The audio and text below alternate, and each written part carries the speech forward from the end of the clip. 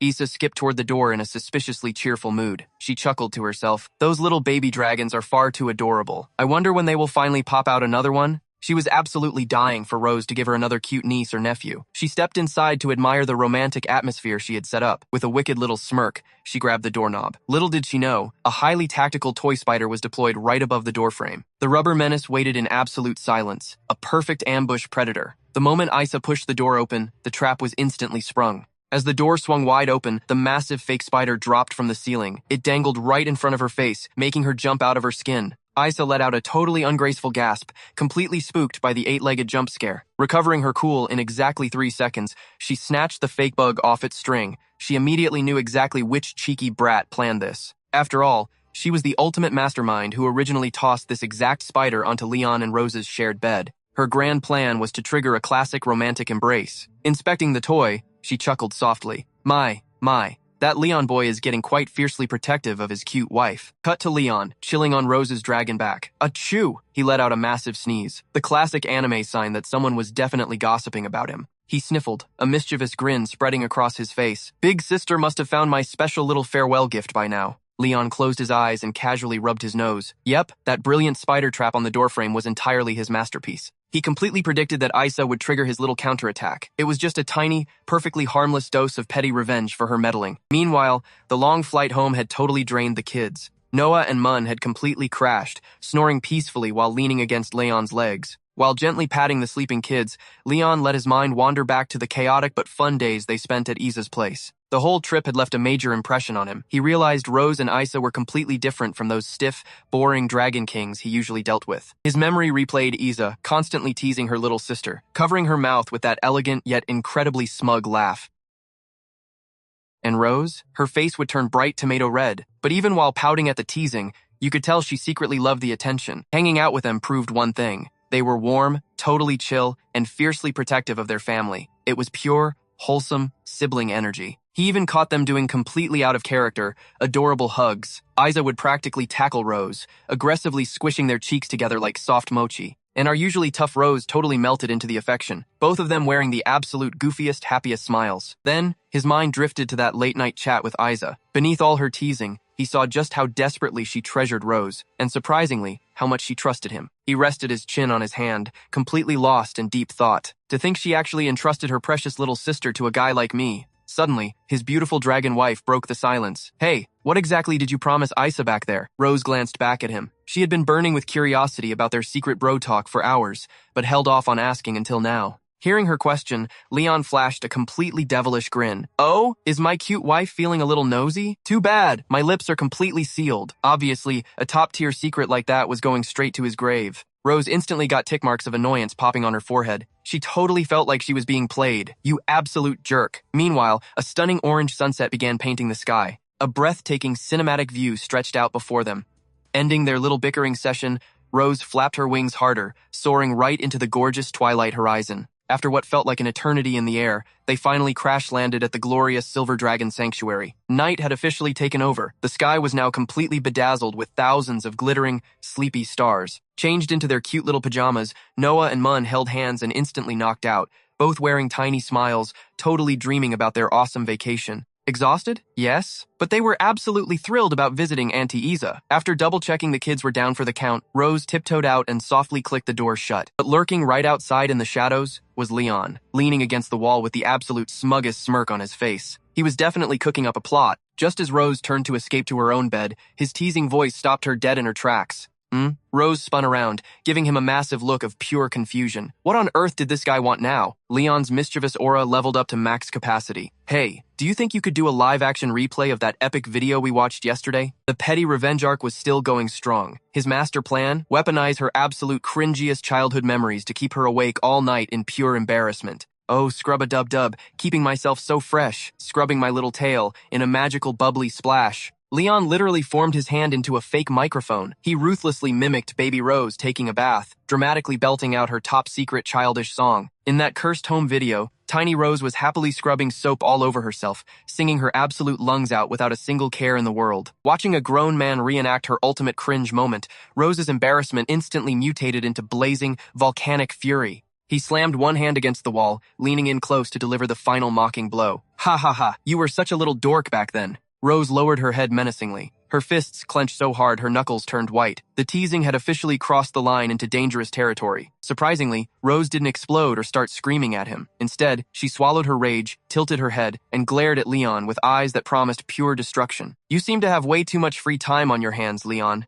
Bam! Before he could even blink, her hand shot out, grabbing his shoulder and slamming him ruthlessly against the wall. Her brows were furrowed in a deadly scowl as she locked eyes with him. Her terrifying aura screamed that she was absolutely furious. Poking the bear was a fatal mistake. Leon swallowed hard as a thick drop of cold sweat slid down his trembling forehead. Looking at her murderous expression, panic finally set in. He suddenly realized he might have dug his own grave this time. Shall we finish what we started last night? In Leon's eyes, her gaze was practically glowing crimson with wrath. Her fist clenched so hard that her knuckles popped with a terrifying crack. The joke had officially crossed the line. His survival instincts were screaming that things were about to get incredibly violent. The Tyrant Queen has awakened, he thought frantically. Time to execute a tactical retreat. Taking advantage of her blind rage, Leon slipped away like a shadow. By the time Rose snapped out of it, her prey was already making a run for his room. Get back here right now, she roared from the hallway. But Leon was already diving into his sanctuary and slamming the door behind him. Just as the latch was about to click, a slender hand suddenly thrust through the narrow crack. He gasped in pure horror. Her grip was like iron, prying the heavy wood open as a dark, menacing chuckle echoed from the other side. The door slowly creaked open, revealing Rose's terrifyingly calm face staring right at a paralyzed Leon. I still don't have enough subs to post the full video. This is the hardest challenge I have ever faced. Subscribe and help me out. A chilling smile crept across her lips as she whispered, "Come to my room in exactly 10 minutes after I shower. Tonight, this lady will personally teach you the price of digging up my dark history." Faced with her absolute authority, Leon slumped in defeat. A massive wave of impending doom crashed over his soul. If he obeyed, he would definitely suffer absolute torment. But if he dared to defy her, the punishment would be infinitely worse. Slam! She shut his door without waiting for an answer. The sharp clicking of her heels echoed down the hallway, before finally fading into silence. Staring blankly at the closed door, Leon stood frozen like a stone statue. Speechless, he closed his eyes and mercilessly slapped his own cheek. "You stupid mouth," he muttered bitterly, "always inviting disaster." After a moment, he stopped and slowly raised his head. He replayed the image of her glorious, absolute meltdown in his mind. A sudden spark of brilliance hit him. He muttered to himself, "Wait a minute." Her reaction was totally extreme. That proves bringing up her cringe past is super effective. Crossing his arms, his mind started calculating a lethal counterattack. A devilishly smug grin spread across his face as he stared into nowhere. He would weaponize her embarrassing childhood memories to absolutely destroy her ego. He could already picture her delightfully flustered face when he hit her weak spot. Even if my physical body is reduced to ashes, breaking her spirit is a worthy sacrifice for the grand path of the Dragon Slayer. In his dramatic imagination, he was standing at the edge of a legendary cliff. Crashing waves roared below as his imaginary blue cape fluttered in the wind. He raised a fearless fist toward the heavens like a true anime protagonist. For the sake of ultimate vengeance, no price was too high. Clenching his shirt, he embraced his tragic destiny. Sure, history proved that every time he plotted against her, she would mercilessly beat him black and blue all night long. But the wheels of revenge were already turning. Pitying his own fragile bones, he whispered, "My flesh may break, but making the Silver Dragon Queen suffer is totally worth it. I accept this glorious martyrdom." Meanwhile, an entirely different scene was unfolding in the master bathroom. Behind the frosted glass of the shower cabin, the silhouette of her gorgeous, slender legs was faintly visible. Steaming water cascaded down her smooth skin as thick mist filled the room. Fragrant white bubbles covered her curves and silky hair. She tilted her head back, letting the warm shower wash away the suds. As she massaged her scalp, a wonderfully cheerful hum escaped her lips. The murderous rage from earlier had completely vanished. In fact, her heart was fluttering with sweet anticipation for his upcoming visit. Midnight had fallen over the grand castle. Only 2 windows remained glowing in the darkness, and those belonged to Leon and Rose.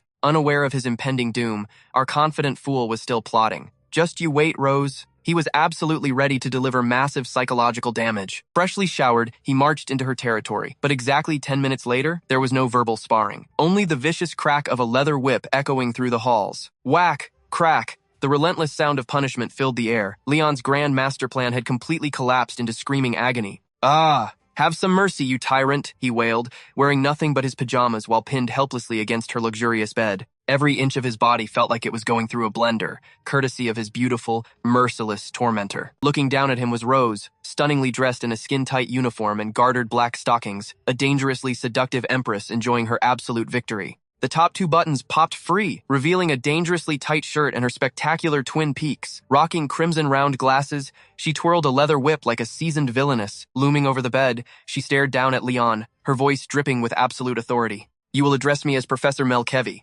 Understood?" But Leon was absolutely not buying it. He scoffed at her painfully obvious theatrical display. This whole bizarre outfit was giving him major secondhand embarrassment. Crossing his arms, he shot her a look of pure disdain. "Sure thing, Professor Melkevi. Give this girl an Oscar." This arrogant dragon lady had zero chill. But before he could even finish his epic roast, Rose exploded. His savage sarcasm had completely crossed the line. Slash! She swung the whip down hard, punishing her unruly student for his ultimate disrespect. Smack! The leather bit into his arm, sending a sharp jolt of stinging pain straight to his brain. Leon squeezed his eyes shut, let out a dramatic gasp, and tactically barrel-rolled across the mattress. But Rose was relentless. Prowling onto the bed, she knelt beside him and used the whip's handle to forcefully tip his chin upward. Flashing the supreme smile of a tyrannical queen, she purred, "Wrong name again, darling. It seems your tiny brain hasn't quite grasped the gravity of your situation." Leon grimaced in pure annoyance. He wisely zipped his lips, knowing one more sassy remark would definitely earn him another stinging smack. He glared up at his supposed professor,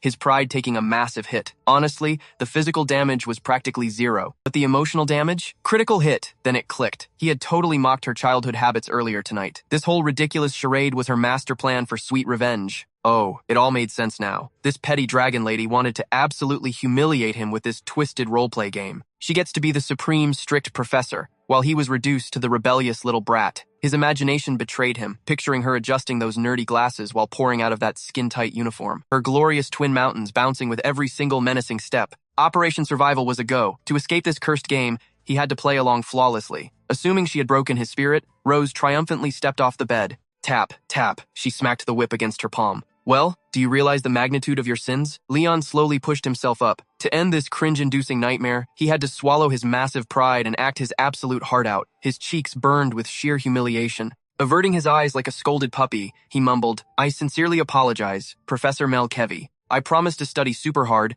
follow your every command, and never misbehave again." Hook, line, and sinker. Rose beamed with absolute tyrannical triumph. She dramatically whipped off her glasses. "Excellent. Now, are you ready to submit your homework?" Leon froze in sheer panic. Blinking like a confused owl, he stammered, "Wait, what homework?" Instantly, the professor's satisfied smile vanished. Her eyebrows knitted into a lethal glare. "You do not even know the assignment? And you dare claim you will study hard?" Utterly bewildered by this invisible curriculum, Leon desperately called for a timeout. "Pardon my ignorance, Professor Melkevi. Please enlighten this foolish student. I am all ears." Seeing his delightfully desperate expression, Rose decided to show some mercy. Applauded his sudden thirst for knowledge. Tossing her glasses and weapon onto the nightstand, she smirked. "Very well. I am a fair and generous educator." Like a predatory feline, Rose crawled back over him, deliberately brushing her incredibly long legs against his trembling frame. Gazing down at her helpless prey, her fingers danced seductively across his chest. A wicked, devilish grin bloomed on her face. "Tonight's assignment is to make my dragon mark glow." Lightning struck Leon's brain. He was utterly paralyzed. That was the homework? Leaning in dangerously close, she traced agonizingly slow circles over his bare skin. "Fail to complete the assignment, and you will face my ultimate punishment." Leon gulped down his mounting panic. Summoning every ounce of his courage, he challenged her back. "Who in the world said I could not ace this test?" Going straight on the offensive, his hands claimed her impossibly soft waist. His masterful touch charted a bold path upward, taking total control of the battlefield. The temperature in the room skyrocketed. His breath grew dangerously ragged, and his face burned like a roaring furnace. He possessed the ultimate cheat code. After surviving countless nights as her personal punching bag, he had perfectly memorized every single secret curve of her body. Confidence surged through his veins. "We have fought too many battles together. I know exactly where the mighty dragon lady is weakest." Bingo. It was a critical strike. A violent shiver wrecked her frame. Throwing her head back, she clamped her eyes shut as an explosive blush consumed her face. She bit her lip to lock away the sound, but the tidal wave of pleasure was completely overriding her senses. Peeking down at him through hazy eyes, she panted heavily.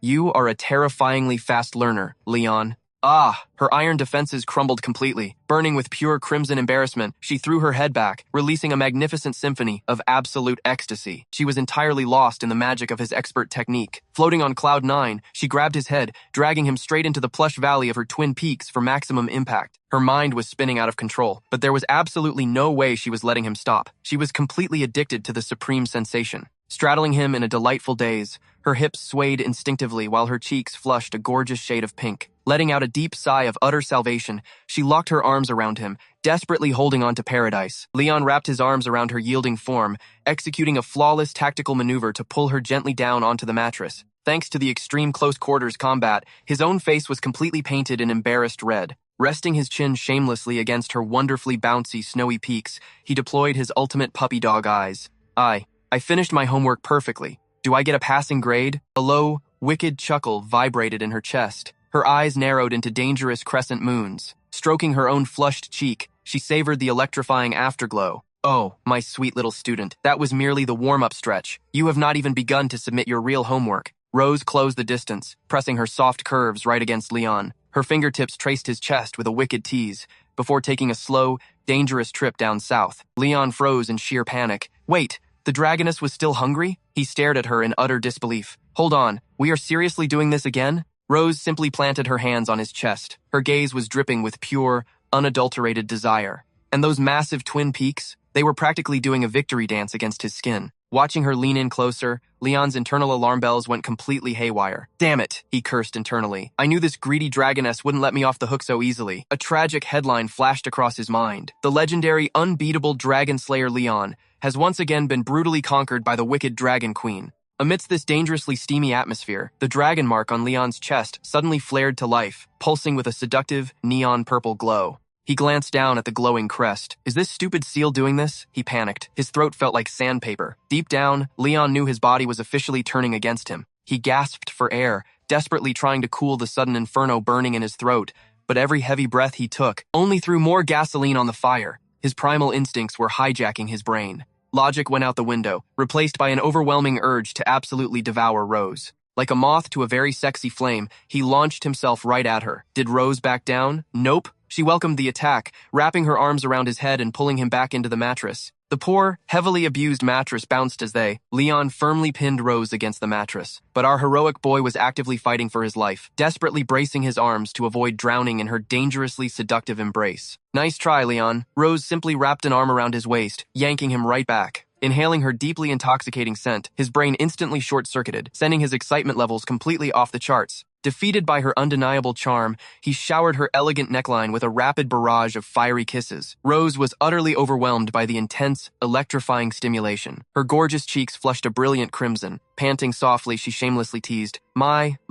Leon, you really are such a bad boy. But wait, was this not exactly Miss Mel Kevy's ultimate master plan? Surrendering to the absolute madness, Leon closed his eyes and forcefully deepened their passionate kiss with unquestionable devotion. Those incredibly passionate sounds echoed loudly, sending Rose's excitement straight through the roof. Losing her grip on reality, she shut her eyes, shamelessly riding an overwhelming tsunami of pure, electrifying bliss throughout her entire trembling body. The room's temperature practically boiled over as she frantically writhed. Her heavenly peaks swayed beautifully with every movement, boldly urging our thoroughly exhausted hero to push past his absolute limits. Yes, exactly. Hurry up, go even faster. Action spoke louder than words. Leon forcefully erased the remaining space between them, reducing their physical distance to absolute zero. He aggressively locked their trembling fingers together, creating an unbreakable grip fueled by pure romantic passion. Rose genuinely felt like she had ascended to the highest glorious cloud of paradise. She uncontrollably screamed out in absolute mind-melting delight. Ah!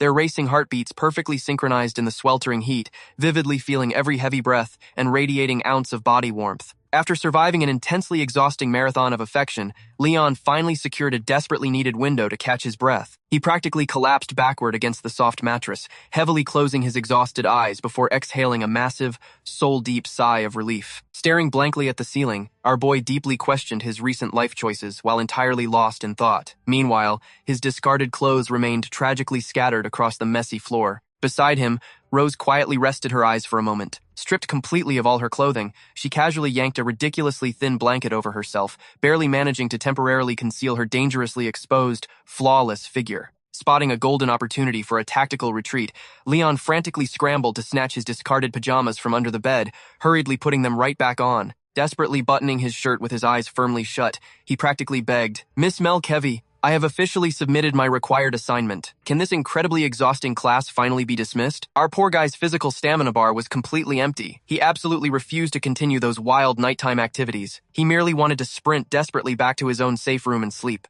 But alas, the comedic strings of fate are incredibly cruel. Right as he valiantly prepared to make his grand escape, Rose suddenly reached out and aggressively grabbed his pajama sleeve. Leon instantly froze, his brow violently twitching. Staring down at her delicate hand, pure panic slowly flooded his terrified soul. Beside him, Rose leisurely opened her beautiful eyes and stretched like a completely satisfied cat. Flashing a terrifyingly sly smirk, she happily dropped the ultimate bomb regarding her next diabolical plan.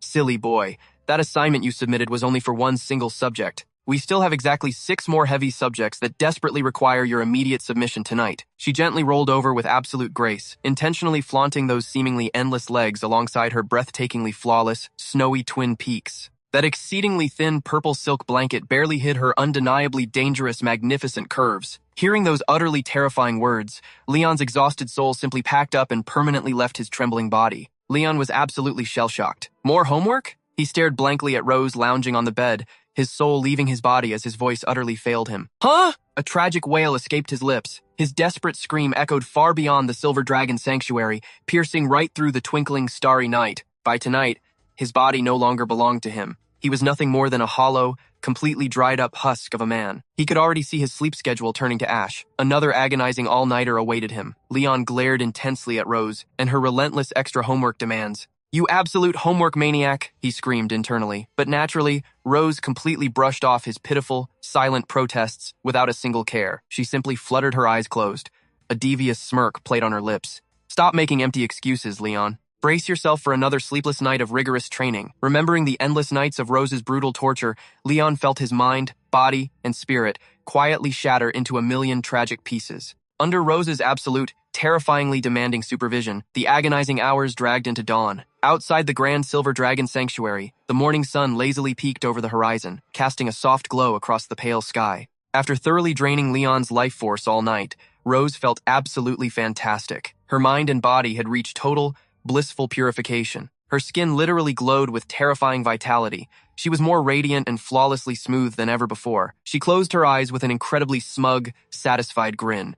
Crossing her arms in pure triumph, she cheerfully strutted toward the sanctuary's grand gates. Compared to last night, her aura was absolutely glowing. Her energy had completely transformed. However, Leon walking beside her looked like a completely different story. Dark, heavy bags hung under his eyes, and his face looked totally drained of life. Even though he was leading the way, his footsteps staggered like a zombie, ready to collapse into dust at any second. His HP was clearly at rock bottom. Dragging his completely shattered body, Leon barely made it to the gates of the Silver Dragon Sanctuary. Noah and Mun looked up. Seeing their dad in such a devastatingly exhausted state, their curiosity instantly piqued. Noah blinked in confusion. Why does Papa look like he did not sleep at all last night? Meanwhile, Mun found his miserable state absolutely hilarious. She pointed right at the dark circles under his eyes and let out a bright giggle. Haha, Papa's dark circles are so deep. You definitely did not rest all night. Leon's brain was spinning in circles, but the girl's sharp words struck him right in the chest. Desperate to save face, he calmly pointed at his panda eyes and smoothly lied.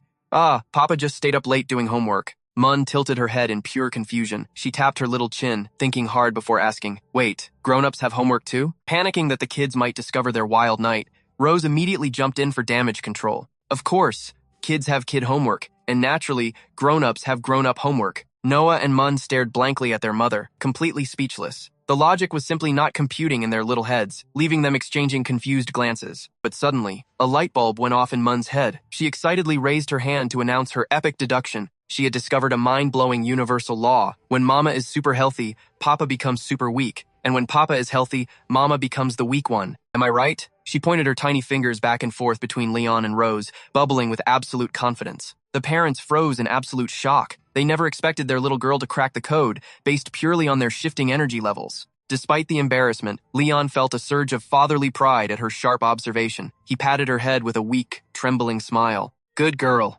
You are way too smart for your own good. Even without knowing the spicy details of last night, Mun's detective skills were genuinely terrifying. He thought to himself, this kid can see through mysteries that normal people miss completely. Hearing the praise, Mun beamed with absolute joy. She looked up at him with a giant grin, her little tail wagging wildly in excitement. Suddenly, a fiery determination sparked in Leon's eyes. Rose kept a perfectly calm poker face. Meanwhile, Leon made a silent vow. If anyone ever dared to call his daughter just cute, he would throw hands immediately. Mun stood proudly before him, her little hands resting happily on her hips. She radiated weaponized levels of pure cuteness. Together, they struck a dramatic pose. Right at that magical moment, Noah heard a thunderous sound echoing from the heavens. She tilted her head toward the sky. Oh, it is here. Her ultimate school bus had arrived. A massive leviathan appeared in the distance. Flapping its colossal wings, the legendary beast soared straight toward them. In a flash, it hovered right above, waiting for Noah to board its majestic passenger cabin. Seeing her epic ride, Noah turned around and gave a soft wave. She calmly bid farewell to her mother and little sister.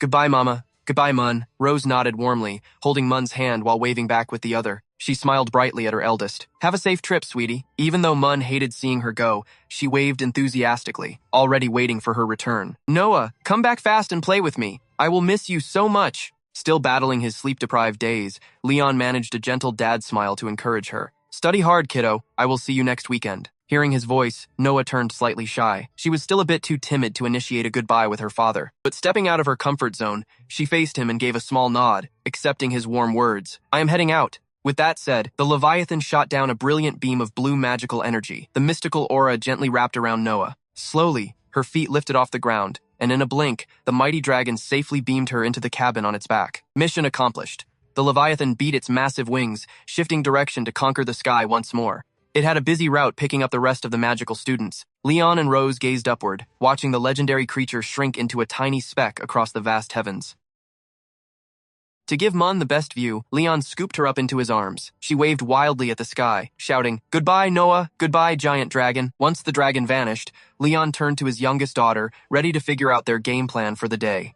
All right, with Noah off to school, what should we do today? But Mun did not answer immediately. She tapped her chin, tilting her head in deep, serious thought. Her inner monologue ran wild. Papa always looks so incredibly weak, and Mama must be worried about it. She had noticed that his HP bar was constantly fluctuating dangerously low. If this brutal cycle continued, his health would absolutely plummet. Her little heart ached with genuine concern. Locking eyes with Leon, her gaze burned with unwavering determination. She had to save her Papa. Since Noah is not here, I'm going to make Papa exercise until he is super strong. Seeing little Mun's sparkling eyes, Leon tilted his head in complete confusion. What on earth was this chaotic gremlin plotting now? Mun happily hopped right out of his arms. She grabbed his hand with zero hesitation, practically dragging him forward. Papa, let us go running at the training grounds today. Leon blinked at her sudden burst of athletic energy. Despite having absolutely zero clue why she wanted to go there, he helplessly nodded along. Oh, all right then. Hearing the word running, Rose's ears instantly perked up with suspicious enthusiasm. She watched the father-daughter duo march off, a mischievous glint in her eyes. This could be fun. 1, 2, 3, 4, 2, 2, 3, 4. Rhythmic counting soon echoed across the vast training grounds. Leon and Mun were already decked out in matching tracksuits.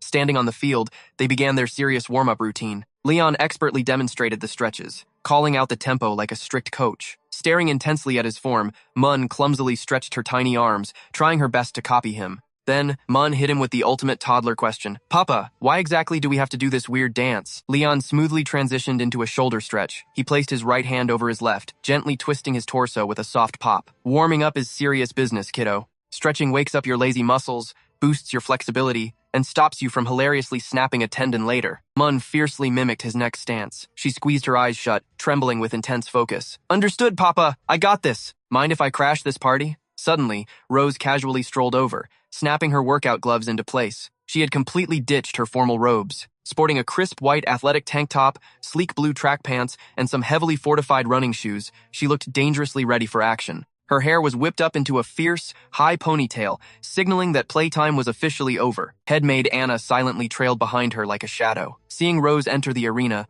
Mun absolutely lit up with joy, her eyes practically sparkling with stars. Yay! Mama is going to run with us too! Rose strutted right up to Mun. Leaning down, she affectionately ruffled the little girl's hair with a soft chuckle. You bet I am, kiddo. But you better give it your all. Your mama holds back for absolutely nobody. Mun aggressively puffed out her tiny chest. Bring it on. Mun will defeat you, mama. Meanwhile, Leon stood totally frozen in the background, an intense scowl of suspicion crossing his face. He crossed his arms and scoffed. You literally sit at a desk all day. Do not come crying to me when you instantly twist an ankle. Rose completely ignored his weak attempt at trash talk. She dramatically stretched her arms wide, flashing a dazzlingly arrogant smile. Her confidence level was absolutely off the charts. Thinking back to their last epic showdown on this very field, she struck a smug pose. Correct me if I am wrong, but did I not brutally crush you last time? Leon's pride took an immediate critical hit. His face flushed with pure irritation as he defensively crossed his arms. That was a total fluke. You barely won by a single hair. I was not even using half my true power. Rose simply laughed directly in his face. Aw, is the loser still salty? Let us have a rematch then. A rematch? Mun practically vibrated with absolute hype. She would finally get front row seats to another epic parent showdown. She threw her little fists in the air. Heck yeah, Papa and Mama are going to war again. Sweating bullets, Leon instantly lunged forward and desperately squatted down. He frantically slapped his hand over her tiny mouth. Shush! Little kids should not talk so casually about chaotic violence. He bitterly recalled getting violently humbled by Rose just because he lost focus. It was the darkest stain on his warrior pride. There was zero chance he was letting his kid know about that humiliating defeat. Mun blinked innocently, completely oblivious to his dying ego. In her eyes, both her parents were legendary beasts. Either one of them could win. She tilted her head like a confused puppy, delivering the final emotional blow. Then why is Papa so weak against Mama? Critical hit! Leon's soul left his body as his own kid brutally roasted him. He stood completely paralyzed, screaming internally. How does a toddler already know how to inflict maximum emotional damage? But his stubborn male pride obstinately refused to die. He would take this secret to his grave before admitting Rose was stronger. Frowning deeply, he shut his eyes and spoke with painful levels of coping. That is absolute nonsense. I was just acting like a gentleman. I totally let her win so she would not get hurt. Over in the background, Rose casually used her mighty tail to slice a perfectly straight starting line into the dirt. She had heard every single pathetic word of his excuse, and her smirk only grew wider. She threw a smug, challenging glance at Leon, still living in total denial. Huh? How about we settle this right now with a stamina race? Challenge absolutely accepted. Hearing her words, Leon shot up from his seat, clenching his fists like an anime protagonist ready for a boss battle. I still don't have enough subs to post the full video. This is the hardest challenge I have ever faced. Subscribe and help me out. He gave her an intensely determined glare and smirked back. Bring it on. When it comes to pure endurance, my plot armor is practically invincible. The trio confidently lined up at the starting mark. Leon aggressively stretched his muscles, treating this casual little jog like the ultimate Olympic finals. Meanwhile, Rose simply stared ahead with absolute boss energy, not breaking a single sweat about this supposed high-stakes race. Little Mun stood between them, furiously pumping her tiny fists with extreme determination. Just so you know, I am totally going to crush you both. With the trash talk concluded, the three fierce competitors crouched down, getting into their absolute best sprinting stances. Acting as the official referee, Anna coolly raised her hand. Ready, set, go. At her sharp signal, the trio blasted off like rockets. An epic cloud of dust instantly exploded across the training ground. Shockingly, the one zooming ahead in the lead was the tiny munchkin, Mun. She happily Naruto ran down the track with incredibly light and bouncy steps, leaving both Leon and Rose completely eating her dust. Trailing behind,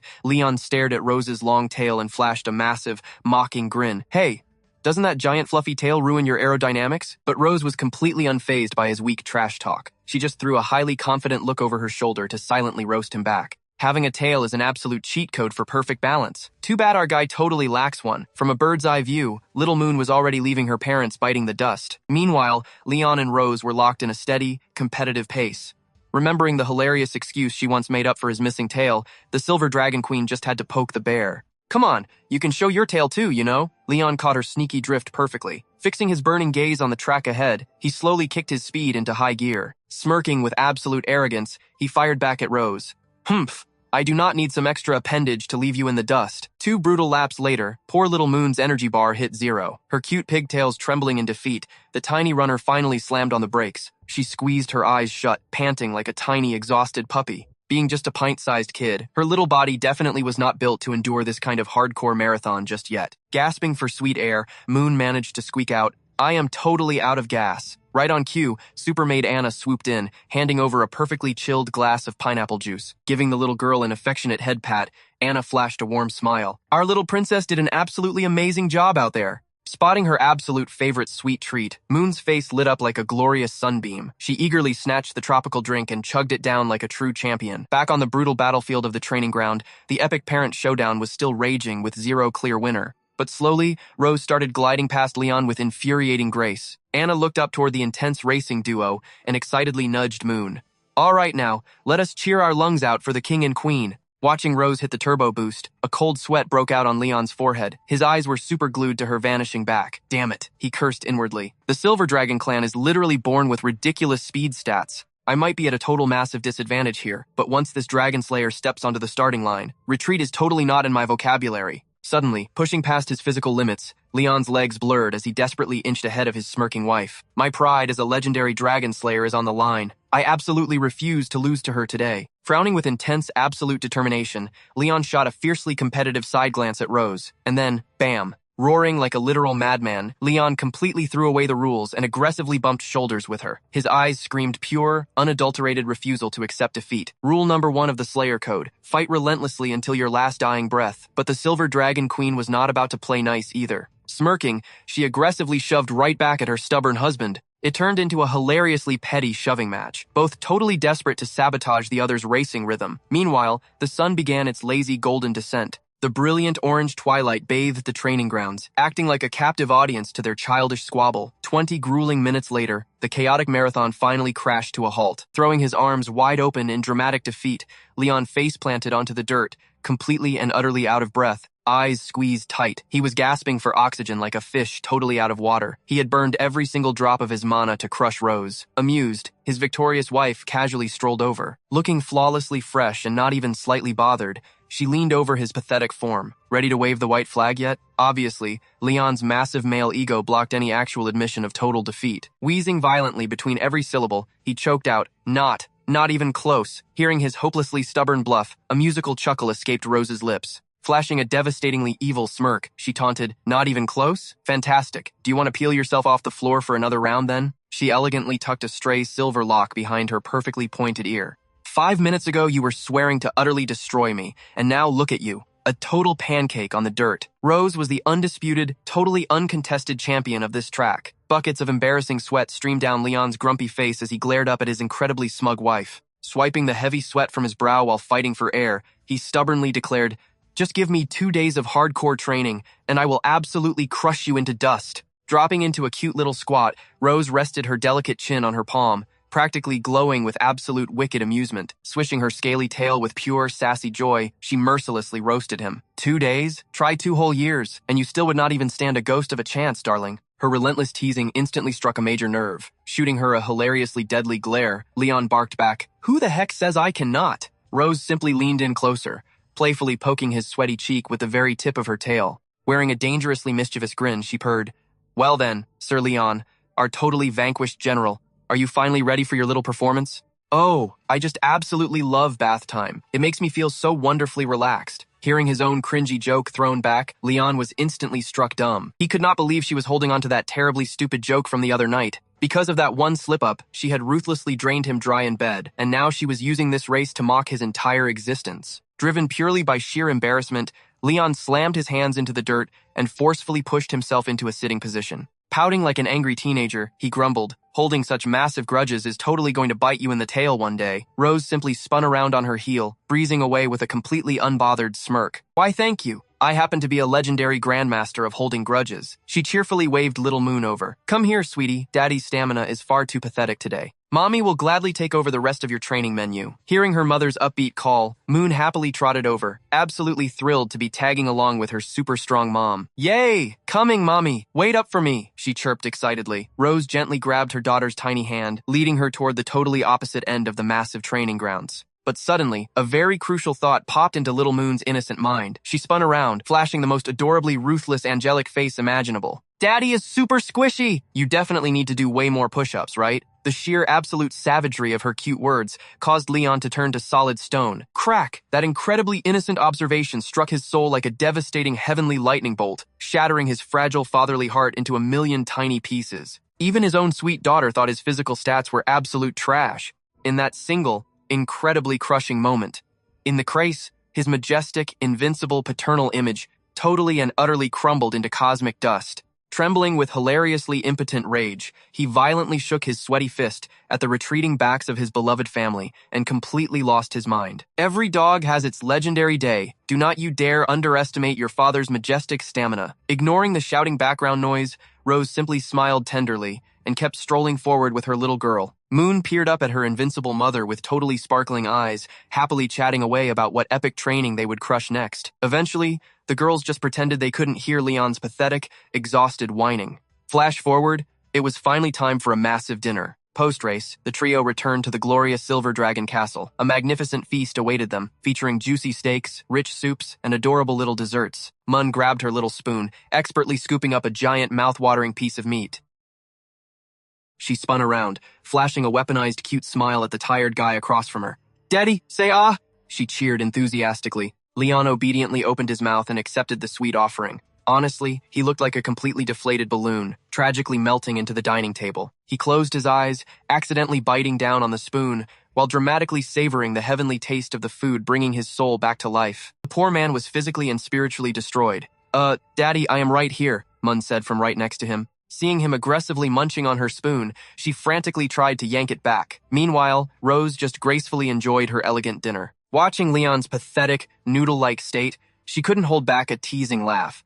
"Those rusty old bones of yours really aren't built for youth anymore, huh? Maybe don't try so hard next time." As Mun successfully rescued her spoon, Leon's fragile masculine pride took a massive, critical hit. He shot her a super grumpy glare, angrily chewing his meat while grumbling out a hilariously exhausted protest. "This is totally because of that stupid homework last night. If I wasn't up writing until dawn, I absolutely would have crushed you today." Rose just let out an evil little giggle. She crossed her arms, flashing him a dangerously sweet, terrifyingly serious smile. "Oh? Does that mean you want some extra night homework tonight too?" "Say what?" Leon instantly shot up straight, his eyes bugging out in absolute horror. There was zero chance he was surviving another night of her brutal, soul-crushing academic torture. Desperate to escape her customized nightmare study sessions, Leon violently snatched little Mun into his arms like an adorable human shield. He squished his face against hers and sweated profusely. "Sorry, I am fully booked tonight. I promised Mun an epic bedtime story." Mun just blinked at him with giant, confused eyes, completely failing to recall this supposed highly important bedtime contract. She tilted her head innocently. "Daddy, since when did we have this promise?" Exposed by a toddler, Leon felt his soul leave his body. Sweating bullets,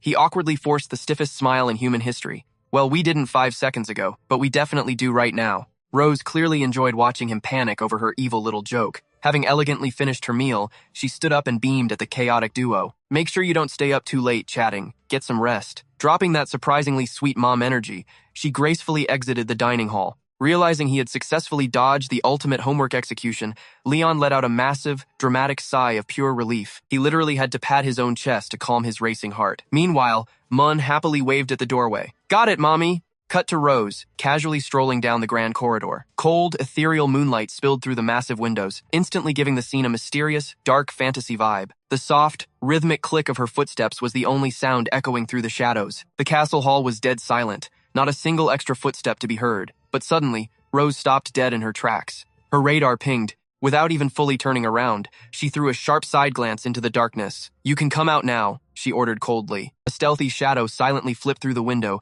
landing flawlessly in the darkness. It was Sari, the undercover operative tracking down Leon's mysterious master. Pledging absolute loyalty, she placed one hand over her heart, tucked the other behind her back, and bowed respectfully to her boss. "My queen." Rose finally spun around to face her top spy, her expression turning dead serious. "Well? Did you get the intel?" Maintaining a perfectly blank, emotionless ninja face, Sari began downloading all the highly classified information she had gathered from the field. "I located the secret safe house belonging to the Tiger Lauren couple. However, they vanished over a year ago. They have completely abandoned the empire. When they finally vanished, they didn't just leave. They dumped their entire family fortune on the local orphanage and gave away all their livestock to the neighbors. Except for one thing." Rose narrowed her eyes, instantly hooked by this spicy little clue. "Except for one absolutely ordinary donkey." Siri dropped this ridiculous bombshell with a deadpan, dead serious expression. Even the elite investigator herself was completely baffled. Who abandons a mountain of gold just to drag along a totally basic, run-of-the-mill donkey? Siri mentally flipped through the absurd intel she had just milked from Mr. and Mrs. Tiger's super gossipy neighbors. The neighbors swore they treated that donkey like absolute royalty, refusing to leave without it. Suddenly, a ridiculous memory hit Rose. It was that bizarre story Leon once blabbered about regarding him and a certain donkey. Wait a minute, her mind raced. Could this actually be the exact same legendary donkey her goofy husband was always rambling about? Digesting this totally weird intel, Rose lowered her head in deep thought. A second later, her sharp gaze locked onto Siri, ordering her to dig even deeper into Leon's mysterious master. "I understand the situation perfectly. Keep sniffing out any trace of Tiger. The moment you catch even a whisper of his whereabouts, report straight back to me." Siri gave a crisp nod, acknowledging the mission. She offered a flawless, respectful bow, with a sharp, "Yes, ma'am!" In the blink of an eye, the shadow operative melted right into the darkness, vanishing completely. Left alone, Rose slowly turned toward the window. Despite the new intel, a massive, annoying puzzle piece was still missing from this ridiculous mystery. The pale moonlight washed over her beautifully frustrated face. No matter how you looked at it, Leon's absolute beast of a master must have had some epic, top-secret reason for abandoning his home. Staring up at the glowing moon, her mind spun in endless circles. Just why on earth would a powerhouse like Leon's master suddenly pack up and flee the entire empire? A few days later, the weekend finally arrived. Golden sunlight beautifully bathed the magnificent Silver Dragon Temple. Taking advantage of the perfect weather, our hardworking Noah smoothly returned to the temple after wrapping up her classes. Suddenly, a completely shocked shout echoed through the grand temple halls. Say what now? A family sports festival? Leon and Rose stared at Noah from the sofa. They raised their eyebrows and shouted in perfect unison, totally caught off guard by her breaking news. Noah simply nodded. Standing right in front of her parents, she calmly repeated the absolute bombshell she just dropped. That is correct. The Academy is hosting a family sports event next week. Rose stared up at the ceiling, resting her chin on one hand. She instantly flashed back to her own sports festival days. Mom used to compete too, but back then, dragging our parents along was definitely not required. Noah looked at Rose and explained that this was a brand new experimental rule. Sitting right beside her, little Mun was happily munching on some delicious snacks. Between bites of her treats, she looked at Rose with sparkly puppy dog eyes and asked, "What rank did Mommy get back in the good old days?" Rose leaned in slightly to get closer to the girls. She flashed them a brilliantly arrogant smirk, practically radiating pure maternal pride. First place, obviously. Mun was absolutely blown away by her mom's epic flex. She cheered with maximum excitement. Wow, Mommy is completely overpowered. Then Mun turned her innocent gaze to Leon and interrogated him next. What about Daddy? Hearing this dangerous question,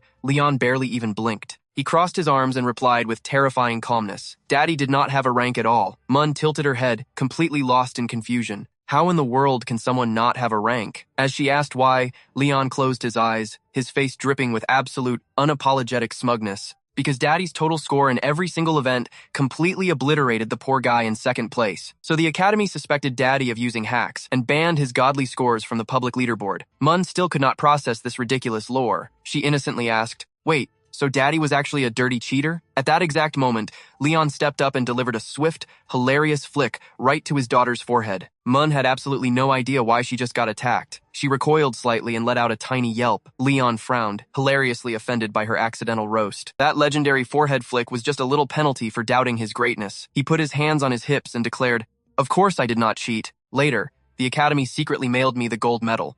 So I totally melted that thing down into a shiny bracelet for your grandmother." Mun squeezed her eyes shut and rubbed her slightly throbbing forehead, feeling completely and utterly wronged by this whole dramatic situation. But after hearing his crazy explanation, she nodded along, finally grasping the absolute chaos of his school days. Rose was actually pretty shocked by his weird flex. She stared at him and asked, "Wait a minute, aren't you the guy who is completely obsessed with glory and championship titles? Did you seriously melt down a first-place medal?" Leon closed his eyes and shook his head dramatically. "I refuse to accept any glory that I cannot flaunt publicly. I demand to crush my enemies fairly and win my official rank under the blazing sun, not receive some pathetic participation trophy secretly mailed in the shadows." Rose turned her attention back to Noah, wanting to know her true feelings about this upcoming crazy athletic bloodbath. "So, are you planning to jump into this chaotic battlefield?" Noah looked down and pondered for a dramatically long moment before finally telling Rose, "Yes, even though this festival is just supposed to be for fun, and the scores will not even affect our actual academic records, I still absolutely demand to secure that shiny first place."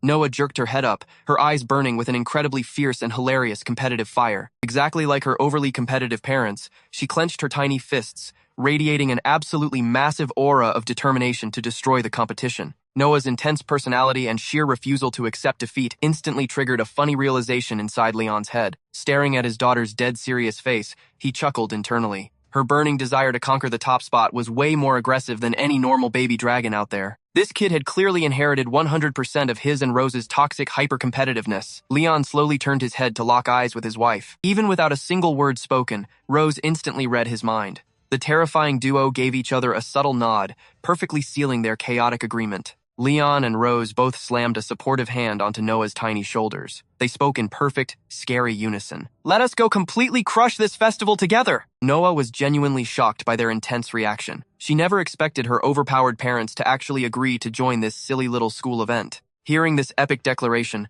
Moon was practically bouncing off the walls. Clenching her fists with starry eyes, she yelled, "Big Sister Noah, Moon wants to destroy the enemies too." but Noah awkwardly froze, unable to instantly agree to Mun's cute request. She rubbed her neck nervously.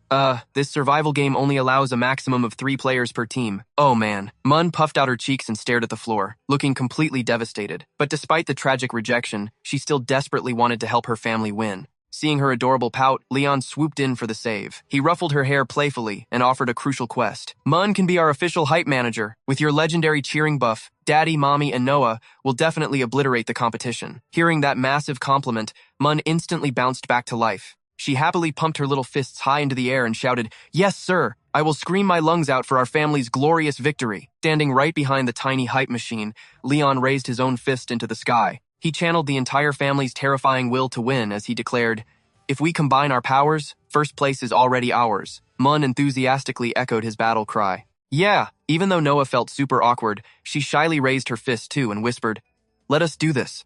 Meanwhile, Rose stood behind her chaotic family, arms crossed and smiling. Seeing everyone so fired up, a slow, confident smile crept across her face. The morning sun bathed the training grounds in a glorious golden light. Leon had dragged himself out of bed at the crack of dawn. Rocking some comfy workout gear, he hit the field and began limbering up his stiff muscles. He was out here freezing his tail off for one sacred mission, a secret crash course for the Ultimate Family Sports Festival, kicking off in exactly 1 week. Right on cue, Leon glanced up. A painfully familiar silhouette was strutting confidently toward his side of the turf. Naturally, it was Rose. She sported a sleek, form-fitting tracksuit that practically screamed athleticism. As she happily stretched her arms, the movement perfectly highlighted her absolutely flawless curves. Leon totally blanked out for a second, completely caught off guard by her jaw-dropping physique. He kept doing his stretches on autopilot, staring blankly ahead. He could not help but admit she had the proportions of a supermodel, pulling off literally any outfit. Finishing her routine, Rose casually strolled over. "The little ones are still dead to the world," she chirped. "Let us hit the track for a quick 2-lap warm-up." Leon was itching to get his blood pumping anyway. "You got it, piece of cake." With that, the dynamic duo kicked off a steady jog around the massive arena. Matching her pace, Leon threw a curious glance her way. "So, what kind of crazy events do they actually run at this Dragon Academy Sports Festival?" Rose kept her eyes locked on the horizon. "Back in my glory days, we had the endurance triathlon, sprints, high jumps, long jumps, and all that jazz." Wait, seriously? That sounded way too utterly normal. Leon let out a cocky little snort, his ego instantly inflating. "Sounds exactly like the basic gym classes we had back home." Rose shot him a sharp, warning glare, her brow furrowing slightly. "I would wipe that smirk off your face if I were you." A Dragon Sports Festival is light years away from your little human games, but Leon just smugly thumped his chest. For a hardcore, professionally trained dragon slayer, bagging first place in these kiddie games would be an absolute walk in the park. He flashed her an arrogant grin. "Ha! Do not underestimate the raw physical prowess of a dragon slayer, sweetheart." Seeing his chest puffed out like a proud rooster, Rose let out a wicked little chuckle. In a flash, she cranked up her speed, leaving him to eat her dust as she called back. "Oh, really? That is so funny, because just the other day, a certain macho guy face-planted after 3 laps and could not even stand back up." The devastating roast hit Leon like a freight train, turning his face the color of a ripe tomato. Gritting his teeth, he cringed hard at the embarrassing memory from last week. Flailing his arms in total outrage, he chased after her. "That does not count! You forced me to stay up all night doing those torturous homework assignments." Rose just flashed a devilish, knowing smirk over her shoulder. Pushing his buttons was just way too entertaining. Suddenly, a brilliant idea sparked in her mind. Spinning around on her heels, she planted her hands on her hips and started jogging completely backward. Keeping perfect pace, she offered a teasing wink. "How about I sweeten the deal and give you a little extra motivation, Mr. Tough Guy?" Leon instantly perked up, his ears practically twitching as he locked eyes with her. Raising a single, elegant finger, Rose laid out the ultimate wager. "If our family manages to crush the competition and snatch first place, I will grant you 1 entire week of total vacation time." The second those words registered, Leon felt his soul ascend. Pure, unadulterated euphoria washed over his entire being. 7 glorious days of ultimate freedom, completely safe from her demonic tutoring sessions. Trembling with excitement, he clenched his fists like a man reborn. "Are you being completely serious right now?" Rose maintained her cool, unbothered expression. "Absolutely." She closed her eyes and gave a solemn nod, sealing the sacred pact without a single ounce of deception. Instantly, an imaginary pillar of raging, blazing hellfire erupted behind Leon, radiating his absolute, unbreakable willpower. His knuckles cracked as he squeezed his fists, an intense, fiery determination burning in his retinas as he let out a dramatic battle cry. "It is settled then. The supreme title of Family Sports Champion is as good as ours, no matter who stands in our way. Rah!" Roaring like an absolute maniac, Leon engaged his maximum overdrive, blasting down the track at a supersonic speed that defied human limits. He moved so incredibly fast that a massive, blinding dust storm kicked up across the field. Blinking through the swirling dirt, Rose just stood there, a totally amused smile breaking across her face as she watched him bolt. Witnessing his explosive, fiery fighting spirit, she chuckled to herself. Looks like the promise of a little laziness is the ultimate cheat code for this guy. After the intense warm-up session finally wrapped up, Leon practically dragged his body to the sideline benches, collapsing for a much-needed breather. Not breaking a single sweat, Rose finished her laps and gracefully strolled over to where her panting partner sat. Are your muscles and joints fully awakened yet, champion? Even though Leon looked like a panting dog, completely drenched in sweat, he leaped to his feet like he was spring-loaded. Pumping his fist into the air, he roared with borderline insane enthusiasm. Awakened? Lady, my energy is overflowing like I just chugged the blood of a legendary black dragon. Rose nodded, totally satisfied with his manic combat readiness. Turning to her duffel bag on the bench, she reached inside and casually pulled out a thick, heavy length of rope. Perfect energy. Now, since this insane tournament is strictly a team-based family affair, the rules of the games can totally be twisted. Raw, brute strength is not enough here. We absolutely need to forge an unbreakable, synchronized team synergy. Lowering her gaze, Rose gently ran her fingers along the rough fibers of the rope. This little tool was about to become the centerpiece of their brutal upcoming training arc. The exact second Leon processed the sight of that rope, a massive shiver of pure dread crawled straight down his spine. Flashbacks of her psychologically torturing him with midnight pop quizzes flooded his brain, making his stomach tie into knots. He instantly crossed his arms in a massive shield, violently rejecting whatever was coming. Whoa! Whoa! What is with the rope? Was the whole strict teacher act not satisfying enough for you? Are we jumping straight into some weird bondage territory now? Rose stared at him, utterly dumbfounded by his sheer stupidity. Her face twisted into absolute disgust as she sighed. What the heck is rotting inside that brain of yours? Have you literally never heard of a three-legged race? Realizing he had just exposed his own dirty mind, Leon flushed a bright, embarrassing shade of crimson. Coughing awkwardly, he broke eye contact and frantically nodded his head. Right, yeah, obviously I know it. We ran those drills back at the Dragon Slayer Academy. Rose just rolled her eyes. Whatever you say, weirdo. Let us begin our synchronized hell training. Rose shoved the rope toward Leon, silently demanding he tie their ankles together for the ultimate teamwork test. Leon grabbed the rope with a heavy sigh. Oh, fine. The two stepped onto the training ground, standing shoulder to shoulder like a doomed duo. Bending down, Leon tightly bound his left ankle to Rose's right ankle, officially sealing their chaotic fate. Bound together, their personal space instantly vanished. Leon sneaked a frantic glance at her. Too close. I am literally going to die of embarrassment. Meanwhile, Rose was completely unbothered. She simply closed her eyes and crossed her arms, standing there like an immovable statue. With the death trap set, Leon stared dead ahead.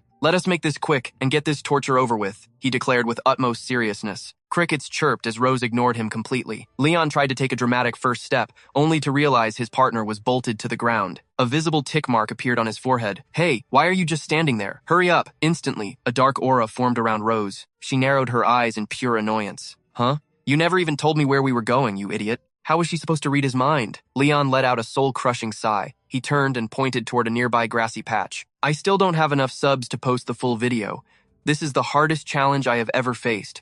Subscribe and help me out. Let us aim for that grass over there. That way, when we inevitably faceplant, it will not hurt as much. Leon bravely stepped forward again, but Rose totally missed the cue. He violently flailed his arms, barely saving himself from eating dirt. Yanked backward by the sudden movement, Rose also stumbled. Hey, do not pull me like a rag doll, she snapped, her patience completely snapping. Leon fired right back. You dragged me first, you menace. After a ridiculous wobbly struggle, the disastrous duo finally reached the grass. Before their ultimate sprint, Leon threw down the gauntlet. Listen here, do not dare hold me back. Rose let out a villainous little smirk. Ha, thanks for the morning joke, weakling. With blazing competitive spirits, they both leaned forward into a dead serious sprinting stance. Leon initiated the countdown. 3, 2, 1, go. At his absolute command, Rose exploded forward like a rocket launched into space. But wait, something was terribly wrong. Gravity suddenly betrayed Leon as his body tilted violently backward into the danger zone. Ah! Leon screamed for his life. Rose's monstrous speed was off the charts, and his mortal legs simply could not compute. His balance was utterly shattered. Meanwhile, completely oblivious to the tragedy unfolding behind her, Rose kept sprinting with terrifying, laser-focused dedication. With every monstrous stride she took, the rope tugged violently, mercilessly dragging poor Leon across the dirt like a helpless sack of potatoes. After leaving a pathetic trench in the ground, Leon's survival instincts finally kicked in. Stop! For the love of God, stop! He roared in pure agony. His tragic screech echoed through the forest, sending flocks of terrified birds into the sky. Hearing the wail, Rose casually hit the brakes. Leon gasped for sweet oxygen. Crouching down in defeat, he painfully readjusted the demonic rope binding their ankles. "Do you even know the meaning of the word teamwork?" he whined pitifully. Rose just stood there in smug silence while he worked. Looking over her shoulder, she sneered. "Leon, for a big guy, how are you this incredibly slow?" Leon angrily stood up, dusting off his bruised ego. "Humph, I am not wasting my breath on you." Glaring at her, he decided to explain the concept of human rhythm. "Let us try this again. On 1, we move our outside legs. On 2, we move our tied legs. Got it?" He waved his index finger like a strict orchestra conductor. Rose closed her eyes, replying with frustrating indifference. Whatever. But then, without a single warning, Leon boldly wrapped his hand around her waist. Rose glanced down, her eyes widening at his sudden touch. The space between them completely vanished, replaced by intense, heart-racing proximity. Caught completely off guard, a furious blush exploded across her cheeks. She snapped her head toward him, stuttering in total panic. "You!" But dense Leon was completely oblivious to the romantic tension. "This closes the gap, making it much easier to move," he stated with zero shame. Hearing his overly logical excuse, Rose shyly ducked her head. Fine.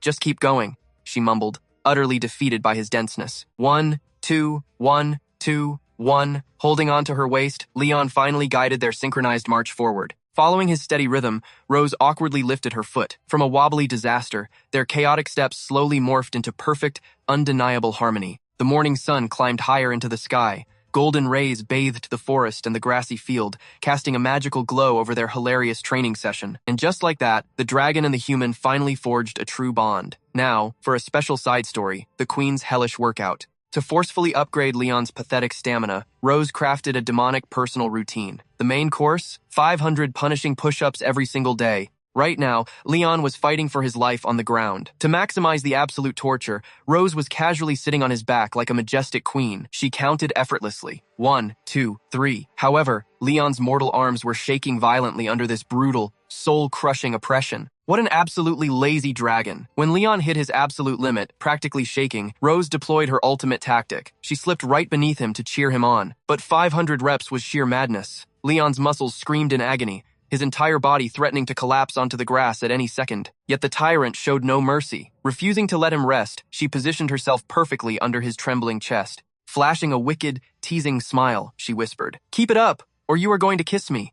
Leon's eyes shot wide open, his teeth grinding as he fought gravity. "I will literally die before that happens," he roared, his survival instinct overpowering his fatigue. And thus, Leon miraculously survived the hellish push-up nightmare. He collapsed onto the dirt, absolutely gassed and panting like a dog. His soul was literally leaving his body. Meanwhile, Rose flashed a wicked grin and struck a victory pose. And that is how Leon miraculously survived his daily quota of 500 push-ups. Fast forward a bit, and the highly anticipated Blue He Academy Family Sports Festival finally kicked off. The stadium was absolutely packed to the brim with various dragon clans. The energy was totally off the charts, way more chaotic and hype than any normal school day. Strutting up to the center stage podium was Vice Principal Wilson, rocking the Academy's grand official uniform. He projected his voice across the massive crowd, hyping up the competitors and laying down the ground rules for the epic events to come. He wrapped up his speech with an absolute mic drop moment, declaring the very first Blue He Family Festival officially open. Cue the dramatic entrance of the athletes. Up in the VIP viewing area, Mun and Anna were already settled in. Mun was wildly shaking her pom-poms like her life depended on it. Spotting her favorite people stepping onto the turf, she unleashed a massive fangirl scream. "Go get them, Mom, Dad, and Noah!" she hollered, while Anna mirrored her chaotic energy, shaking identical pom-poms for their squad. Up in the commentator's booth, a fan-favorite face suddenly popped onto the big screen. Sporting flowing blue hair, a ridiculously cute pink dress, and her signature hairpiece, she threw up a peace sign to the roaring crowd. "What is up, everybody? It is your girl, P. Apple, the #1 voice of the arena. I will be your hype woman for today." First up on the chopping block is the relay race, where 3 dragons per family will battle it out for glory. While the loudspeakers blasted the technical rules of engagement, the competitors strutted onto the track. Everyone was decked out in their flashy family colors, stretching their muscles for the upcoming bloodbath. Team Leon was dripping in matching purple tracksuits. Noah was already in the zone, doing high knee jumps to get her agility stats maxed out. The gauntlet was set at 3,000 meters, a solid 1,000 per runner. The fastest family to cross the finish line takes home all the bragging rights. Over in the brown corner, looking way too cocky, was the infamous Thunder Dragon clan. They were smirking like they had already won the gold medal. Just then, the head referee in bold red raised his whistle and shouted, "Time to grab your bib numbers." The protocol was simple. Slap that number on your chest, get to your designated start line, and prepare for pure chaos. Following orders, one representative from each squad scrambled to the judges' table to secure their digits. Noah trotted back to her parents, clutching numbers 7, 8, and 9. She handed lucky number 7 straight to Rose, laying out their battle formation. Mom, you are the vanguard. I will take the middle leg. Rose gave a confident nod and flashed a warm smile. You got it, kiddo. Then Noah turned to Leon. Her cheeks flushed as she awkwardly shoved the last tag at him, muttering, Dad, you take the anchor spot, okay? Leon leaned down, gently taking the tag with a massive, goofy smile. Absolutely, he beamed, while Noah dramatically whipped her head away, playing the classic tsundere card. But honestly, Leon was having an absolute internal meltdown. Did she just stutter out the word dad? He would have paid 1,000,000 gold coins to hear it again. Slapping her number on, Rose broke his daydream. All right, you two, it is game time. My starting block is right here, so you guys better hustle to your spots. Leon snapped out of his trance. Oh, right, let us move. Standing tall, Leon locked eyes with Rose. It was one of those intense, unspoken protagonist gazes that screamed, crush them, and Rose totally read his mind. She fired back a sharp nod, her aura practically confirming, I am going to leave them in the dust. Gripping the relay baton like a weapon, Rose pointed it at Noah with absolute swagger. Do not sweat it, Noah. I am bringing this baton to you in first place. Noah gave a firm nod, her nerves settling down thanks to her mom's overpowered confidence. Then, Leon and Noah began the trek to the next handoff zone. Walking side by side, they kept rolling their wrists, squeezing in those crucial last-minute buffs before the sprint. But man, the physical gap between them was awkward, and the silence was so thick you could cut it with a broadsword. Nobody dared to speak first. Just as they hit the second marker, the referee barked through the megaphone. All second-leg runners, form up right here. The zone was a wild mix of massive adult dragons and tiny hatchlings. Leon dropped to one knee, gently pinning the paper to his daughter's chest. Going full protective dad mode, he warned, I will be waiting at the final checkpoint. Keep your guard up and do not get hurt out there. Maintaining her cool exterior, Noah simply replied, understood. Then, flashing a soft smile, Leon slowly raised his hand and formed a fist. He held it out like a total dork and whispered, mind giving your old man a little luck buff? Noah immediately turned bright red, looking away to hide her embarrassment. But despite the massive tsundere energy, she shyly raised her tiny fist and mumbled out a quiet response. Yeah, okay. Their knuckles gently bumped, and as they shared a warm smile, you could practically see the family bonding stats leveling up. The ultimate family relay race was officially locked and loaded. First leg runners, assume your starting positions. Following the booming voice, Rose stepped onto the asphalt alongside her fierce rivals. She dropped low, pressing her hands to the dirt in a perfect explosive stance. Up in the stands, Mun gave her pom-pom one last, suspenseful shake. The little girl screamed wildly from the sidelines. Go get them, mommy! The referee raised one hand high. Mana sparked fiercely at his fingertips as he ordered the racers to their marks. Ready. Rose locked her gaze onto the track. Her eyes burned with intense focus, waiting for that glorious starting signal. Boom! The manosphere shot into the heavens, exploding into a massive shower of sparks with an earth-shattering roar. The great relay race had officially begun. In a literal blink of an eye, every single athlete blasted forward like flying arrows. Rose was no exception. Channeling monstrous power into her calves, she exploded from the starting line like an absolute rocket. The massive stadium monitors instantly flashed to life, broadcasting the fierce, blood-pumping competition in real time. Every screen brilliantly showcased Rose's flawless running form, giving the entire audience a front-row seat to her greatness. Commentator by Apple literally jumped out of her seat. Waving her hands wildly, she hyped up the crowd with sheer, absolute excitement. Look at that terrifying speed. Silver Dragon number 7, Rose, is completely dominating. Wait, someone is right on her tail. It is Thunder Dragon number 10, Misty. Rose shot a quick, sharp glance backward, spotting a brown-suited dragonkin desperately trying to close the gap. Staring at the giant screen, Leon let his jaw drop just a tiny bit. Well, someone actually managed to keep up with my wife's insane speed. The guy standing next to Leon smirked, puffing out his chest with obnoxious pride. That is my wife, buddy, he bragged with a painfully smug tone. Humph. Obviously, silver dragons are not the only fast ones around here. Leon visibly cringed at the guy's overflowing, unearned ego. He shot the bragging husband a brutal side-eye, grumbling internally, the Thunder Dragon clan. Zero combat power, but absolute grandmasters at running away. Basically battlefield pests who specialize in being incredibly annoying. Suddenly, the track dynamics completely flipped. The high-speed battle between Rose and Misty was officially escalating. The speakers echoed with wild, panicked commentary. Watch out, number 10 just overtook number 7. She is pulling ahead by 2 whole body lengths. On the massive screen, Misty shifted into an aggressively low stance, throwing every single drop of her energy into maximum, reckless overdrive. In just a few dramatic seconds, she completely blew past Rose, snatching away the number 1 spot. Back at the chaotic booth, Sitting right next to Apple was a silver-haired elder. It was Chairman Dun Can, the ultimate boss of the sports festival. Apple spun around, essentially throwing the mic at Dun Can. Silver Clan versus Thunder Clan. Both are absolute speed demons. Chairman, place your bets. Who is going to secure that first baton pass? Dun Can casually took a sip of his tea, flashing a mysterious, all-knowing anime elder smile. The race is never over, until the very last step. Watching Misty flex her speed, the smug husband practically vibrated with arrogance. He snickered at Leon. It is just a fun little game, but it really shows the genetic gap between our clans, huh? With my wife leaving yours in the dust like that, I do not even need to watch the ending. Leon just stared at him, utterly exhausted by the sheer, unadulterated audacity. Sure, buddy. Your wife is fast, Leon deadpanned. The brown-haired guy nodded, practically glowing with extreme smugness. Oh, I know. He was already daydreaming about biting the gold medal, mentally planning out his ridiculously obnoxious victory speech for his family. But then, the overly proud husband casually glanced back at the screen and spotted a terrifying new development on the track. Wait, what in the world? He muttered in utter confusion. Meanwhile, Leon simply crossed his arms, eyes closed, like a meditating grandmaster. He did not even need to watch the screen anymore. There was absolutely zero chance his wife would let a thunder dragon steal her ultimate spotlight. Did you really think it would end like that? Leon whispered with a devilish grin. My wife is on a completely different level. Boom! Rose's eyes suddenly glowed with terrifying determination. She channeled raw, explosive power into her legs, shattering the ground beneath her. In a literal fraction of a second, she blasted right past Misty, reclaiming the lead before the Thunder Dragon could even process what happened. Misty's jaw totally dropped to the floor, completely paralyzed by the sudden overtake. The gap between them instantly became a massive canyon. What the heck? Misty panicked internally, sweating profusely. How does she still have enough stamina to break the sound barrier? Peeking at the struggling Thunder Dragon behind her, Rose flashed a savage smirk. Air resistance is a real pain, isn't it? She whispered. She had played her perfectly. Rose purposely studied Misty's form, then used her as a wind blocker, saving all her energy for this exact dramatic burst of speed. My legs, they are turning to lead. I absolutely cannot catch her. Misty's movements grew painfully, agonizingly sluggish. Her energy tank was completely empty, leaving Rose to blaze a trail of fire straight toward the exchange zone. The commentator booth absolutely lost its mind at the plot twist. Oh my goodness, are you seeing this? Apple screamed to the audience. Number 7 used her opponent as a literal human windshield.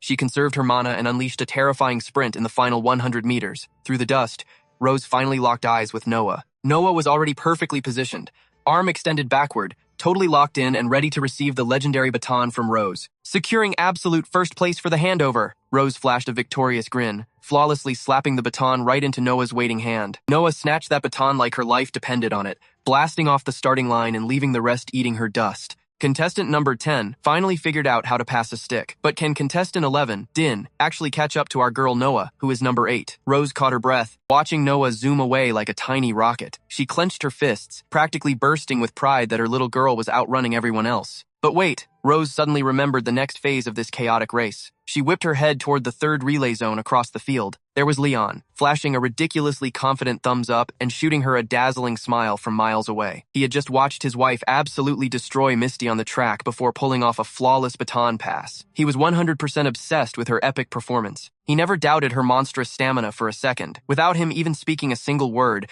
Rose totally decoded his smug little hand gesture. She pumped her fist right back at him, sending some fierce wife energy to hype him up for his upcoming sprint. She prayed to the track gods, silently screaming that the rest was completely in their hands. Now, back to the absolute madness of the family relay race. The second runners were finally moving their feet. Having securely delivered the baton to Noah, Rose planted her hands on her hips, taking a well-deserved breather. She stood like a proud statue, watching her tiny speedster pull away. Meanwhile, the other moms behind her were literally bent in half, fighting for their lives. They looked up at Rose with absolute pure terror, gasping for air. How on earth is that dragon mom running so freakishly fast? My lungs are about to explode! Up on the massive jumbotron, the hilariously intense live broadcast of the race continued to roll. The ultimate showdown was between number 8, Noah, and number 11, Din. Wearing the most serious game face ever, Noah gripped that baton and pushed her tiny legs to the absolute limit. But Din, the giant kid hot on her heels, was slowly eating up the distance. After letting Noah enjoy the lead for a hot second, Din saw his chance to strike. He shifted into high gear, unleashing his full power. Abusing his unfairly long legs, he took a few massive strides, totally zooming right past our poor Noah. He even had the nerve to look back and drop a spicy taunt. See you later, you short-legged little lizard. Noah glanced at the next lane, watching in sheer horror as Din's obnoxious shadow completely blocked her view of the finish line. Her little brows scrunched up in maximum fury. Oh heck no, she was not about to get smoked by this guy. She refused to let her mom's hard work go straight down the drain. Entering her own beast mode, Noah fired up her internal engine. She stuck to Din like absolute glue, desperately fighting to close that infuriating gap. Up in the stands, Mun spotted Noah zooming past her designated hype zone. She shoved her pom-poms into the air, shaking them violently while screaming her lungs out at the track. Crush him, Noah. Meanwhile, in the commentator booth, Pineapple and Duncan were watching the chaos unfold like it was the World Cup finals. Pineapple whipped his head around, wildly gesturing at Duncan. Bro, Din clearly has the cheat codes activated with that massive age and height advantage. Do you think Noah is about to get completely dusted? Duncan just threw a mysterious smile, elegantly sipping his tea like a cartoon villain. He chuckled softly before dropping some wisdom on Pineapple. In a race like this, the script can flip at the very last second. Suddenly, Pineapple absolutely lost his mind, screaming into the microphone, "Look at this! Just look!" The two pint-sized powerhouses just drifted around the final corner. They are officially entering the ultra-fast sprint to the finish line. While the background characters were still struggling somewhere in another zip code, Noah and Din were blazing a trail straight toward the third relay zone. Leon and the grumpy dragon dad next door both cranked their necks back, throwing their hands out like they were waiting for a golden ticket. It was an absolute dogfight between the kids, neither refusing to surrender a single inch. Pushing past her own physical limits, Noah miraculously started catching up to the giant bully, but Din was way too stubborn to take a loss today. He spammed his long leg advantage, bulldozing his way forward like a runaway freight train. They were literally grinding their teeth, running neck and neck in an epic clash of wills. But right at the climax, Din hit the nitro button, pulling ahead by just 3 agonizing steps. He chucked his arm out, slamming the baton into his dad's hand first. The second the baton made contact, the dragon dad launched off the starting line like a fired missile. Thank the heavens, Noah managed a perfect pass right into Leon's waiting hand. Leon clenched that stick of destiny, instantly revving up his speed to hunt down the brown-haired dragon dude in front. Commentator Pineapple frantically tried to break down the absolute chaos for the sweating audience. Din managed to secure the handoff with a super frustrating micro advantage, but Noah clutched up and flawlessly delivered her baton too. Seeing her daughter's brutal mission finally over, Rose jogged over to the grassy sidelines. Little Noah trudged toward her mom, head hanging low with an aura of utter defeat reigning over her. "Mama, I am so incredibly sorry. I totally threw away the epic head start you gave me." But Rose literally did not care about the dumb race at all. Flashing the sweetest mom smile ever, she squatted down, giving her little runner some aggressive head pats. "My sweet Noah, you did an absolutely legendary job out there. That giant kid is older than you, so his physical stats were completely rigged from the start. Come on, let us go camp at the finish line and scream for daddy." Noah instantly nodded, her mood completely restored. Back on the track, the brown-haired dragon dude was happily flexing his lead, totally riding his son's coattails. But Leon was locked on, practically breathing down the guy's neck. From the nosebleed seats, Mun noticed the high-stakes drama. She turned her pom-poms into literal blur motions, maxing out her vocal cords to hype up Leon. "Let us go, Daddy! You are the absolute greatest of all time!" Noticing Leon's shadow trailing behind him, the brown-haired dad caught a massive ego trip. He shot a dirty look over his shoulder, throwing some incredibly cringe trash talk. "Watch and learn, pretty boy. I am about to gap you by 5 whole seconds." That pathetic flex instantly triggered Leon's competitive demon. He hit the guy with a death glare that could freeze a volcano. Suddenly, realizing the danger, the dragon dad fired up his pathetic little head start and desperately hit the gas. He actually let out an evil cartoon villain laugh, completely convinced he had this entire race firmly in the bag. Leon realized that his opponent had suddenly kicked it into high gear. The gap between them was widening by the second. Leon gritted his teeth, glaring intensely at the guy's back. "You bastard! Never underestimate a tired man's desire for a vacation. For the sake of ultimate freedom and a sweet holiday, losing was absolutely not an option." Up on the giant screen, the intense sprinting battle between Leon and the brown-haired dragon guy named Godon showed zero signs of slowing down. Catching the fiery rivalry, the commentator grabbed the mic with explosive excitement. "Oh my goodness, we have officially entered the climax of this incredible race. Contestant number 12, Godon, and contestant number 9, Leon, are still pushing past their limits. Who will snatch the ultimate crown of glory today?" Duncan maintained his cool, mysterious senior vibe, simply stating that until the very last millisecond,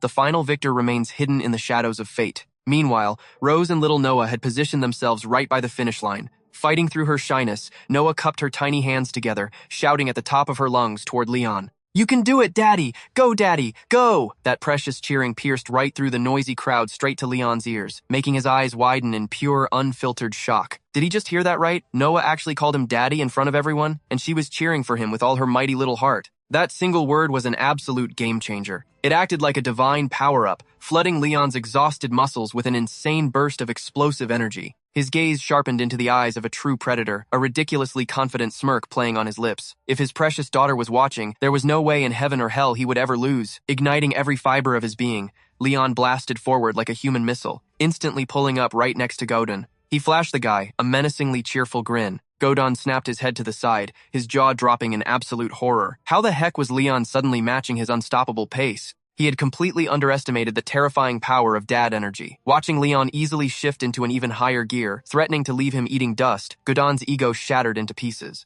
Sweating bullets, the Dragon Man panicked hard. Oh no, at this crazy rate, that ordinary guy is totally going to steal the spotlight from me. You forced my hand, you jerk! A dirty scheme sparked in Godon's mind. Hiding from the referee's sight, he quietly gathered crackling lightning magic onto his shoulder, planning a sneaky electric bump. But Leon's survival instincts were already dialed up to the max. His sharp eyes instantly caught that tiny, treacherous twitch. As a seasoned dragon slayer, recognizing a pathetic monosurge was child's play. The absolute audacity of this guy trying a cheap shot. In a split second, Leon stomped his foot into the track with earth-shattering force. You want to play dirty in a dad race? Then prepare to face the ultimate consequences. Shifting gears, Leon exploded forward like a phantom, creating massive distance and effortlessly dodging the cowardly lightning strike. But he was not about to let that slide. With a perfectly calculated back kick, he launched a massive cloud of track dirt straight back as a parting gift. Bullseye! The blinding sandstorm smacked right into Godon's face. The mighty dragon guy squeezed his eyes shut, whining like a total crybaby. Ah, my beautiful eyes! Because he had leaned in for his sneaky magic attack, Godon's center of gravity was already a total mess. Blinded by the dad dust, he completely lost track of the running lane. Karma hit him instantly.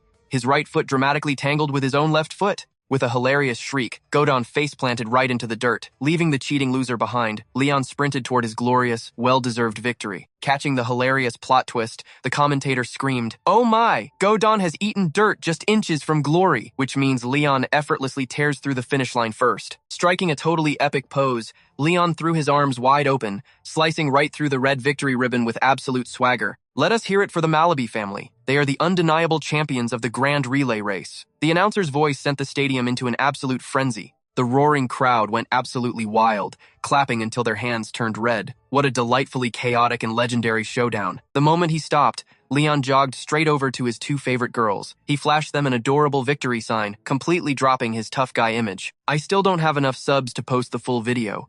This is the hardest challenge I have ever faced. Subscribe and help me out.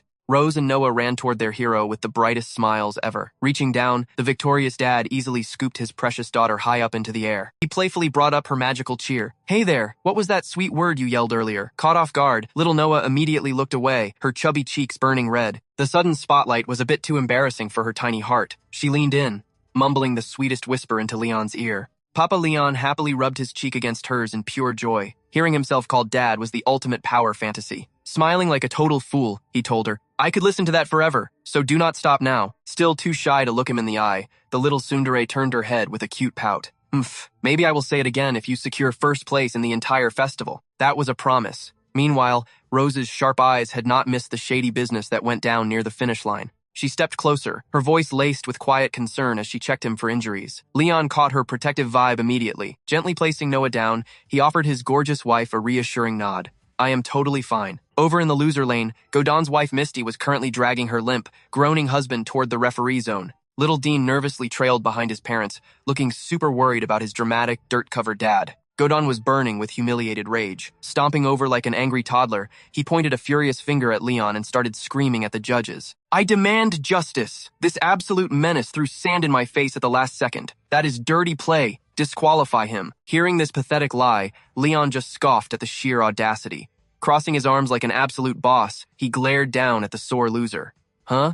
Are you seriously playing the victim card right now? You want to talk about rule-breaking, Sparky? With zero hesitation, Leon pointed right back, ready to expose the whole embarrassing truth to the stadium. This shameless guy tried to hit me with a cheap spell from behind. Check his shoulder right now. The leftover static electricity is literally still sparking. Busted! Godon froze in pure panic, breaking out in an icy sweat. He had no idea the overpowered dad had completely read his sneaky little mind. Leon hugged himself tightly and shivered like a poor little victim. He shot the referee, the most innocent puppy dog eyes he could muster, totally faking a massive panic attack over the whole situation. I was so terrified back there. I just ran forward with all my might, he whined. Maybe my feet kicked up a tiny little dust cloud by accident? You absolutely cannot blame my poor innocent soul for that. The referee was completely speechless at this shameless Oscar-winning performance. Still, against all logic, he had to admit the crazy guy actually made a tiny bit of sense. Please cooperate for an inspection. The official marched straight over to Gordon. He reached out his hand, fully prepared to check the guy for any sneaky traces of lightning magic. Just like Leon had claimed, Gordon instantly broke out in a cold sweat. But before he could panic, his wife Misty threw an absolute fit over the referee's audacity. My husband was the one viciously attacked by that brute. Why on earth are you treating him like the criminal here? She screeched at the top of her lungs. Before this chaotic shouting match could escalate any further, an ancient and powerful voice echoed across the field.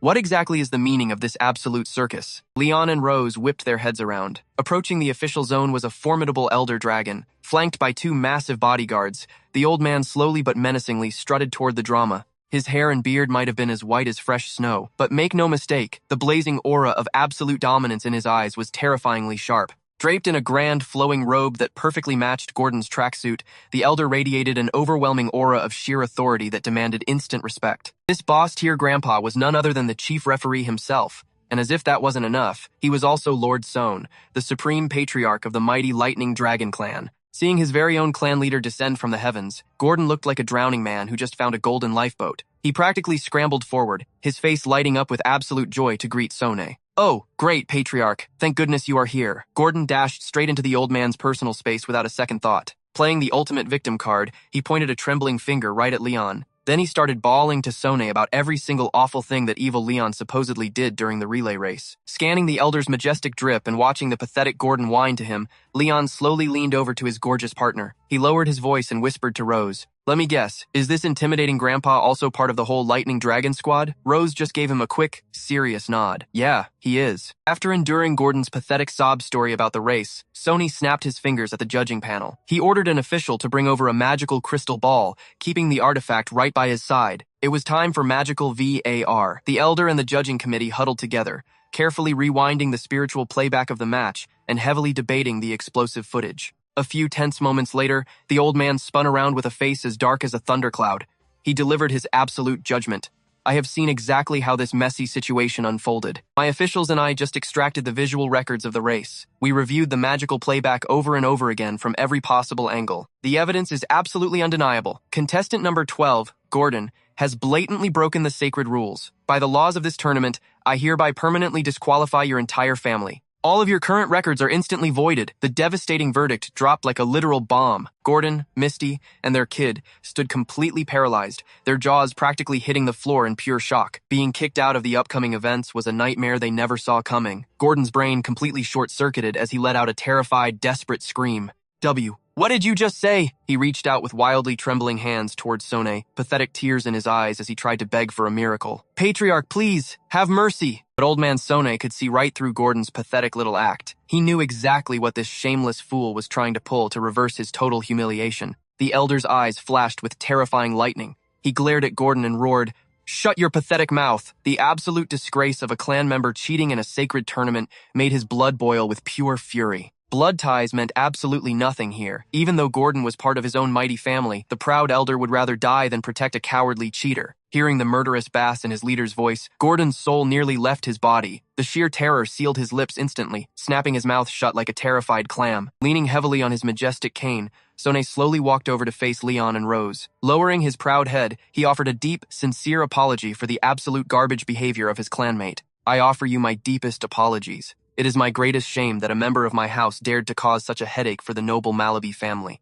Seeing the mighty patriarch swallow his pride like this, Rose decided to cool her blazing aura. She wasn't going to push the envelope too far. Flashing a terrifyingly sweet smile, she replied with deadly politeness. "Patriarch Sohn, I highly recommend you leash your dogs a bit tighter. It is quite a miracle my husband was quick enough to dodge any real damage." Her tone dropped an absolute 0 degrees, because let me make one thing crystal clear. If he had suffered even a single scratch today, all the apologies in the world wouldn't save your clan from the consequences. Standing right behind his fierce protector, Leon crossed his arms like a total boss. He closed his eyes and gave a smug, slow nod. He was absolutely loving his wife's badass energy. Sohn, being a veteran of 1,000 battles, instantly read the hidden deadly warning in her elegant words. He shot Gordon a look that promised pure agony. "Loud and clear, madam," he replied coldly. "The second we get back home, I will educate them in the painful arts of proper manners." Feeling the deadly laser beams of his boss's stare, Gordon started sweating buckets. He whimpered out a pathetic, but boss. Having perfectly handled the diplomacy, Sone snapped his fingers at his massive bodyguards to drag the disgraced family off the field. As they marched away, the grandpa was literally waving his cane in the air, shouting lectures at the cowardly fool. Stripped of all his fake confidence, Gordon kept his head buried practically in the dirt. He silently ate every single angry scolding, too terrified to even breathe out of line. Rewinding the crazy drama in his head, Leon was incredibly impressed by how cool his partner had been. Wow, wifey, look at you being so incredibly generous and merciful. Rolling her eyes at his dramatic praise, Rose decided to drop some actual aristocratic logic on him. Listen up. When dealing with these standard dragon clans, as long as they do not act like those arrogant meatheads from the Crimson Fire faction, accepting a proper apology is just smart politics. But right at that moment, her brain finally registered the sneaky little word Leon had casually dropped into the conversation. Wait a minute. She immediately shot him a deadly glare, her cheeks flaring up slightly. Hold up, did you just call me wifey? Who gave you the right to get so ridiculously cozy? Seeing her classic tsundere panic, Leon practically grinned from ear to ear. Hey, I was just praising my favorite person in the world, he teased playfully. Rose just grumbled under her breath. Whatever, you absolute idiot. With the previous chaos finally sorted out, Leon, Rose, and little Noah dived right back into the absolute madness of the sports festival. Up in the commentary booth, Vi Apple grabbed the mic, ready to hype up the crowd. Ladies and gentlemen, the first family relay race has officially wrapped up. Now, let us switch our live feed to the other battlegrounds. Remember, folks, this year's festival runs on a total clan point system. While the announcer was busy explaining the rules, chaos was already brewing in the other arenas. Fresh battles were kicking off one after another. The camera panned over to little Noah, who was currently tackling the baby dragon high jump competition. The ultimate victory condition? These tiny hatchlings had to leap into the air and catch a dangling donut with their mouths. Truly a battle of epic proportions. And just like that, our little star snatched 50 points for her family. Every single point earned by a member feeds directly into the Grand Clan total. While Noah was dominating the baby division, Leon and Rose were throwing down in the adult dragon category. Their battlefield? The legendary three-legged race. Thanks to their hardcore secret training sessions, this duo was practically radiating confidence. While the other dragons were busy tripping over their own teammates in a clumsy mess, Leon and Rose synced up perfectly and blasted straight toward the finish line. Boom! Another sweet 50 points secured for the clan. Every minigame was a goldmine, and the higher the rank, the juicier the payout. Next up was the rapid-fire trivia quiz. Leon and Rose slammed down at their desk, grabbing their answer boards like absolute tryhards. Exactly as expected, their brain power was off the charts. They fired off correct answers left and right, completely flexing on the other parents and snatching the crown. That flawless victory just bagged them another 25 clan points. Once all the dust settles, the top 3 families with the highest scores will walk away with some seriously luxurious prizes sponsored by the Academy. The next trial was the blindfolded feeding game. When it came to teamwork,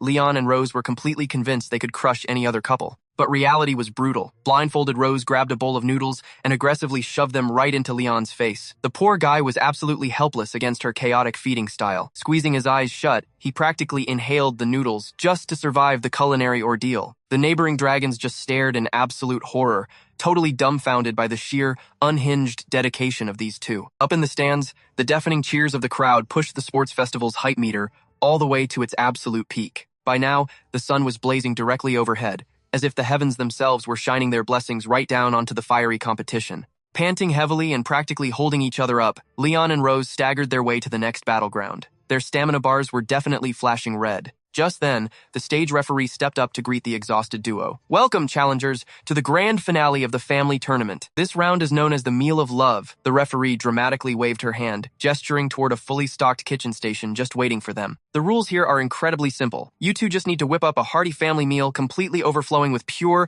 unfiltered love. Your target dish will be decided by a random draw. You have exactly 1 hour on the clock, and your final masterpiece will face the ultimate taste test by our elite judges. Pan over to the judging panel.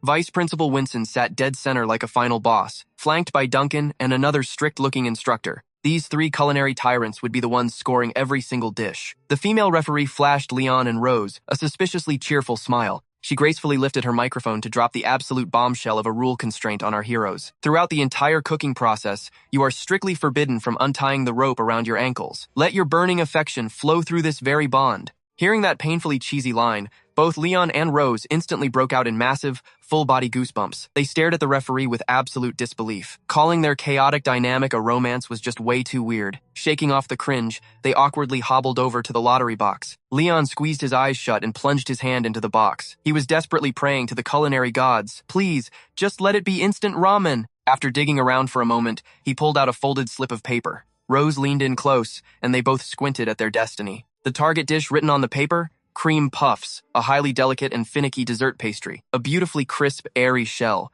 packed to the brim with sweet, luscious cream. Just one delicate bite, and that sugary goodness explodes right into your mouth. Leon could perfectly picture the sweet treat in his head. He shot Rose a desperate look, asking if she actually knew how to bake. Staring at the paper, Rose started sweating bullets. I have absolutely zero clue, she admitted flatly. Well, so much for an easy win. Fortunately, the organizers had already predicted that most of these combat-hardened parents could not bake to save their lives.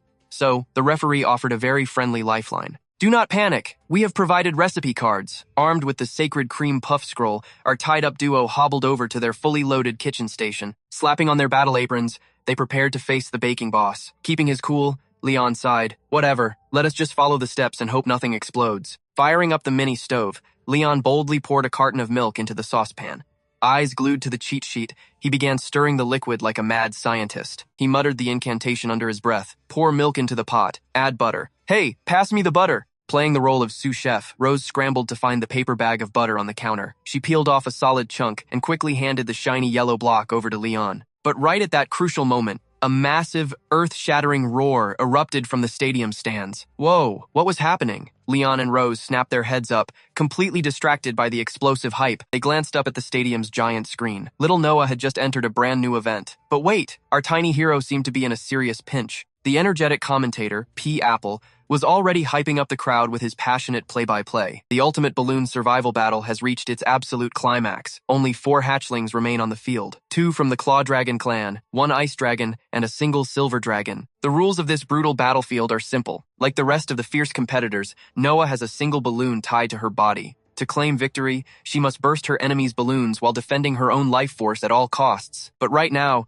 the odds are completely stacked against her. 3 rival hatchlings have formed a terrifying circle, slowly closing in on their prey. For some unspoken reason, this trio of troublemakers formed a temporary alliance. Their one and only target? Contestant number 8 of the Silver Dragons, Little Noah. They glared down at her with ferocious eyes and incredibly smug, villainous smirks. One of the bullies even dared to taunt her, telling her to just give up. But facing 3 massive opponents, even in this completely hopeless situation, our little Noah did not flinch for a single second. Her sharp gaze locked onto her enemies. She was calculating their every single move. Her tiny brain worked at lightning speed. Suddenly, the 2 Claw Dragon kids launched a ruthless sneak attack. They charged at her like hungry predators, their eyes locked dead onto her balloon. Claws extended, they were completely ready for the finishing strike. But Noah was way ahead of them. Planting one hand firmly on the dirt, she executed a flawless power slide right through the tiny gap between them. Dodging their clumsy assault with absolute perfection, her hands moved like lightning. Pop! Pop! 2 incredibly precise strikes. Before the bullies even realized what happened, their balloons let out a pathetic bang. Double elimination. They screamed in utter disbelief. Meanwhile, Noah smoothly caught her balance on the ground to halt her momentum. Pushing off the dirt, she exploded forward like a tiny missile, locking her sights entirely on the final boss. She closed the distance to the Ice Dragon in the blink of an eye. Dipping low, she unleashed her ultimate finishing move. Her god-tier speed was simply too much for the kid to track before it could even process her afterimage. Bang! The final balloon met its tragic end. The ultimate survivor of this chaotic battlefield is Noah Milky. Despite being the absolute youngest in the hatchling division, she utterly crushed a 3-on-1 ambush without breaking a sweat. Standing proudly in the arena, she raised a tiny fist toward the cheering crowd, a true champion declaring her absolute dominance. As for the totally defeated bullies behind her, they were sitting in the dirt, bawling their eyes out in complete humiliation. Watching this glorious victory from the stands, Muon was absolutely losing her mind with joy. She immediately started bragging to a random dragon next to her. Look at her! That incredibly badass girl is my older sister. She is just too cool. Meanwhile, witnessing Noah's epic win brought a massive, proud smile to Leon's face. Her breathtaking performance was the ultimate buff. It totally fired up both him and Rose for their own high-stakes cooking competition. Overflowing with happy dad energy,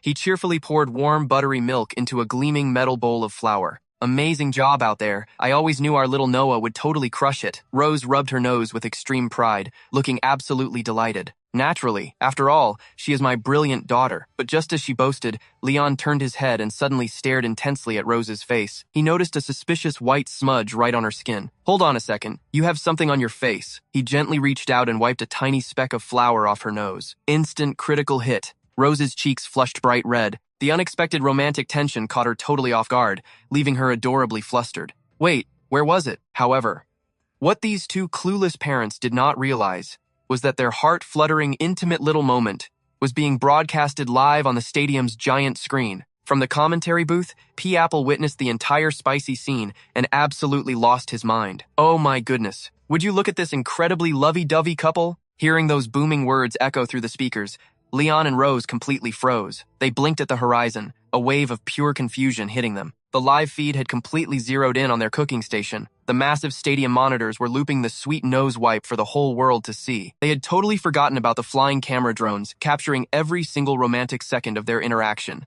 Witnessing such a massive overdose of sweetness, P. Apple literally jumped out of his commentator chair in pure fanboy excitement. Even in the middle of a cutthroat cooking battle, they never forget to shower each other with affection. If I remember correctly, they are from the Milky family of the Silver Dragon clan. Sitting at the VIP judges table, Vice Principal Wilson also had a front row seat to their adorable chemistry. He smiled warmly and pushed up his glasses, going into full analysis mode. A perfect family dish requires more than just premium ingredients and flawless technique. It must be overflowing with deep love and care for your family members. Seeing this incredible bond, I am extremely looking forward to tasting their culinary masterpiece. P. Apple pumped his fist into the air, shouting to the audience with burning passion. Ladies and gentlemen, let us give a massive round of applause for this picture-perfect dragon couple. In less than a second, the entire stadium erupted. Thunderous applause and wild, totally deafening cheers shook the very ground. But down on the field, the targets of this unexpected, massive praise were not feeling the love at all. In fact, Leon and Rose were dying inside from pure, agonizing embarrassment. With their souls slowly leaving their bodies, they stared at the giant screen. Forcing the most painfully awkward smiles, they mechanically waved at the screaming crowd. Keeping up his totally fake plastic smile for the cameras, Leon aggressively whispered to Rose through gritted teeth. Exactly which dragon do I have to murder to end this stupid sports festival right now? Still smiling like a trapped mannequin, Rose softly whispered her total agreement. Note to self, annihilate any dragons that saw too much. Anyway, back in reality, Leon and Rose were currently sweating it out in the ultimate family cooking showdown. Following the recipe like it was a sacred martial arts scroll, they prepped every single ingredient for their cream puffs with absolute zero room for error. Thanks to their super intense teamwork, the ultimate dessert was finally born. Behold, a perfectly baked golden crisp outer shell, absolutely bursting at the seams with violently delicious, ultra-sweet cream. Confronted by this dangerously gorgeous pastry, the three elite judges at the high table collectively lost their minds. Their eyes nearly popped out of their skulls as they let out synchronized gasps of pure shock. Oh my word, Duncan and his fellow judge, sitting right next to Vice Principal Wilson, completely forgot their dignity. They leaned completely over the table just to intensely inspect this heavenly creation. Striking a totally dramatic presentation pose, Leon and Rose thrust their masterpiece forward. We proudly present the ultimate cream puffs. Please, honorable judges, prepare your taste buds. Sweating slightly, Vice Principal Wilson carefully impaled a puff with his silver fork and took a highly anticipated, delicate little bite. Crunch! The ridiculously crispy sound of the golden shell echoed like a shockwave. Instantly, a massive tsunami of rich, velvety cream exploded right on his tongue. Trembling with culinary ecstasy, he nodded vigorously. A flawlessly plump shape, a divinely crunchy exterior, and a core of absolute velvety perfection. You two must aggressively bake these at home all the time, right? Caught completely off guard, our usually brilliant Rose blue-screened. She had absolutely zero idea how to answer Wilson's totally sudden interrogation. Slapping on a painfully awkward frozen smile for the judges, she stealthily shimmied right up to Leon. With a brutal little elbow jab to his ribs, she silently commanded her husband to save them. Mission received. Leon instantly decoded his wife's threat. Flashing the most unnatural stiff grin known to mankind at Wilson, he awkwardly clenched his fists and scrambled for an excuse. Ha ha! Oh yeah, totally! The wife and I are absolute dessert maniacs at home. She just deeply loves cream puffs and gets super incredibly into the whole baking process. But internally, Leon's brain was generating a highly questionable, borderline illegal fantasy. He pictured his gorgeous wife at the kitchen counter, wearing absolutely nothing but a very, very tightly fitted apron. Oh no! In his fantasy, she clumsily splashed sticky white cream all over her face and collarbone. The sweet frosting slowly dripped down her breathtaking curves, radiating pure, unadulterated danger to his sanity. Then, Fantasy Rose slowly licked the cream off her finger with a wickedly playful smirk.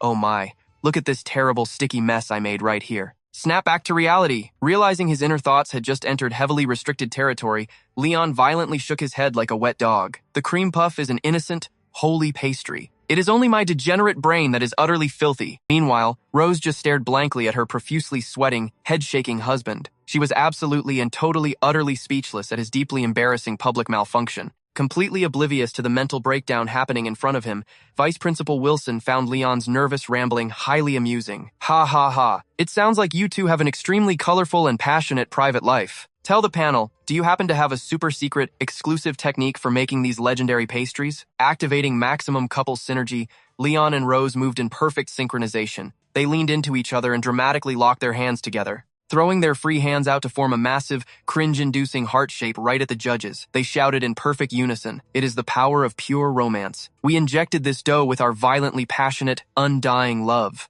Boom! Critical hit. Vice Principal Wilson nodded sagely, absolutely eating up that spectacularly cheesy answer. After a super intense whispering session with the other two culinary masters, the judges finally locked in their official, world-shaking scores for the love-infused puffs. Catching sight of the scorecards, announcer Vi Apple screamed into the mic, "Oh my goodness. The judging panel has been utterly seduced by the flavor. All three masters have slammed down astronomically high scores. Ladies and gentlemen, we have just witnessed the absolute highest score in the entire cooking bracket." Hearing this, Leon was practically vibrating with smug, overwhelming satisfaction. A villainous, ultra-confident grin spread across his face as he mentally cheered. Heck yes, baby. With this lead, securing first place in the overall rankings is an absolute guarantee. That legendary 7-day vacation is practically mine. Leon dramatically slammed his hands on his hips, throwing his head back and erupting into a glorious, booming belly laugh. His brain was already living in the future. Once he claimed the ultimate championship title, he would go home and violently lounge around, soaking up every second of the luxurious free time his darling Rose promised him. He had already mapped out a flawlessly lazy itinerary in his head. But back to reality. The absolute chaos of the sports festival's final events had officially wrapped up. The ultimate scoreboard for the first ever Saint It Family Sports Festival lit up, triggering a massive, earth-shaking tsunami of applause and wild screaming from the crazed audience. The giant stadium jumbotron flashed, dramatically locking onto the top three heavyweight families who dominated the total points. V Apple grabbed the mic, ready to drop the final, hype-filled results. Snagging the totally respectable third-place spot is the mighty Alex family from the legendary Dragon Claw clan. Their epic reward? A highly coveted voucher for premium ramen. Wearing their gleaming bronze medals, they waved proudly to the roaring crowd. The youngest member held up a massive certificate, happily showing off a 50-year supply of 10 boxes of instant noodles. Taking the honorable second place was the glorious Rose clan of the mighty Wind Dragon tribe. Their grand prize, AB rank magic grimoire. Wearing their shiny silver medals, they lifted the glowing purple spellbook high into the air alongside their little one. And finally, the moment of truth. Leon, Rose, and Noah stepped onto the champion podium. They bowed their heads respectfully, receiving the glorious gold medals straight from Vice Principal Winson. The announcer's voice trembled with pure excitement as she revealed their ultimate reward. First place goes to the Melkv clan of the Silver Dragon tribe, and your grand prize is a 7-day luxury hot spring vacation. Little Noah accepted the giant voucher with both hands, her eyes sparkling at the words, 7-day luxury family hot spring trip. Wait, what? Leon froze in absolute horror. He stared at the voucher in disbelief. Not a 3-day trip, not a 5-day trip, but a full, inescapable 7 days. You see, Rose had previously made a sacred promise. If he carried them to victory, he would get 7 glorious days of solo vacation. But fate was a cruel comedian. The dates of the prize trip perfectly overlapped with his promised time off. This meant for 7 straight days at the hot springs, Leon would still be stuck with Rose. Translation: his precious solo vacation was entirely dead. The devastating realization hit him like a meteor. He stood completely paralyzed on stage, his soul literally leaving his physical body. Completely oblivious to Leon's mental breakdown, Rose casually strolled over to Noah. She admired their grand prize with a satisfied nod. "Oh, this is actually amazing. How about a family vacation, kiddo?" Hearing those magical words, Noah's eyes sparkled with pure, unadulterated joy. Throwing her head back, she let out an enthusiastic yes. Her excitement was absolutely contagious, but standing in stark contrast to their pure bliss was Leon. Crushed by the loss of his solo vacation, he collapsed to his knees, throwing both hands to the heavens in absolute despair. Unable to process this heartbreaking betrayal of fate, he howled with a ridiculously tragic expression. "Why did nobody warn me the first place prize was a family trip? I still don't have enough subs to post the full video. This is the hardest challenge I have ever faced. Subscribe and help me out. But alas, his precious solo vacation offered no reply. It had already flown far away into the distant sky, leaving him behind in the dust. Fast forward to the evening, the brilliant blue sky slowly melted away, making room for the deep, velvety indigo of the night. A silver crescent moon slowly climbed higher, quietly bathing the misty world in a soft, gentle glow. Following the chaotic awards ceremony of the Family Sports Festival, our main squad returned to the Silver Dragon Sanctuary. Leon and Rose raised elegant glasses of red wine, while Noah and Mound proudly held up their sweet sodas. With bright smiles all around, they cheered loudly. A toast to our absolute victory! First place belongs to us! Gulping down her bubbly drink, Mound turned around with a hyperactive beam. Our family is the ultimate number one. Papa, Mama, and Big Sister Noah are the absolute coolest. I worked super hard cheering for you guys too, and it was totally true. Throughout the entire tournament, Rose had constantly heard Mound's tiny voice screaming support from the stands. Flashing a warm, motherly smile, Rose patted her gently. We heard you loud and clear, little one. Meanwhile, Noah took a tiny sip of her drink before quietly lowering her head. Her small hands gripped the cup tightly. I am truly grateful to everyone for helping me win the school championship. For a proud kid who practically never showed her soft side, uttering those words was incredibly embarrassing. Yet, she had gathered every ounce of her courage to say it aloud. Hearing this adorable confession, Rose felt a surge of pure happiness. She comforted the flustered girl with a gentle tone. Papa and Mama were just doing our duty. The real magic came from your own unwavering effort. Beside her, Leon nodded in total agreement. Still carrying a comical cloud of gloom over his head, he sighed softly. Your mother is entirely right. Catching his lingering melancholic vibe, Rose paused. Her brow twitched in mild annoyance as she side-eyed him. This dramatic fool has been sulking non-stop since the prize announcement. Does he really hate family vacations that much? Right at that awkward moment, a sudden realization hit Noah. She still had one final secret mission to complete. The mere thought sent a blazing flush rushing across her cheeks. Looking up with maximum awkwardness, she stammered. Could everyone please close their eyes for a second? Leon, Rose, and Mound blinked in unison, utterly baffled by this mysterious request. They exchanged confused glances, totally lost on what the little girl was planning. But asking no further questions, the trio obediently shut their eyes. Tiptoeing like a stealthy ninja, Noah approached Mound first. A soft smile graced her lips as she gently wrapped her arms around her precious little sister. Feeling the sudden comforting warmth of her older sibling, Mound let out a series of adorable giggles, beaming with absolute delight. Next, Noah sneaked over to Rose's side, repeating the stealthy maneuver. She gave her mother a tender, feather-light hug. Rose kept her silence, simply smiling brightly at this heartwarming sneak attack. Finally, it was time for the final boss. Noah nervously inched toward Leon.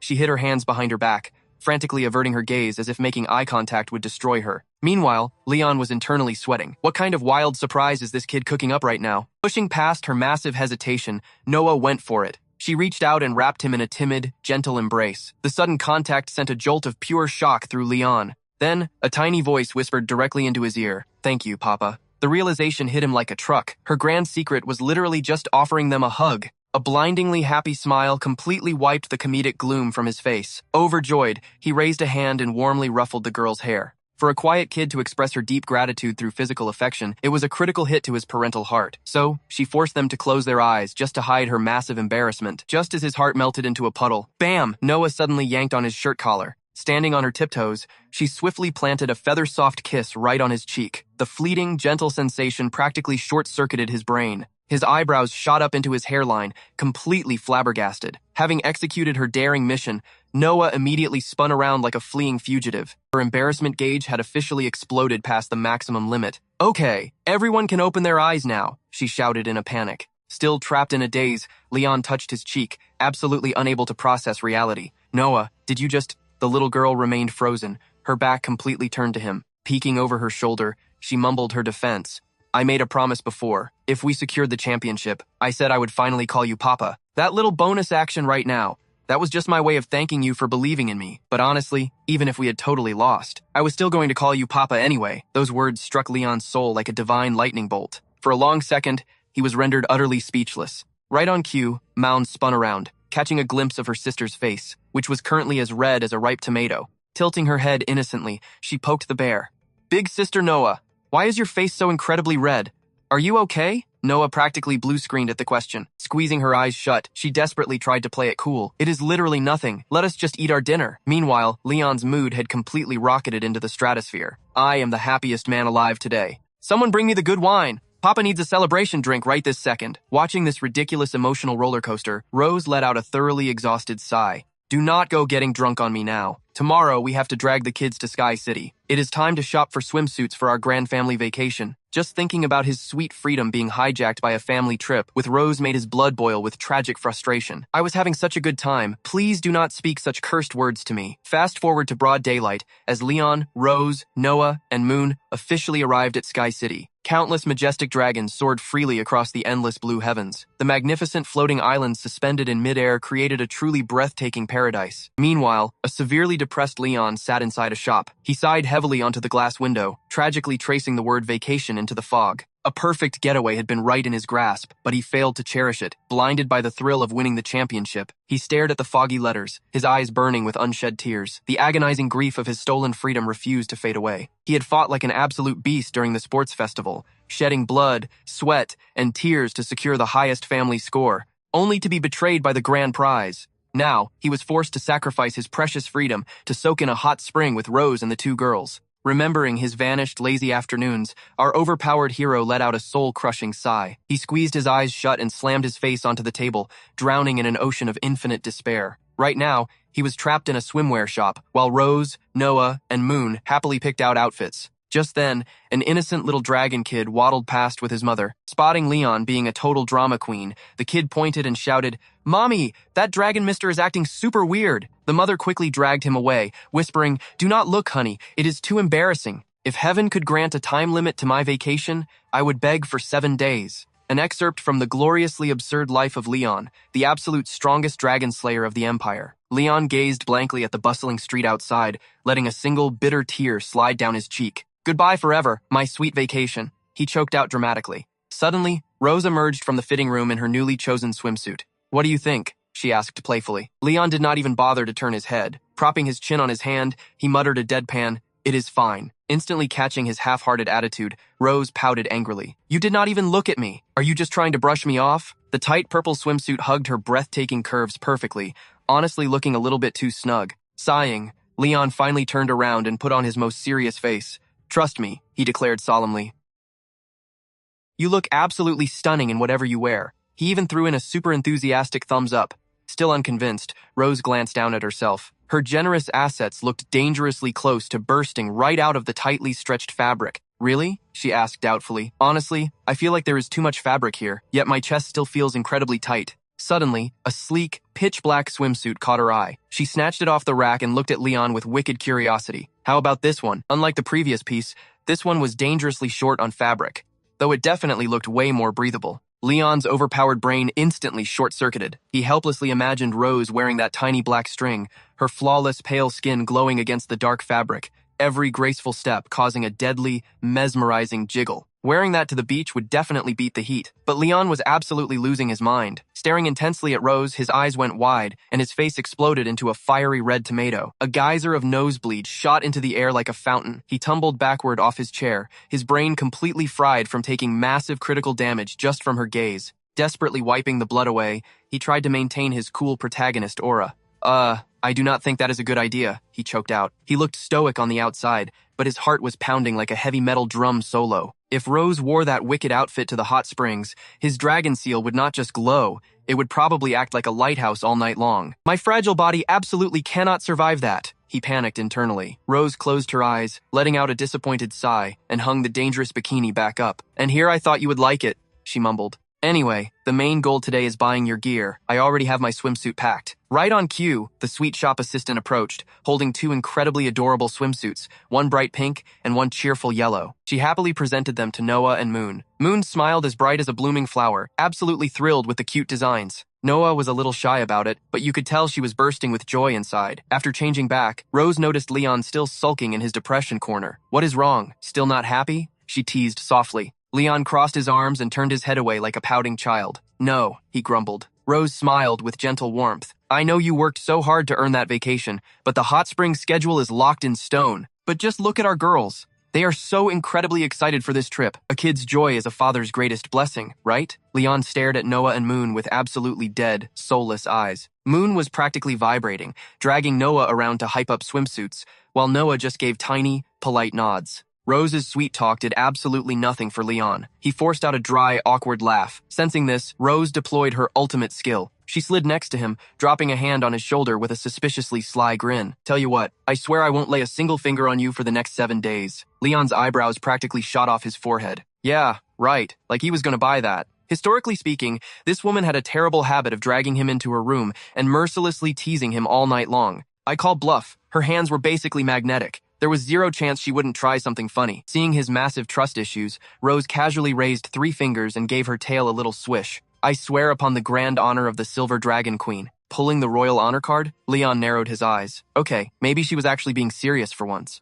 After chewing on it for a second, he nodded. Fine, it is a deal. But suddenly, Rose closed the gap between them. 2 very dangerous soft assets pressed right against him as she looped an arm around his neck. But if you end up losing your own self-control, you cannot blame me, okay? Her warm breath tickled his ear, sending a massive shiver down his spine. His face exploded into a bright tomato red. Turning back, he glared right into her smug eyes. Obviously, I can control myself. Are you kidding me right now? I am a legendary dragon slayer. Why on earth would I willingly touch a giant lizard? Seeing Leon stand his ground, Rose decided to drop the subject for now. By the very next day, the entire chaotic party of 4 had arrived at the legendary Flowing Cloud Valley. The entire resort was blanketed in a thick, mystical mist, making it look like a hidden realm straight out of an immortal fantasy. A breathtaking waterfall crashed down from the heavenly peaks, surrounded by a massive, ancient castle with majestic wyverns circling its towers. Countless dragons soared freely across the endless sky. Leon, Rose, Noah, and Moon made their way into the grand lobby to check in. The receptionist accepted their booking voucher from Zenith Academy with both hands,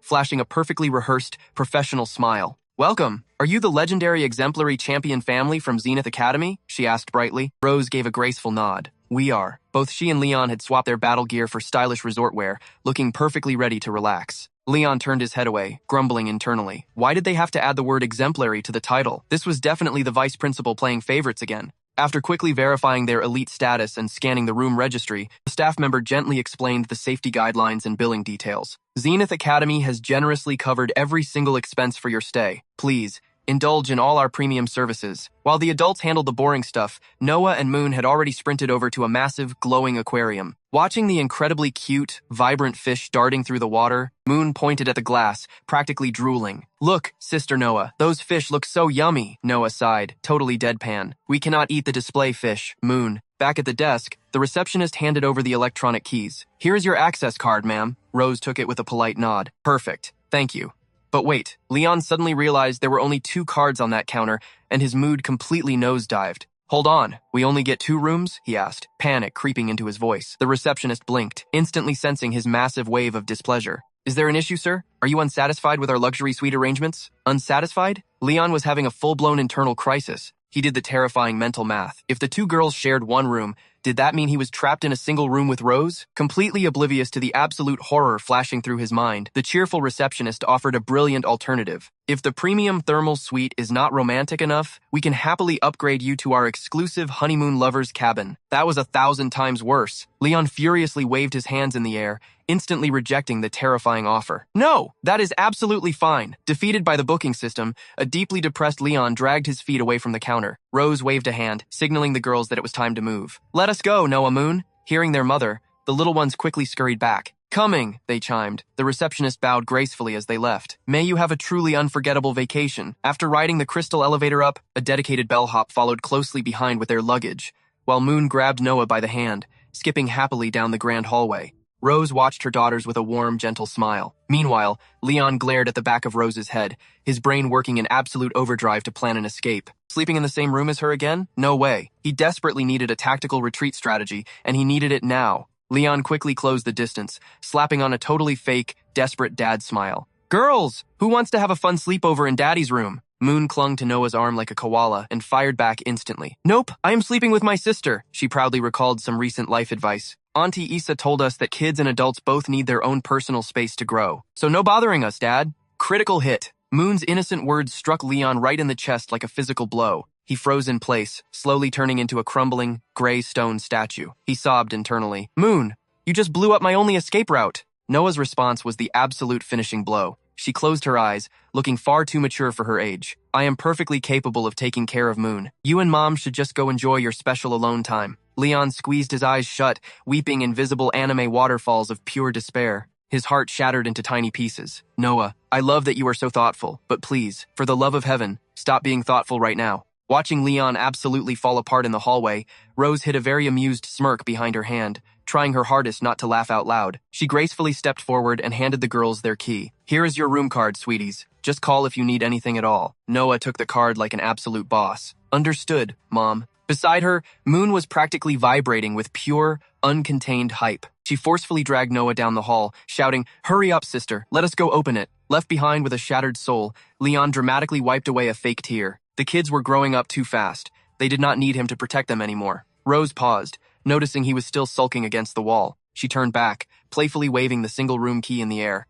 Are you going to stand there forever? Let us go. Leon glared at her, heavily annoyed. Just the thought of surviving in the same living space as her for 7 entire days was making his stomach tie itself into anxious knots. The ultimate survival game had officially begun. Right past their master bedroom lay a private, open-air hot spring, boasting an absolutely legendary night view. Stepping into the ultra-luxurious suite, Rose walked straight to the glass doors and dramatically threw the heavy curtains wide open. Brilliant golden sunlight flooded the space. Waiting for them was a massive, crystal-clear thermal pool, with steaming water gently cascading over beautifully carved stones. Fast forward to their luxury suite. The room was absolutely massive and seriously high class. It even came with giant, floor-to-ceiling French windows. You could look straight out and soak in a $1 million panoramic view. Rose glanced back at Leon. The scenery out here is totally breathtaking, is it not? Meanwhile, Leon was busy hauling all their heavy luggage inside. He gave the place a quick scan. Yeah, the vibes were definitely premium. But hearing her marvel at the view made him tilt his head in utter confusion. Wait a minute,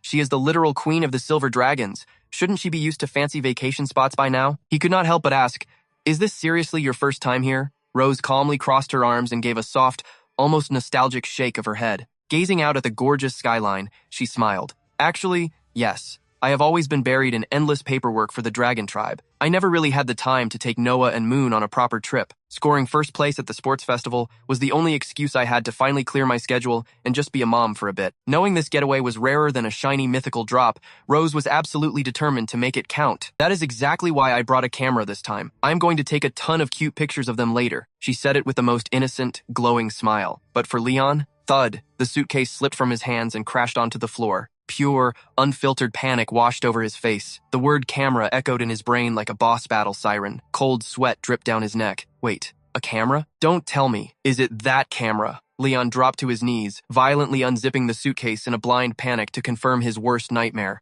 Right there, nestled innocently between his shirts and Rose's dresses, sat a very familiar, chunky black camera.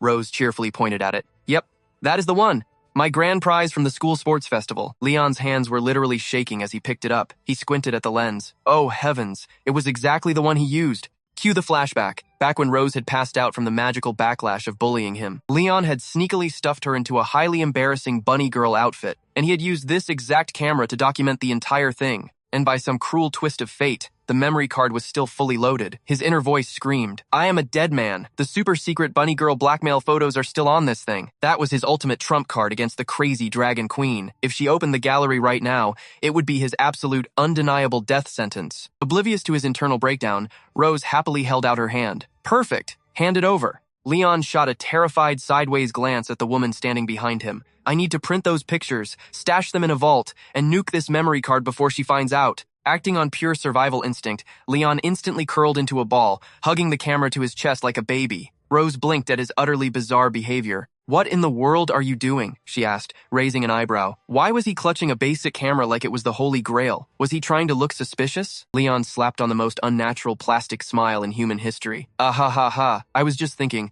let me be the photographer today. I am practically a pro. Rose looked highly skeptical. A pro photographer? Wait a second. Are you not a professional dragon slayer? Since when did you dual class into photography? Sweating bullets? Leon aggressively puffed out his chest to look confident. He declared with absolutely fake bravado, do not sweat it. Just leave the framing to me. I have been taking glamorous headshots of my master's donkey since I was a kid. Somehow, against all logic, Rose actually bought that ridiculous excuse. She closed her eyes with a soft sigh. All right, fine. If you want to play cameraman so badly, knock yourself out. There is an outdoor barbecue and a fireworks show tonight anyway. Let us go take a stroll and explore the grounds first. Hearing that he got to keep the camera, Leon let out a massive, soul-saving sigh of relief. Crisis completely averted after catching their breath in the suite. The awkward little family of four headed out for some fun. Right now, they were casually strolling through a massive, beautifully lit garden. Leon held up his newly claimed weapon, flashing a thumbs up to Noah and Moon. Listen up, kiddos. Papa is officially your VIP photographer for the day. Little Mo enthusiastically waved back at Leon with a cheerful yes. Right then, the group strolled past an imposing statue of a female knight that practically radiated main character energy. This stone guardian was decked out in some seriously heavy-duty armor. You could tell her defense stats were absolutely maxed out. Her chiseled gaze pierced straight into the horizon. It was a look of pure, unadulterated determination, practically screaming victory. The moment Mun spotted it, she dragged Noah right to the front, striking a dramatic hero pose right beside him. The little girl stared boldly into the distance. Next up on their adventure was a lush forest area, perfectly doubling as a sanctuary for the most ridiculously adorable Sika deer you have ever seen. Some of these majestic forest doggos strolled gracefully across the grass, while others shamelessly begged the tourists for head pats. Mun gleefully sprinted over to a tiny fawn and wrapped it in a gentle, crushing hug. "Oh my gosh, this baby deer is way too cute," she squealed in absolute delight, while Noah bravely approached a different spotted deer. Offering up a premium carrot like a peace treaty, he asked, "Would you like a snack, mister?" Meanwhile, Rose stepped into the woodland clearing. She reached out to softly stroke one of the majestic creatures. Suddenly, sunlight filtered perfectly through the canopy, illuminating her like a literal goddess. Watching from afar, Noah and Mun were completely paralyzed by her holy aura. "Mom is so pretty," they thought in sync. After maxing out their deer bonding time, the group finally left the woods. Their next checkpoint was a bustling amusement park. The second Mo locked eyes with the claw machines lined up outside. Her excitement levels went totally off the charts. "Mommy, please tell me we can play that," she pleaded with maximum puppy dog eyes. Inserting the arcade token, Rose locked eyes with her plush toy prey. Her face was dead serious as she seized the joystick for battle. Beside her, little Mo cheered his mom on like a hardcore fan. "You can do it, Mom!" Meanwhile, Leon noticed the intense, adorable look on Rose's face. He whipped out his camera, smirking to himself. "Oh yeah, this is pure gold." Victory. It didn't take long for the mechanical claw to secure its fuzzy hostage. She flashed a brilliant, triumphant smile at Leon and cheered out loud. "Haha, I caught it." Not missing a single beat, Leon aimed his lens straight at Rose to capture that victorious glow. He checked the glowing screen. That super rare, genuine smile of hers was captured absolutely flawlessly. Rose casually trotted over to Leon, leaning in close to peek at the digital evidence. Your photography skills aren't totally garbage. Honestly, I fully expected you to take the ugliest, most embarrassing photo of me." Leon instantly panicked at her sudden closeness. His heart skipped a beat, mostly because he definitely did not want her scrolling through his secret photo gallery. He scoffed. "Ha! Do not underestimate a master." Anyway, after conquering half the amusement park, Noah and Mun were running out of steam. The twins desperately demanded icy drinks. Like a good dad, Leon immediately accepted the quest and marched straight toward a brightly colored beverage stand in the park. The amusement park was absolutely packed, forcing him to join a brutally long line of thirsty tourists. Suddenly, Rose stepped up right beside him. Leon blinked, totally baffled by her random backup. "What are you doing here?" he asked. "I can survive a queue by myself, you know." Rose immediately looked away, completely refusing to make eye contact as she muttered, "I just thought you would get bored all alone." Then, she stared awkwardly at the fuzzy prize in her hands. She had just rescued it from the claw machine, but her face was painted with extreme hesitation. This thing," she mumbled. Seeing her stumble over her words, Leon tilted his head. "What is it?" "This is for you," she blurted out. "Back at the floating city, you gave me one too, right?" Rose squeezed her eyes shut and aggressively shoved the plushie toward Leon's chest. A massive, embarrassing blush crept all the way up her cheeks. The little stuffed bear smiled up at Leon, practically begging to be adopted. Looking at the tiny thing, Leon completely lost it and burst into loud laughter. Compared to the absolutely massive, legendary plushie he gave Rose last time, her gift was hilariously tiny. It was like a giant facing a dwarf. He gladly took it, teasing her mercilessly. "The one I gave you was the plushie king. Yours is just a baby." Hearing his cocky review, Rose instantly went into maximum tsundere mode. She glared at him with blazing fury, clenching her fists in pure annoyance. She absolutely could not believe this idiot was mocking her precious, hard-earned gift. Rose stomped forward, reaching out to snatch her bear back. "If you do not want it, fine," she snapped angrily. "Do you have any idea how much arcade blood, sweat, and tears that took?" Panic setting in, Leon rapidly hid the bear behind his back. "Hey, wait! I never actually said I did not want it," he frantically explained. While Leon and Rose were busy having their little romantic comedy in the queue, Noah and Mun were chilling on a park bench. Mun swung her short legs, glaring at the distant drink stall with a dramatic sigh. "Mom and Dad are so painfully slow. When will I finally get my legendary iced pineapple slushie? Hearing her sister's childish whining triggered a sudden thought in Noah's brain. She looked at her twin and confessed, "Honestly, sometimes I get super jealous of you." Mun blinked, completely thrown off guard. She turned her head in shock. "Wait, big sister Noah is jealous of me? But why in the world? I still don't have enough subs to post the full video. This is the hardest challenge I have ever faced. Subscribe and help me out." Noah broke eye contact, staring intensely at her own shoes with a hidden longing in her gaze. "I am jealous because you can just carelessly blurt out whatever you want to, Mom and Dad." Little Mun tilted her head in absolute confusion. As the beloved daughters of Leon and Rose, both sisters had VIP passes to share literally anything with their parents. "Happy or sad, you can totally do that too, sis," Mun argued with innocent logic. But Noah gently shook her head like a tragic heroine. "No, I cannot do that anymore. I am a grown-up now. I cannot just babble like a baby." Noah stared into the distance with a hilariously deadpan, serious face, sounding exactly like a war-torn adult. But wait, was Noah genuinely a mature soul capable of carrying the world's burdens? Spoiler alert. The truth was, Noah was definitely not born with this absurdly premature maturity software installed. Sure, she was the older twin, but she only beat her sister out of the womb by exactly 20 minutes. Back at spawn point, Noah was just like Mun, a crying, screaming little blob demanding her mom. The two of them shared the exact same cozy crib, and the second things got slightly uncomfortable, they unleashed dual sonic screams to summon Rose. On the rare occasions the twin sirens paused their crying, Rose would grab a glowing fantasy book from the wooden shelf. She would scoop both Noah and Mun into a warm hug, bringing epic fairy tales to life with her dramatic voice. To the babies, their mother was an absolute, invincible goddess. Mid-story, Rose would flash her daughters a smile so bright it could cure illnesses. She was overflowing with pure maternal happiness, until one fateful, tragic day. Noah caught sight of her flawless, ultra-strong mother sitting completely paralyzed by her father's bedside, desperately trying to mask a soul-crushing wave of despair. That day, little Noah had waddled past Leon's room, only to find Rose glued to his side. He was trapped in a deep, terrifying coma. Peeking silently through the door gap, Noah's tiny heart dropped at her mom's expression. She had never, ever seen her invincible mother look so completely devastated in front of them. Rose was practically a silent statue, but watching Leon's lifeless state, she gritted her teeth so hard it looked like she was fighting fate itself in agony. Boom! Right in that heartbreaking second, an epic revelation struck Noah's toddler brain. If I level up and grow up faster, can I finally carry some of Mommy's heavy burdens? From that exact millisecond, the legendary seed of protecting the family at all costs took deep root and exploded into bloom inside Noah's tiny heart. She threw herself into aggressively role-playing as a responsible adult. Noah began grinding away at her studies like an absolute mad genius. To maximize her experience gain, she literally read massive books while speed-walking around, praying to instantly absorb all the overpowered knowledge hidden within those pages. Sure, the concepts were a bit tough for her current level, but our little warrior felt absolutely zero fear. Noah pushed herself to grow up in a flash. She had to be independent, mature, and absolutely perfect. And when Rose saw that flawless report card, her joy was off the charts. She gently patted her daughter's head, giving her the warmest, proudest smile. Seeing that smile, Noah looked up, her little heart practically bursting with happiness. To see that radiant expression more often, she vowed to study harder and become truly strong. It was all for one simple goal. She never wanted to see that heartbreaking sadness on her mother's face ever again. Hearing her big sister's words, Mun squeezed her eyes shut, trying super hard to process it. But even after a solid minute, her tiny brain just could not compute.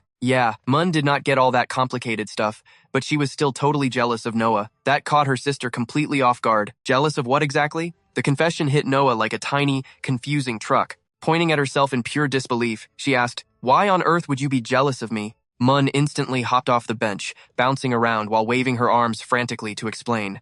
"No, you are totally wrong."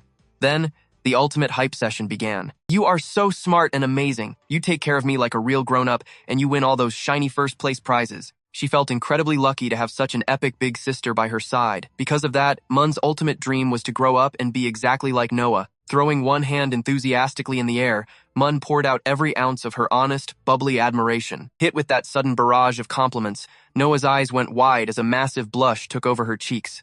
She was totally flustered by the sweet attack. She opened her mouth to speak, but her brain completely short-circuited. Looking away with shyly lowered eyes, she mumbled, "I do not even know what kind of person I will be in the future." Clasping her hands behind her back, Mun tilted her head. "So, what kind of person do you want to be?" Noah fell silent, drifting into deep thought for a moment. Just then, she looked up to see Leon and Rose. They were walking towards them, smiling warmly at the sight of the sisters chatting away. Looking at her parents, the answer clicked instantly. I think I will work hard to be the person they hope I will become. Hearing that, Mun giggled with absolute delight. Haha, my thoughts are exactly the same as yours. Leon stepped up to the girls, crouching down to hand over the drinks. Sorry for the wait, little ones. Here is your juice. Mun happily grabbed her cup, chirping, Thank you, Dad. Noah took hers carefully with both hands, whispering a polite thanks. Standing nearby, Rose watched her daughters enjoying their drinks, a peaceful smile on her face as she took a sip of her own. Night fell rapidly, the moon quietly taking its throne in the dark sky. Right on schedule, a massive barrage of fireworks shot upward, exploding into a symphony of brilliant colors. They bloomed one after another, like giant, blazing celestial flowers,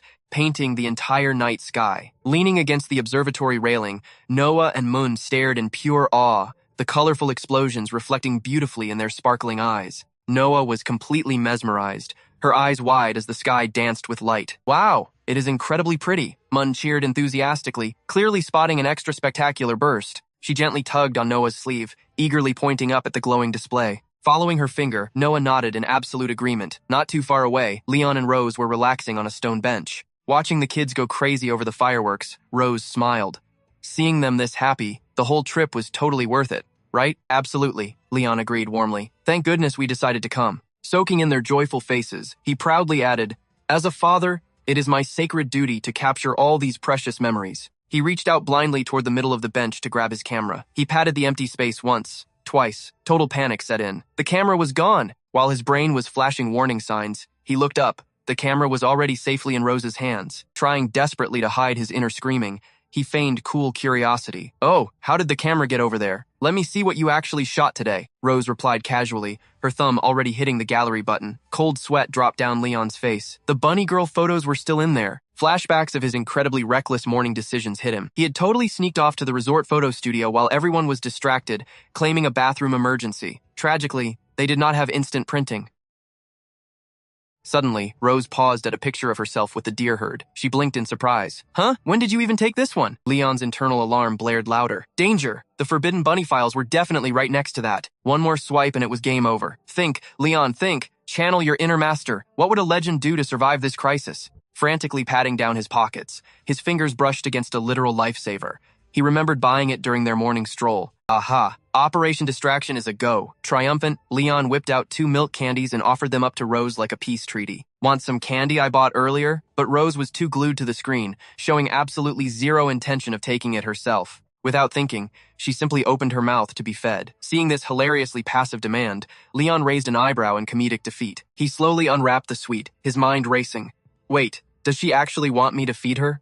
Unbelievable. Leon leaned in slowly, bringing the milky treat right to her lips. Still glued to the photos, Rose simply parted her lips to accept it. But right at that exact moment, she completely froze. Looking up, she realized his face was dangerously close. Ah! She gasped out loud. Seeing her jump, Leon finally registered the incredibly awkward tension. Cue the panic! Both of them instantly leaped apart. They squeezed their eyes shut, turning their heads to avoid eye contact at all costs. Why did you suddenly get so close? Rose shrieked in total panic. Leon was just as flustered, stammering defensively. Did you not practically ask me to feed you? Rose could not help but sneak a tiny peek at him. Earlier, while scrolling through the camera, she had noticed a glaring issue. Besides pictures of her and the girls, Leon had absolutely zero solo shots. This idiot, she grumbled internally. He acts as the personal photographer all day, yet does not have a single picture of himself. Rose turned back to Leon. Lifting the camera with a casual shrug, she suggested, Hey, how about we take a picture together? She casually closed the distance between them. Pointing the lens right at their faces, she quickly tried to justify herself.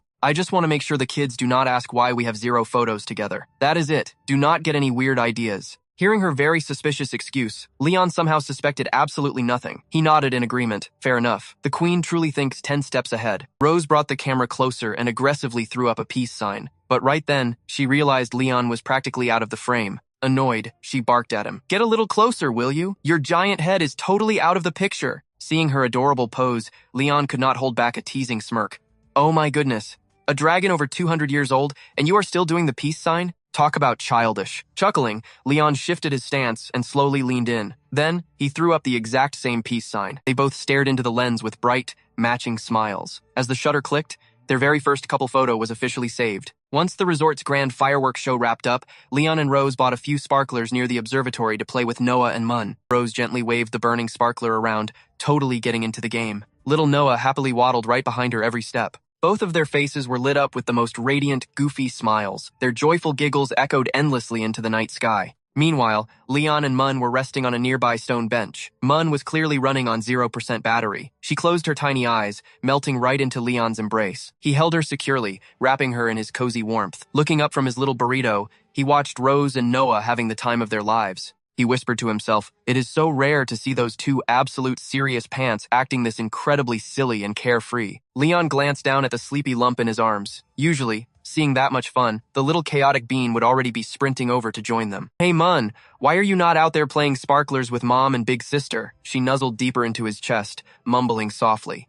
"Mun is too sleepy. I need to rest. Big Sister Noah always has to study, and Mommy is always so super busy with her work. They barely ever get to just play like this. So, Mun wants them to have fun together for just a little bit longer." Right on cue, Noah proudly raised her sparkler high. Her face was glowing as she enthusiastically info-dumped some random firework trivia to Rose. Rose nodded along like an eager student, completely hyping up her daughter for memorizing such wonderfully useless nerd facts. Hearing Mun's sweet logic, Leon gently ruffled her tiny head. Smiling softly, he teased, "My little Mun is all grown up now." But Mun shook her head in sheer protest. Peeking one eye open, she declared, "Nope. Mun is not big at all. I do not even know what being grown up means. I just want Big Sister, Daddy, and Mommy to smile all the time." Critical hit to the heart. Leon was so overwhelmed by her sweetness that literal tears formed in his eyes. Who would have thought this tiny, chaotic creature could love her family with such gentle, soul-crushing maturity? Even though Mun and Noah were total polar opposites, their love for this family was perfectly unique. Reaching out, Leon prepared to carry her over to the fun.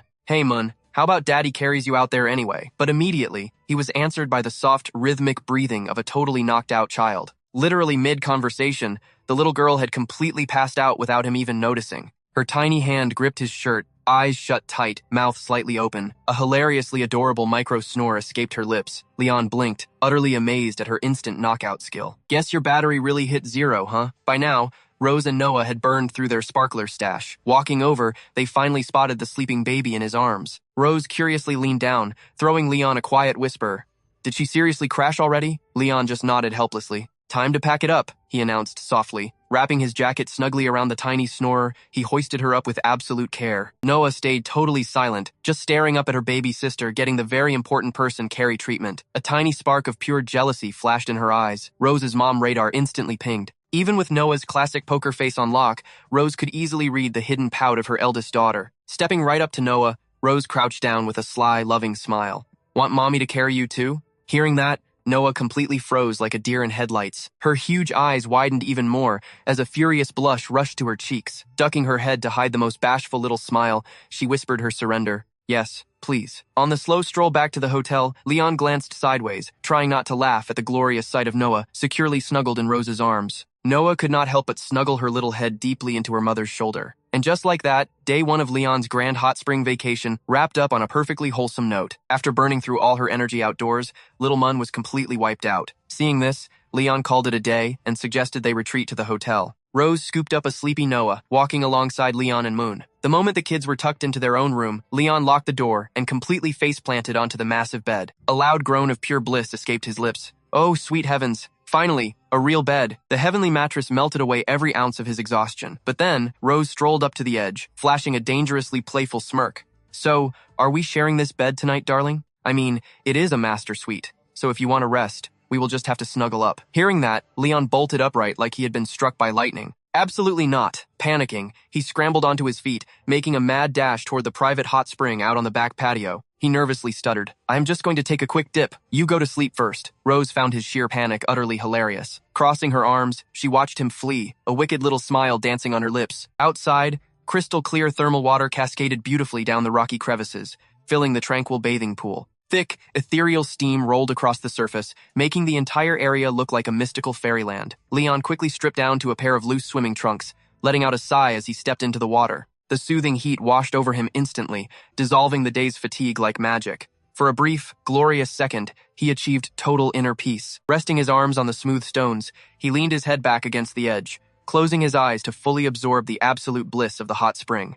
Ah, what an absolutely perfect day. But suddenly, his eyes snapped open. Wait a minute. The whole sleeping in the same bed crisis was still looming over him. Staring up at the night sky, his mind raced. If I want to survive this vacation with my sanity intact, I need a foolproof plan to avoid sharing a mattress with that crazy dragon woman. What kind of bulletproof excuse can I possibly invent? Before he could finish plotting his grand escape, the sliding patio door suddenly ripped open. Leon practically jumped out of his skin. He stared at her in pure shock, completely baffled as to why she was not in bed. As Rose strutted confidently onto the hot spring deck, Leon immediately crossed his arms over his bare chest. Like a frightened maiden, he stammered in horror. What do you want? Why are you out here? His hilariously defensive posture left Rose absolutely speechless. Rolling her eyes, she deadpanned, Seriously? Why are you acting like I am a predator? I am not going to eat you, you idiot. Rose honestly could not fathom why this guy was so easily spooked. Brushing a strand of hair behind her ear, she casually explained, The grand finale of the fireworks show is about to start. I am bored, so I figured I would go downstairs and snap a few pictures.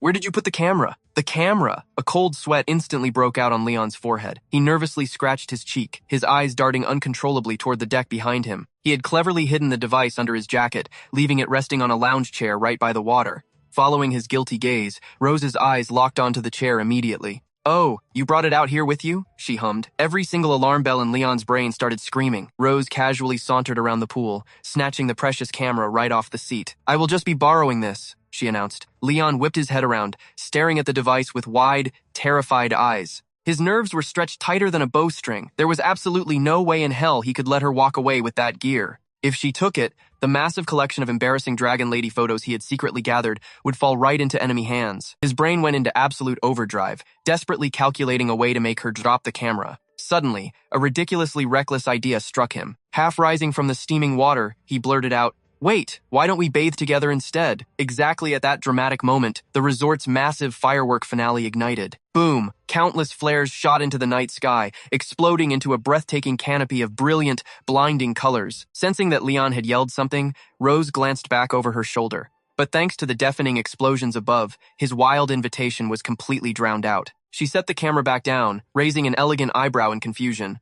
What did you say? She shouted back. Leon was practically dying of embarrassment now. Averting his gaze, he coughed awkwardly into his fist, desperately trying to look dignified. I said, since we rarely get a vacation like this, we might as well enjoy the hot spring together. Upon finally hearing his words, Rose's eyes widened in genuine shock. A heartbeat later, a soft, musical giggle escaped her lips. Flashing him a devilishly playful grin, she warned, Well, just so you know, I brought a dangerously sexy swimsuit for this trip. You had better brace yourself, hero. Leon swallowed hard, beads of sweat forming on his brow. Pointing a trembling thumb at his own chest, he forced out a cocky smirk.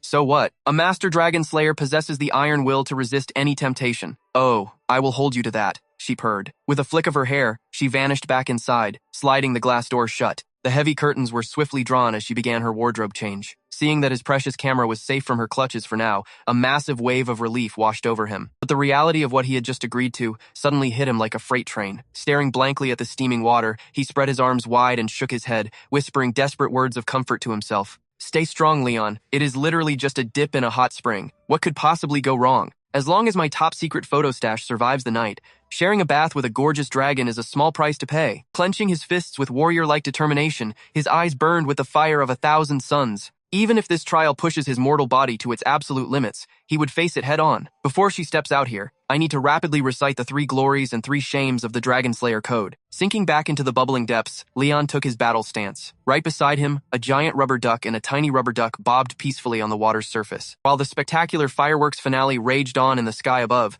Leon squeezed his eyes shut. He frantically chanted the sacred code of the Dragon Slayer, a completely made-up rulebook he invented himself. And rule number 1 of the ultimate shame? Fleeing like a coward when faced with a legendary battle? Suddenly, the back door slid open. He turned his head, thinking, Showtime. Rose stepped into the room. Her swimsuit was a modest purple dress with white lace trimming the hem. It completely wrapped around her curves, not revealing a single extra inch of skin. Rose was actually wearing a ridiculously conservative swimsuit.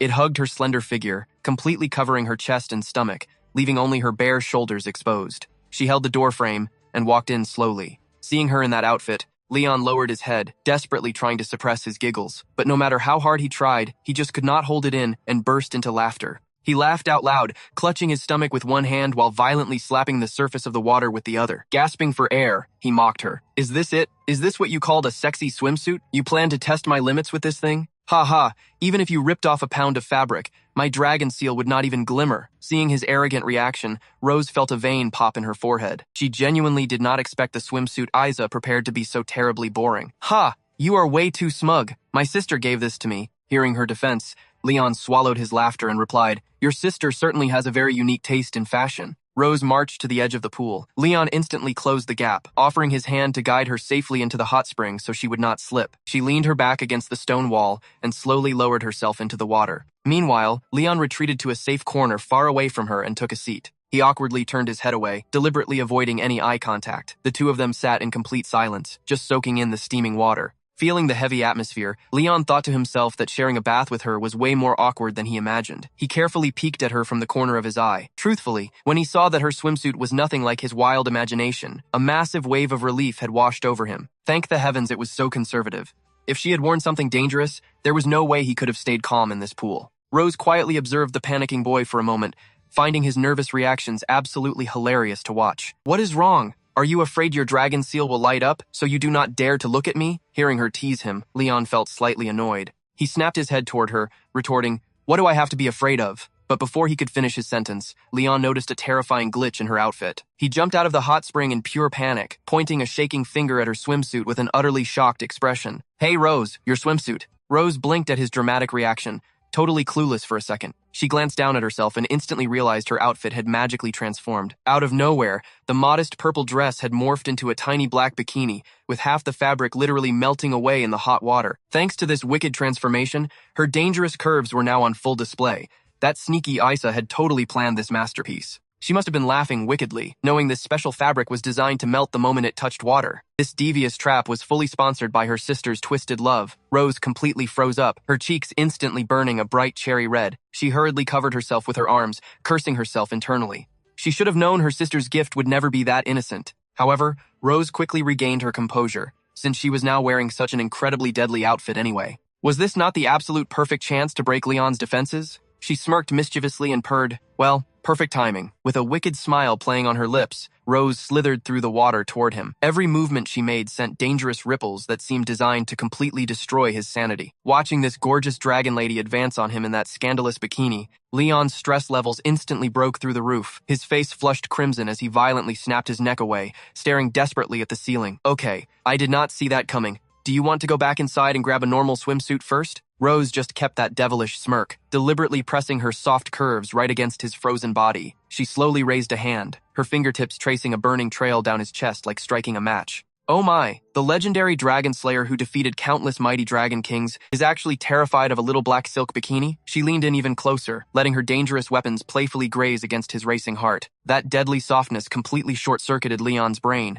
He nervously stared at her, realizing this battlefield was heavily stacked against him. He cursed loudly in his mind. "Damn it, I am totally cornered. I need a counterattack plan, right now." Thanks to that absolutely magical dissolving swimsuit, she had managed to slide into critical range, pressing her scorching hot figure right against his defenses. Seeing the dragon lady make the first move, Leon somehow managed to force a painfully stiff smile. After all, this was definitely not the first time she had cooked up wild schemes to test his absolute breaking point. After surviving so long by her side and enduring endless teasing, Leon had basically memorized every single trick in this sneaky female dragon's playbook. From a mountain of painful experiences, Leon had broken down her assault tactics into 3 classic moves designed to shatter his patience. Step 1 was the verbal taunt. Knowing her twisted personality, she would naturally start by attacking his masculine pride, either with spicy words or dangerous actions. "I still don't have enough subs to post the full video. This is the hardest challenge I have ever faced. Subscribe and help me out. Oh, mighty dragon slayer, are you too scared to look me in the eyes? Trembling already?" Naturally, Leon's sky-high pride simply could not handle such blatant provocation. Scared? Please, as if that word even exists in my dictionary. Step 2 of her evil master plan, lure the prey into the bedroom. Having successfully shattered his composure, the sly dragon would guide her helpless victim straight toward her dangerously soft mattress. She would pin him down relentlessly, forcing a direct lock of gazes. Then, unleashing her sweet poisonous whispers, she would awaken the primal beast buried deep inside him. Why fight it, my dear hero? Toss away that useless pride and just surrender. Wouldn't that be so much easier? Meanwhile, our mighty knight could only grind his teeth, glaring at her in absolute, humiliating defeat. Then, falling right into her wicked rhythm, he would completely lose his mind and body. The wicked dragon would feast upon his weakness, condemning him to a ruthless, sleepless night of torment. And finally, the ultimate betrayal. Step 3. Deny absolutely everything. By the time our hero snapped out of his trance, the irreversible damage would already be done. Flashing a victorious smirk, she would casually say, "Hey, you made the first move. I am completely innocent here." Only then would the devastating realization strike him like lightning. But alas, the trap had already snapped shut. He would be left biting his blanket in silent agony, shedding invisible tears of profound regret. And right now, that exact nightmare was repeating itself. The realization hit him like a physical blow. The she-dragon had already triggered Phase 1. A tactical retreat was no longer an option. He had to fight back from this massive disadvantage. It was time to launch a desperate counterattack. The master tactician deployed his ultimate defense, the strategic head turn. He stubbornly glued his eyes to the wall, refusing to give her a single glance. Projecting an aura of absolute indifference, he scoffed. Scared? What is there to be scared of? You are a giant lizard in human skin. No matter what fancy outfit you put on, my heart remains entirely unaffected. However, what happens if your dragon mark starts glowing before mine? Now, let us pause for some vital lore. The dragon mark only activates under extremely specific conditions. If one person's mark illuminates the dark, it means their partner is burning with an overwhelming, uncontrollable thirst for them. Hearing his bold declaration, Rose raised an elegant eyebrow. She gracefully shifted back, creating a perfectly calculated distance between them. Radiating absolute arrogance, she smirked. "Oh, darling, my self-control is legendary. I have never once lost my cool." Bingo. The knight had anticipated this exact response. Flashing a dangerous smirk, he fired back. "Oh, are we feeling confident today? Care to make a little wager then?" A battle of ultimate endurance had been declared, and a dragon never backs down from a challenge. Locking onto his gaze with absolute certainty, she smiled a predatory smile. "Challenge accepted, my dear knight." But our hero was not finished setting the trap. A bet needs stakes, doesn't it? What exactly is the penalty when you lose? Rose elegantly raised a single finger, waving it side to side. She was completely unfazed by his pathetic struggles. "Very well. If by some miracle you win, I will grant you 7 extra days of paid vacation." Leon kept his poker face flawless. Deal. On the outside, he was ice cold, but internally, he was throwing a massive victory parade. Jackpot! The foolish lizard had swallowed the bait. His master plan was flowing with absolute perfection. Meanwhile, the resort's explosive festival was far from over. Spectacular bursts of fire launched into the heavens, painting the misty night sky with an awe-inspiring symphony of colors. Grabbing the perfect distraction, Leon dramatically pointed toward the glittering clouds.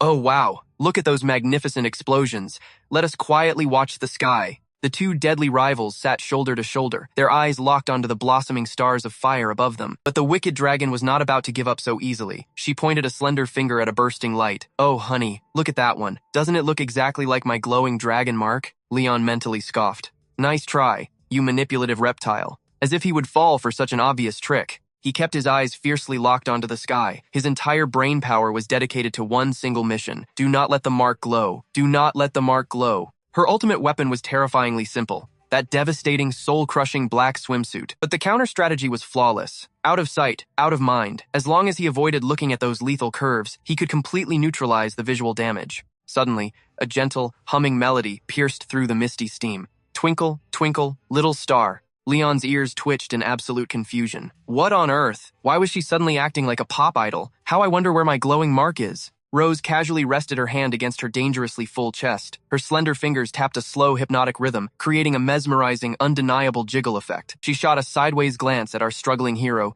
flashing a smile loaded with pure, concentrated danger. Closing the distance inch by deadly inch, she let her soft shoulder brush against his frozen arm. Then, with a tone dripping in sweet honey, she whispered, "Tell me, darling, did you like my little song?" Code Red! The true nature of her attack was finally revealed. Leon violently snapped his head the other way, squeezing his eyes shut to block out the overwhelming mental damage. "Your singing is terrible. I much prefer the I Love Taking a Bath song." Right on cue, Rose dramatically gasped and looked down at her chest. "Oh my dragon mark. It is glowing." Hearing this, Leon panicked. His eyes instantly darted down toward her majestic twin peaks. Boom!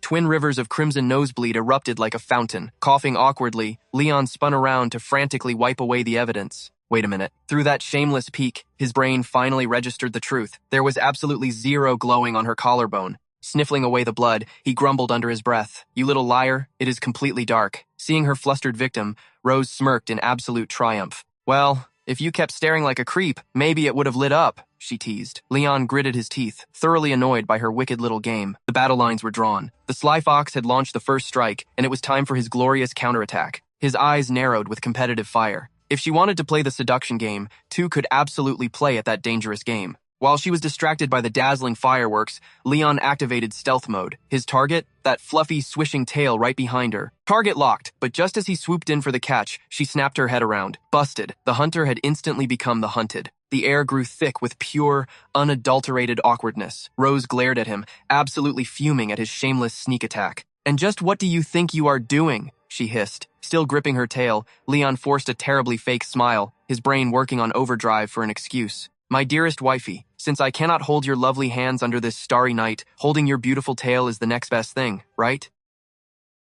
Smooth line, terrible delivery. Rose was not having any of his nonsense. Her eyes darkened with absolute lethal intent. "Unhand my tail, right now." She lunged forward to reclaim her fluffy pride, but Leon boldly yanked it into his embrace, closing his eyes with annoying peace. Nope. Splash. She grasped nothing but hot spring water, sending her rage meter off the charts. "Leon, you absolute menace." But our boy knew her ultimate weakness. That tail was her most sensitive danger zone. Victory was practically dancing in his hands. With the precision of a master thief, his fingers began to work their wicked magic, finding all the right fluffy spots. He caressed the fur like a prized treasure. Electrifying jolts of pleasure instantly shot up from her tail, melting her defenses into absolute jelly. Ah! A sweet gasp escaped her lips. Her entire body shivered from the overwhelming sensation. Eyes fluttering shut, she arched her back like a graceful swan. Her cheeks burned crimson as she desperately bit her lip, fighting back those embarrassing little sounds. Clenching her fists in the bubbling water, she shot daggers at him. She needed a counter strategy, and she needed it now. "So he wants to play rough?" she thought. Taking a shaky breath to steady her racing heart, she extended a trembling hand toward him with a dangerously sweet smile. "Who says you cannot hold my hand under the fireworks? Come here and hold it, my dearest darling." Critical hit! Leon's jaw practically dropped into the hot spring. His face instantly exploded into a tomato-red blush.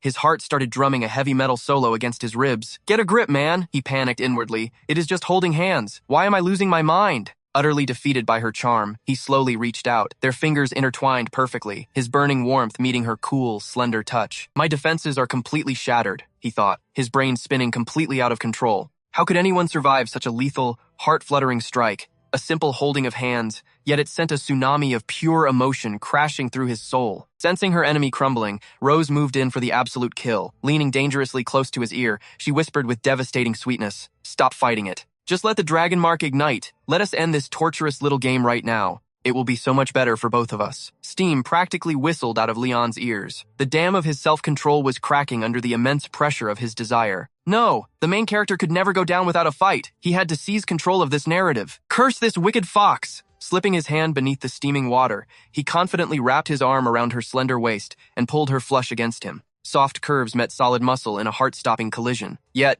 our boy held his ground, pretending the overwhelming contact did not affect him at all. Staring deep into her trembling eyes, his voice dropped an octave. "You are completely right. Holding back is absolute torture. But my dear wifey, are you not barely holding it together yourself?" Leaning in dangerously close, his hungry gaze locked right onto her soft lips. Rose froze, her pupils dilating in pure shock, and right in that electrifying second, both of their chests began to blaze with magical energy. The purple dragon marks flared like supernovas, screaming with their unbridled desire. But suddenly, the magic flickered, desperately trying to cool the boiling tension. Pulsing wildly between blazing light and shadow, the seals were glitching out. The ultimate switches of lust were completely short-circuiting. And when the system breaks down, all restraints are utterly annihilated. The hot spring felt like lava as their body temperatures skyrocketed. Breathing heavily into the misty air, the final gap closed. Their lips met in an explosive, breathless touch. Cupping the back of her neck, Leon pulled her into a deeply passionate, soul-stirring kiss. Surrendering entirely, Rose wrapped her arms around him, melting into the magical moment. And as if celebrating their victory of love, the fireworks behind them erupted into the starry sky, painting the night with their most breathtaking colors yet. Under the spectacular rain of fireworks, Leon and Rose had finally shared their very first kiss. Fast forward to the next morning. Golden sunlight spilled through the hotel corridor, knocking on the door of our newly minted couple. The little ones, Noah and Moon, were already up and running. Moon tapped the door with her tiny hands. "Mommy, Daddy, time to wake up. The sun is literally roasting your bottoms right now." After a painfully long silence, little Moon pressed her ear against the wood, trying to catch any juicy gossip. But alas, not a single peep or footstep could be heard. Moon tilted her head, looking at Noah with massive question marks in her eyes. "Sister Noah, what is going on? Are they really still sleeping?" Noah stroked her chin like a tiny detective. Something felt incredibly fishy. Knowing their routine, Mom should have been brushing her teeth by now. Moon blinked her big, confused eyes. "Wait, what about Daddy?" Did he run away again? Convinced that Leon had pulled another vanishing act, Moon gasped and looked at Noah with sparkling, hungry eyes. Sister, should we set up a food offering to summon him back? Noah could only facepalm at her little sister's ridiculous imagination and absolute dedication to her stomach. She crossed her arms and sighed. You just want an excuse to eat steak, do you not? Since the adults were missing in action, the girls decided to ditch the waiting game. Grabbing Moon's little hand, Noah marched straight toward the elevator. Forget them. Let us go grab breakfast first. I am perfectly capable of feeding you without them. Moon instantly threw her hands in the air. Hooray! Meanwhile, totally oblivious to the kids, our main duo was completely knocked out. They were tangled up in the sheets, sticking together like glue. A suspicious collection of little red marks decorated Rose's skin. Whether it was the blinding sunlight or the overwhelming body heat, Leon finally stirred awake. He peeled his eyes open and let out a dramatic groan. Ugh, my entire body feels like it got run over by a carriage. He slowly sat up, rubbing his messy hair. The exhaustion was hitting him like a ton of bricks. Then, he slowly turned his head and spotted Rose peacefully snoozing beside him. Staring intensely at her sleeping face, a thought flashed through his mind. Well, I guess we both spectacularly failed that Dragon Seal challenge last night. In the soft morning glow, Rose looked absolutely angelic. Her delicate features, those long, sweeping eyelashes, and her plump, inviting lips. Honestly, after last night's intense make-out session, those lips looked even more dangerously irresistible. That was our actual first kiss, he realized. The memories of last night crashed into his brain, and Leon's face instantly heated up.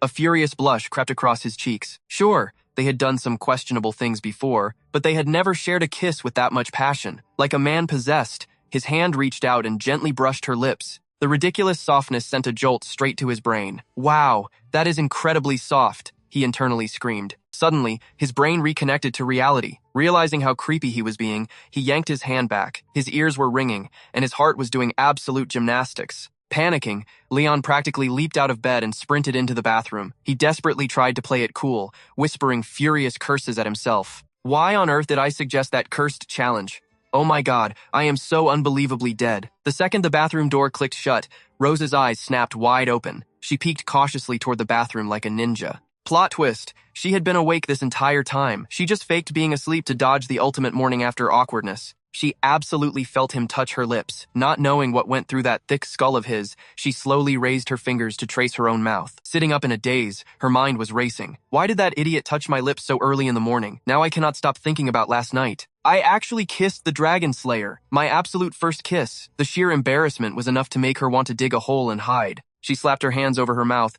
blushing furiously. I cannot believe this is happening. I gave my first kiss to Leon of all people, and the worst part, she suddenly realized just how much his kiss actually affected her. In total denial, she yanked the blanket entirely over her head. Wait a minute, hold on. It is not like I was completely desperate to kiss him or anything. She pouted aggressively under the sheets. It was purely because of that stupid cursed dragon seal. Meanwhile, the hot spring outside bubbled away peacefully. The soothing sound of the rushing water did its best to cool down the absolute romantic panic happening inside their heads. Fast forward a bit. Having changed into their vacation gear, Leon and Rose dragged Noah and Moon to the resort's massive water park. The place was an absolute aquatic paradise. Tourists were everywhere, rocking their best swimwear and soaking up the family vacation vibes. Friends were dunking each other in the pools left and right. Joyful screams and epic water splashes echoed across the entire park. Moon was sporting the brightest yellow swimsuit you have ever seen. With her hair tied into two adorable little garlic buns, she was fully equipped for water warfare. Brandishing her trusty water gun like a legendary weapon, she flashed an absolutely diabolical grin. Locking onto her target, Moon aimed her weapon dead at Noah. Noah, rocking a cute pink swimsuit and a high ponytail, was caught completely off guard. Facing Moon's ruthless aquatic assault, Noah panicked and threw her hands up in defense. Seeing her sister's weakness, Moon showed zero mercy and kept firing. Charging forward like a tiny berserker, she blasted water everywhere and shouted, "Prepare yourself, Sister Noah. Behold my ultimate splashing strike." Noah squeezed her eyes shut, desperately shielding her face while stumbling backward in total defeat. Sploosh! While Mun was totally distracted, Noah instantly dunked her hands into the pool. She violently launched a massive tsunami attack right at her older sister to show off her moves. Mun casually raised her arms to block the tidal wave. A ridiculously huge, joyful grin instantly lit up her cute little face. Just a few steps away, Leon and Rose were chilling on a poolside bench. The two silently watched the chaotic water battle unfold before them. Thanks to that incredibly awkward situation last night, absolutely neither of them wanted to step one single foot near that pool. Putting on her absolute best poker face, Rose asked, "Why do you not just go jump in and play with the kids?" Leon matched her fake chill energy perfectly. "We soaked in the hot springs way too long last night anyway. I am staying 1,000,000 miles away from the water today." Hearing his extremely smooth excuse, Rose shot him a highly suspicious glare. Before Rose could even process the memory of last night, a random voice echoed right next to them. Oh my absolute goodness. What incredibly adorable little children. Are you two the lucky parents of those kids? Rose quickly whipped her head around to spot the strangers. Yes, we are. Leon also turned around, spotting the mysterious dragon couple standing quite close. Hand in hand, the lovebirds strolled straight toward Leon and Rose. The guy rocked short black hair and piercing golden eyes. Meanwhile, the lady sported short brown hair and striking crimson eyes. Flashing a super friendly smile, she quickly waved at them. Hey there, I am Yuna, and this tall guy right here is my beloved husband. His name is Jay. Would you guys mind if we crash here and chat for a little bit? Rose immediately pasted on her absolute best customer service smile. Waving back, she played the role of perfect wife flawlessly. Be my guest. I am Rose, and this is my husband, Leon. Leon just gave a silent nod and a super awkward little wave. Yuna absolutely beamed with joy at the polite invitation. Still clinging to Jay's hand, she dragged him down onto the empty bench, sitting right beside them. The casual double-date chatting instantly commenced with Leon and Rose. We are actually happy newlyweds, totally enjoying our sweet honeymoon trip right now. We originally wanted to hit up the Emerald Sea, but we heard the Dragon Clan is throwing down over there recently. We completely dodged the drama and came here instead. The very moment the word drama dropped from the couple, giant alarm bells immediately started blaring inside Rose's racing heart. She lowered her gaze, her brain suddenly working in overdrive. I never expected Constantin to make his moves this insanely fast. The Emerald Sea might be far from home, but I absolutely must keep a seriously close eye on those lizards. Watching Leon and Rose sitting so closely on the bench, Yuna's inner gossip radar immediately started pinging with massive curiosity. You guys seriously look like veteran married pros. Your romantic chemistry is just totally off the absolute charts right now. Rose let out the most painfully awkward fake laugh ever. Ha ha, yeah, we totally get that a lot from other dragons. Leon actually twitched, rendered completely speechless by Yuna's horrible misread of the entire room. Deep down inside, he was absolutely screaming his lungs out. Do we honestly look like a sickeningly sweet romantic couple right now? Our kids are literally sprinting around making a massive ruckus, but we literally just had our very first kiss yesterday. Blissfully unaware of the internal panic, Noah and Mun kept splashing like absolute maniacs in the pool.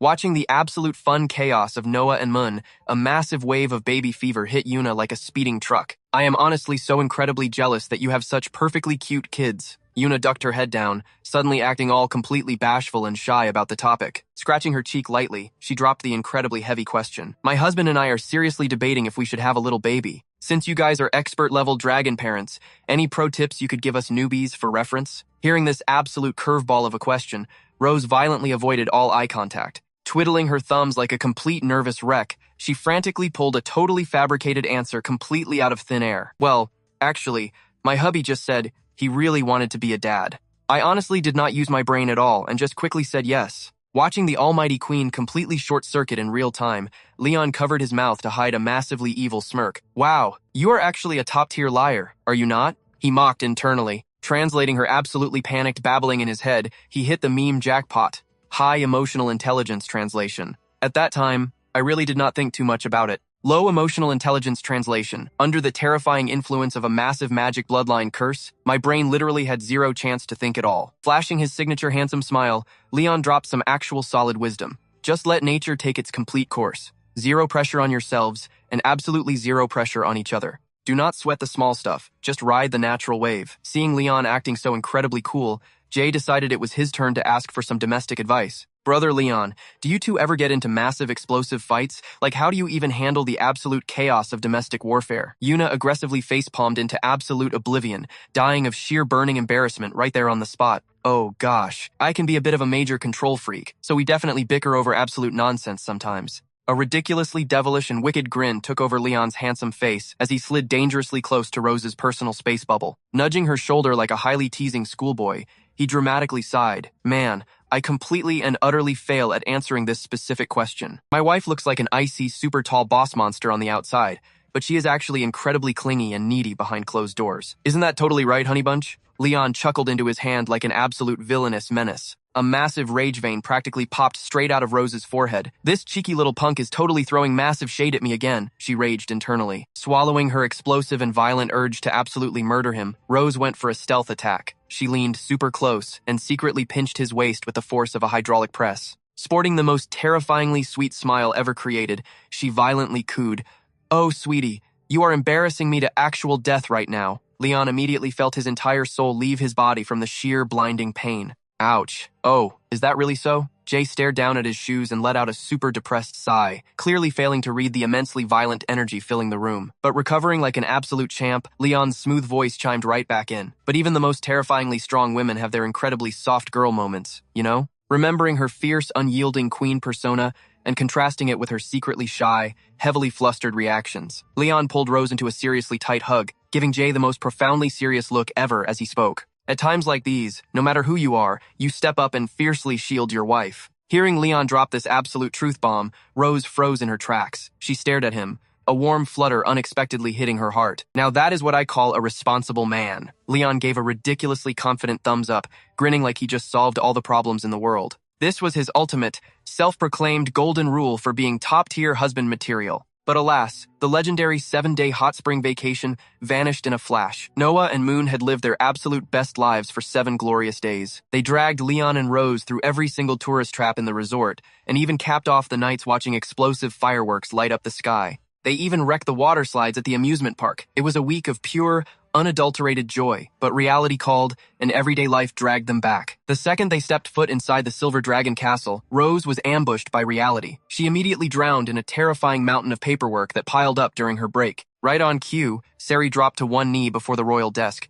ready to spill the ultra-secret intel she had gathered. Processing the report, Rose blinked in genuine shock. Wait, you actually tracked down Tiger and his wife? Yes, Your Majesty, Sari replied. She clasped her hands behind her back, looking dead serious. While doing some totally casual snooping at the edge of the Empire, I stumbled right into their hidden base. The place is ridiculously well hidden and rigged with heavy magic barriers. Unless you can sprout wings and fly, you are not getting in. Hearing this, Rose knitted her brows in pure confusion. For a frail human, even the most athletic one, picking a death trap location like that to live was completely absurd. Why on earth were they hiding up there? And more importantly, how did a mere mortal even climb that high? Sari gulped, shifting the topic to Tiger himself. Your Majesty, my instincts were screaming. That human called Tiger is an absolute monster. He is playing in a totally different league from those trash-tier dragon slayers. If he wanted to, he could have deleted me from existence with a single snap. Recalling Tiger's bone-chilling glare, Sari shivered like a wet cat. Finishing her report, she lowered her head in terrified silence. The sheer murderous intent in that old man's eyes was going to give her nightmares for weeks. Seeing her elite spy this thoroughly spooked,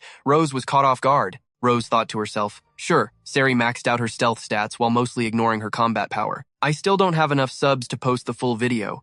This is the hardest challenge I have ever faced. Subscribe and help me out. But she is still my top-tier confidant. Even the Empire's #1 dragon slayer would sweat trying to take her down.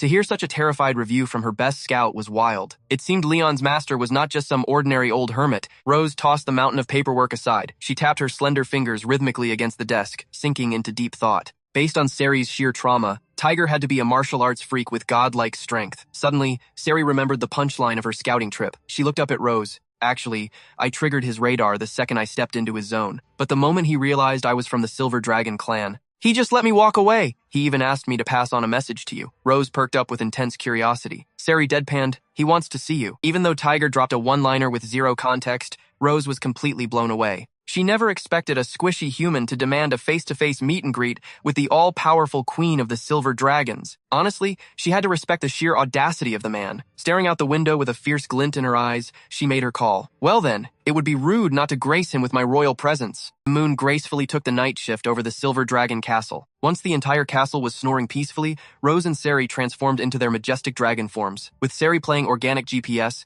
they shot into the night sky toward Tiger's domain. Bathed in silver moonlight, one silver and one purple dragon shredded through the clouds. They crossed endless mountain ranges, diving straight into absolute middle-of-nowhere territory. A few exhausting hours later, they finally touched down in Tiger's personal backyard. Right in front of them roared an absolutely massive waterfall, violently crashing from a cliff into the river below. There was zero trace of civilization anywhere. It was definitively, officially, not a place where a normal human could survive a weekend. Popping back into their human forms, Sari nervously pointed a finger straight at the roaring water. Tiger and his wife are hiding literally right behind that waterfall, and he explicitly requested an exclusive, solo VIP meeting with you. Rose gave a firm nod of understanding. Locking her gaze onto the raging water, she strutted forward like an absolute boss. If I am not back out here in exactly 1 hour, you know the drill. Sari caught the heavy, unspoken command instantly. She stood at perfect attention and bowed deeply. Understood. Please do not die in there, Your Majesty. Rose casually snapped her fingers, summoning a slick magic barrier to completely block the splash zone. Stepping into the hidden cave, she instantly spotted a man chilling on a stone chair, brewing tea like he had not a care in the world. Rose totally sized him up. Her instinct screamed that this was the guy who summoned her. This was Leon's legendary master, Tiger. Despite rocking a snowy white beard and matching hair, he did not give off a single ounce of fragile old man energy. Instead, he radiated an absurdly intimidating boss-level aura. Looking ridiculously unfazed, he sprinkled some tea leaves and smoothly lifted the boiling kettle to pour a cup. Sensing Rose creeping in, Tiger set the kettle down. He slowly looked up, catching her eye, and lazily gestured to the empty rock chair across from him. "Take a seat," he rumbled. Rose totally ignored the basic manners of saying thank you. She gracefully approached the stone seat. Over the years, she had crushed countless self-proclaimed dragon slayers, but Leon was the only anomaly who actually became a total headache. The man sitting before her had a commanding vibe just like that brat, maybe even more terrifying. Meanwhile, Tiger calmly poured boiling water into the teapot. She could practically taste the overwhelming aura radiating from his body. It was the heavy, suffocating pressure of a true apex predator. His majestic presence was on a completely different level compared to the generic trash she usually slaughtered. Taking her seat, Tiger slid a freshly poured teacup across the stone table. 2 long years, he began, his voice steady. I have been waiting for the perfect moment for us to cross paths. Crossing her arms defensively, she glared at the steaming cup with deep suspicion. There was zero chance she was drinking that immediately. That idiot boy, Leon, is he still breathing? Tiger asked, looking directly into her eyes. Finally picking up the cup, she inspected the liquid for poison like a true paranoid boss. Her response was ice cold. Your precious student is still alive? After confirming it was safe, she took a delicate sip. He is my personal prisoner. Despite facing endless torment, his stubborn spirit refuses to break. He tried every trick in the book to escape back to the Empire, but met absolute failure. Unfazed, Tiger casually took a sip of his own brew. Ha! 2 whole years and that brat is still a thick-headed fool, he chuckled. But knowing he is alive takes a massive weight off my chest. The veteran master was well aware that she had deployed Sari specifically to track his movements. Swirling his tea, he shot her a knowing side glance. I have no idea what shady deal you struck with my pupil that made you personally hunt me down, but clearly, the boy still holds some value to you. He paid a very fitting price, she replied cryptically. At those words, Tiger set his cup down with a solid clink. His casual demeanor vanished, replaced by deadly seriousness. In that case, I need an ironclad guarantee. For the next 12 months, you must ensure he never sets foot in the Empire. Her elegant brow twitched in confusion. And why exactly should I grant that request? This entire negotiation made zero sense to her. Why was the master not demanding his disciples' immediate rescue? You know your golden boy is breathing, yet instead of staging a jailbreak, you want him chilling in enemy territory for a whole year? What kind of twisted logic was this? Breaking the silence, Tiger unraveled the dark truth of the aftermath following the apocalyptic war between the Slayers and the Silver Dragons. As you know, our forces were utterly crushed at the Silver Dragon Fortress 2 years ago. The Emperor was blindingly furious, and public outrage threatened to tear the Slayers apart. When the broken survivors dragged themselves home, the atmosphere was toxic with resentment. A catastrophic loss demands a scapegoat. The corrupt higher-ups instantly shifted the blame, framing innocent soldiers as treacherous traitors. The puzzle pieces clicked in her mind. The legendary hero who miraculously vanished after the massacre. He was the perfect sacrificial lamb to shoulder all the treason. If his master dragged him back into that viper's nest right now, the angry mobs, his former comrades, and the paranoid emperor himself would tear him apart with their vicious suspicions. He would be chained by false crimes, living every single second like a rat under intense surveillance. Nodding at her sharp deduction, he sighed. Spot on. Returning to the capital right now is literally a death sentence. I would rather have him play prisoner in your domain. At least there, his head stays attached to his neck. Letting out a soft sigh, she placed her porcelain cup back down. Your logic is sound, she agreed, but I do not work for free. I have one non-negotiable condition. Spill every dark secret about him, especially his most humiliating childhood traumas. She stared at the old man with dead serious intensity, acting like this gossip was a matter of national security. The veteran slayer blinked in sheer disbelief. Raising an eyebrow, he scoffed, Ha! What a bizarrely specific demand. Yet, he did not refuse. Turning his back, the old man vanished into the dark cavern, rummaging through his secret stash. Moments later, he emerged carrying a stack of dusty boxes, slamming them right next to the stone table. Shoving an intricately carved wooden chest toward her, he smirked. Here you go. Every single love letter that lady killer received from his first day at the academy until graduation. I have been hoarding them for safekeeping. Staring at the massive pile of romance, her jaw practically dropped. Popping the lid open, she pulled out a rainbow array of scented envelopes and began aggressively speed-reading the cringy contents. Those were meant to be a fun surprise for his future wife, he chuckled. But who knew his destiny would end up in the palm of your hand? Do whatever you want with them. The hilarious irony was completely lost on the old master. He had zero clue that the terrifying woman sitting across from him was technically already his disciple's wife. Skimming through the embarrassing romantic confessions, a wicked, villainous grin spread across her face. Oh, Leon, your absolute doom has finally arrived, she thought gleefully. She kept giggling evilly at the paper in her hands. Watching this terrifying entity act like a gossiping schoolgirl left Tiger deeply bewildered. Why on earth was she so obsessed with a brat's personal drama? Since when do captors get this invested in their prisoner's love life? Was this some kind of revolutionary psychological torture? Suddenly, her fingers brushed against a crude drawing framed in cheap gold at the bottom of the stash. It was a sketchy portrait of a silver-haired woman with braided locks, dressed in flowing purple robes. The artistic skills were hilariously terrible, clearly drawn by Leon when he was just a little snot-nosed kid. "And what is this disaster?" she asked. Shrugging with a knowing smile, the master spilled the final secret. That is his absolute dream girl, drawn when he was 6. The idiot is obsessed with tall, beautiful women with silver hair and an icy, unapproachable attitude. A top-tier beauty at his academy actually confessed to him. She was literally his perfect type, but that fool hesitated for exactly 5 seconds before rejecting her. Suddenly, Tiger froze. The old master realized he might have said too much. His eyes darted up and down, scanning Rose from head to toe. Holy smokes, she was a spitting image of the mystery woman in Leon's secret sketch. The shimmering silver hair? Check. The elegant, towering figure? Check. That absolute Ice Queen aura? Double check. No freaking way. Even if that kid had nerves of steel, he wouldn't dare simp for the terrifying Silver Dragon Queen, right? Completely clueless about her uncanny resemblance to the drawing, Rose casually tossed the portrait and the letters back into the dusty wooden box. Her eyes sparkled with a hunger for gossip as she looked up. "Spill the tea, old man. Got any more juicy secrets?" Tiger's sweat dropped and waved his hands in a massive panic. No! He is still my precious disciple. I cannot throw him under the bus anymore." But our girl came prepared. Pulling a stack of premium photos out of thin air, she fanned them out like the ultimate bargaining chips. Exclusive. Unreleased photos of your favorite student. Not interested? Tiger's eyes bulged, and he shot up from the stone bench like a rocket. Dignity absolutely shattered. He sprinted toward the cave, shouting back at her, "Hold my drink! I am bringing out Leon's absolute first love." Wait, his first love? Rose blinked at his retreating figure, completely dumbfounded. Why on earth was his ex-flame crashing at his master's house? A sudden wave of jealousy hit her like a truck. Her heart raced like crazy. Forget about gathering his embarrassing weaknesses. This was serious. Before disappearing, the traitorous master stroked his beard, dumping all the lore. Boy absolutely despises carrots. And get this, a single eggplant will literally knock him out cold. Oh, and the best part, his waist is his ultimate weak point. One poke there, and the kid turns into a jumping bean. Rose went full detective mode. Whipping out a notepad, she fiercely scribbled down every single detail.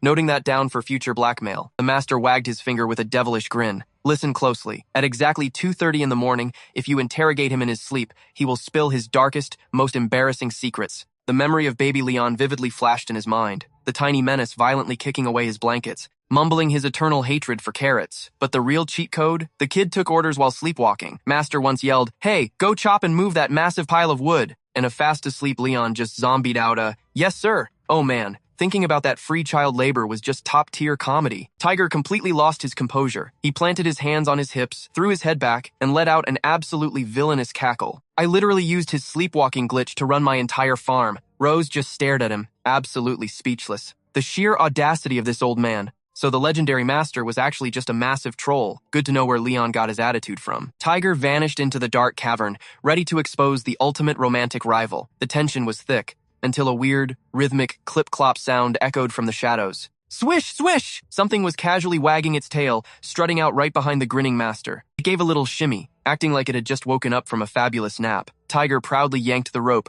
pulling into the light. An actual, literal donkey. Behold, the legendary first love. It was rocking pristine white fur, a sassy high ponytail on its tail, and a bright red ribbon tied with absolute diva energy. With a blue tint to its skin and a weird little brown vest, this creature was oozing pure annoyance. Clearly, being woken up for a gossip session was not on its schedule. Tiger beamed at Rose like a proud father. "Sorry for the wait. I had to wake the grand lady from her beauty sleep, so she is throwing a bit of a tantrum." Rose felt her soul leave her body. Her eyes practically bugged out of her skull. A donkey? The grand romantic rival was a farm animal? Her jaw hit the floor as she struggled to form words. Are you telling me his ultimate crush is a beast of burden? Tiger, sensing her massive internal short circuit, just chuckled. With a sagely nod and a cheeky grin, he confirmed it. You bet. And so began the epic, tragic backstory of baby Leon and his four-legged goddess. Even in diapers, that boy was a beast-taming prodigy. He could make terrifying predators roll over for belly rubs, but this specific, stuck-up donkey, it completely ignored him. His tiny ego could not handle the rejection. He chased this animal from dawn to dusk, every single day. Yep, you are looking at his literal childhood, sweetheart. In the master's nostalgic memories, this hilarious one-sided romance had been going on for years. Picture this, a tiny kid waving a twig, desperately trying to command a stubborn mule. Even his loyal pet dog was barking from the sidelines, acting as his hype man, but the diva donkey gave absolutely zero cares. It bolted forward with a magnificent resting witch face, sprinting for its life just to ghost the annoying toddler. Tiger suddenly tapped the bridge of his own nose with a dramatic flair. Ever notice that cool little scar on his nose? Let me ruin the mystery for you. He got utterly outplayed and drop-kicked in the face by his first love right here. A flashback of Leon's handsome face confirmed it. There really was a faint scar there. Without this legendary gossip session, Rose would have never connected the dots. Hearing the ridiculous truth, the tension instantly evaporated from her body. She closed her eyes and let out a hilariously massive sigh of relief. Oh, thank heavens. Wait a damn minute. Rose froze as a massive realization hit her. Since when did she care about some guy's romantic history? Her eyes snapped open as she mentally panicked. Why the heck am I so relieved? It is literally a farm animal. Am I losing my mind? Why was my heart racing over a rival anyway? In complete denial, she stomped over to the blue diva. Leaning down, she glared at the beast, squinting her eyes in serious investigation. The donkey just stared back with its signature resting witch face. And our stubborn queen? She utterly refused to admit she had just gotten insanely jealous over Leon. Even the grumpy donkey gave her zero reaction. Honestly, the stubborn beast seemed completely allergic to her majestic presence. After cracking the mystery of why Tiger summoned her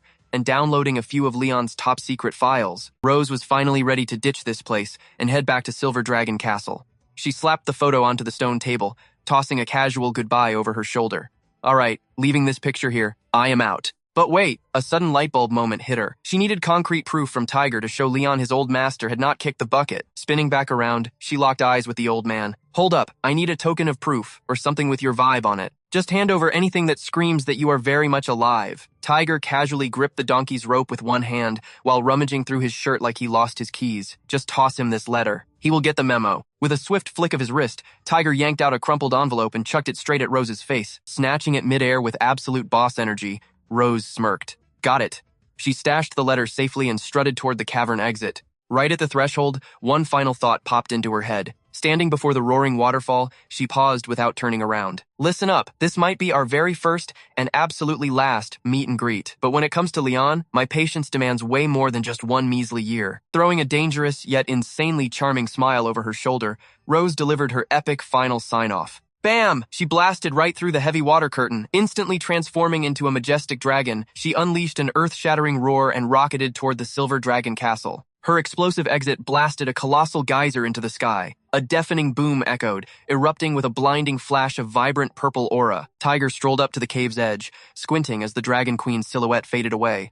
Her spicy parting words were still bouncing around in his head. What an intensely bossy queen. But what the heck was that supposed to mean? Right on cue, a dramatic gust of wind swept the family photo right off the table. Glancing down, Tiger spotted the fallen picture chilling right next to his dusty boots. The second his eyes focused on the faces, his jaw practically hit the floor. He froze like a statue before slowly bending down to pick up the glossy paper. Hearing the absolute silence outside, a stunning woman finally stepped out from the deepest shadows of the cave. Leaning elegantly against the jagged rock wall, she stared at Tiger's back. Hey, is our little troublemaker doing okay? This gorgeous lady rocked flowing hair and ocean-deep blue eyes. A mysterious blue crest glowed softly on her forehead. Draped in an elegant azure gown, she radiated pure goddess energy. Meet Charlotte Poseidon, Tiger's legendary better half. Her eyes swam with motherly anxiety, desperate for the latest gossip on Leon. Tiger flashed a warm, reassuring grin, basically saying to just chill out. Handing over the photograph, he chuckled. Trust me, the word good does not even come close to describing the crazy life he is living right now. Charlotte's gaze dropped to the picture as she gently snatched it from his hands. Wow, look at this brat, living his absolute best life out there. She obsessively studied every pixel of the photo. It was Leon and Rose's ultra-cute family snapshot, taken back in Sky City just to sneak Noah into that elite academy. The wholesome family vibes were simply off the charts. Charlotte's anxious face instantly melted into the softest, most heartwarming smile ever. Looking up, she noticed her husband marching toward the cavern wall. Knowing exactly what was brewing in that dramatic brain of his, she raised an eyebrow. So, you have finally made up your mind? Tiger halted before the rocky cliff. He tenderly caressed an ancient blade resting there, before gripping the hilt with white-knuckled intensity. The pitch-black broadsword gleamed menacingly, featuring a fiery orange gemstone completely embedded in its core. Staring at his trusty weapon with deadly seriousness, he declared to Charlotte, "Hell yes, it is officially time to scrub away that nasty traitor label and drag his lost honor back from the mud. Let us just call this a little welcome gift for our adorable new granddaughters." His voice was heavy with absolute unshakable conviction. A ferocious resolve ignited within his deep blue eyes. Tiger was gearing up to drop an absolute bombshell for Leon's sake. Fast forward exactly 2 days. Rose safely touched down at the Silver Dragon Temple. Evening had already crashed the party, hanging a sharp crescent moon high up in the dark sky. Down the lavish corridors of the Silver Dragon Temple, warm magical lights guided the way. Dinner time hit, and Leon casually escorted Moon down to the grand dining hall. But hold up! Tonight's head chef was not our boy Leon. It was Rose! Leon propped his chin on his hand, throwing major side-eye as she suspiciously buzzed around the kitchen, his eyebrows scrunched together in maximum confusion. Everything about her overly domestic behavior tonight was screaming absolute red alert. Rose was acting way out of character. She had completely ghosted him for 2 whole days without dropping a single hint. Flashback to 48 hours ago. Leon realized his queen had poofed into thin air. He bumped into Anna, who was casually strolling toward the royal office, and instantly interrogated her. "Hey, where in the world is Rose?" Anna just blinked at him and dryly responded, "Her Majesty is currently out on a business trip." Back to the present. Intense sizzling sounds echoed loudly from the kitchen zone. Leon squinted suspiciously at the cooking chaos and thought, she literally just got back, and now she is violently demanding to cook our dinner? Yeah, this is 100% a trap. He had zero clue what sneaky business Rose had been up to, but his protagonist instincts were tingling like crazy. Minutes later, Chef Rose wrapped up her culinary masterpiece. Plating the mystery meals, she triumphantly marched out of the kitchen zone. Going full dramatic mode, she kept the plates hidden under shiny metal cloches. Approaching her target audience, she proudly slammed the portions down in front of Leon and Moon. Flashing a dangerously mysterious grin, she announced, "All right, family, time to dig in." The lids popped off, revealing Moon's absolute favorite premium steak. A heavenly aroma punched them in the face, featuring perfectly seared meat dripping with a glossy, mouth-watering brown sauce. It was not just a feast for the eyes, it was a total nutritional powerhouse. Moon practically vibrated with joy, clapping her tiny hands. "Oh my gosh, Mommy's steak looks so incredibly yummy." As Leon lifted the silver lid of his dinner plate, a colossal mountain of baby carrots stared back at him. Utterly baffled by Rose's bizarre vegetable hoarding, he demanded, "What in the world is this dish?" Rose simply flashed a dazzling smile. "A wholesome vegetable salad," she chirped. Leon's eye twitched in pure disbelief. There was absolutely nothing green on that plate. Poking the orange mountain, he grumbled, "This is literally just a pile of carrots." Rose nonchalantly wagged her finger, completely unfazed. "Allow me to correct you," she smirked. "It is a carrot-exclusive vegetable salad." Noticing Leon's soul leaving his body, little Mun paused her steak chewing. "Daddy?" The innocent child blinked. "Do you not like eating carrots?"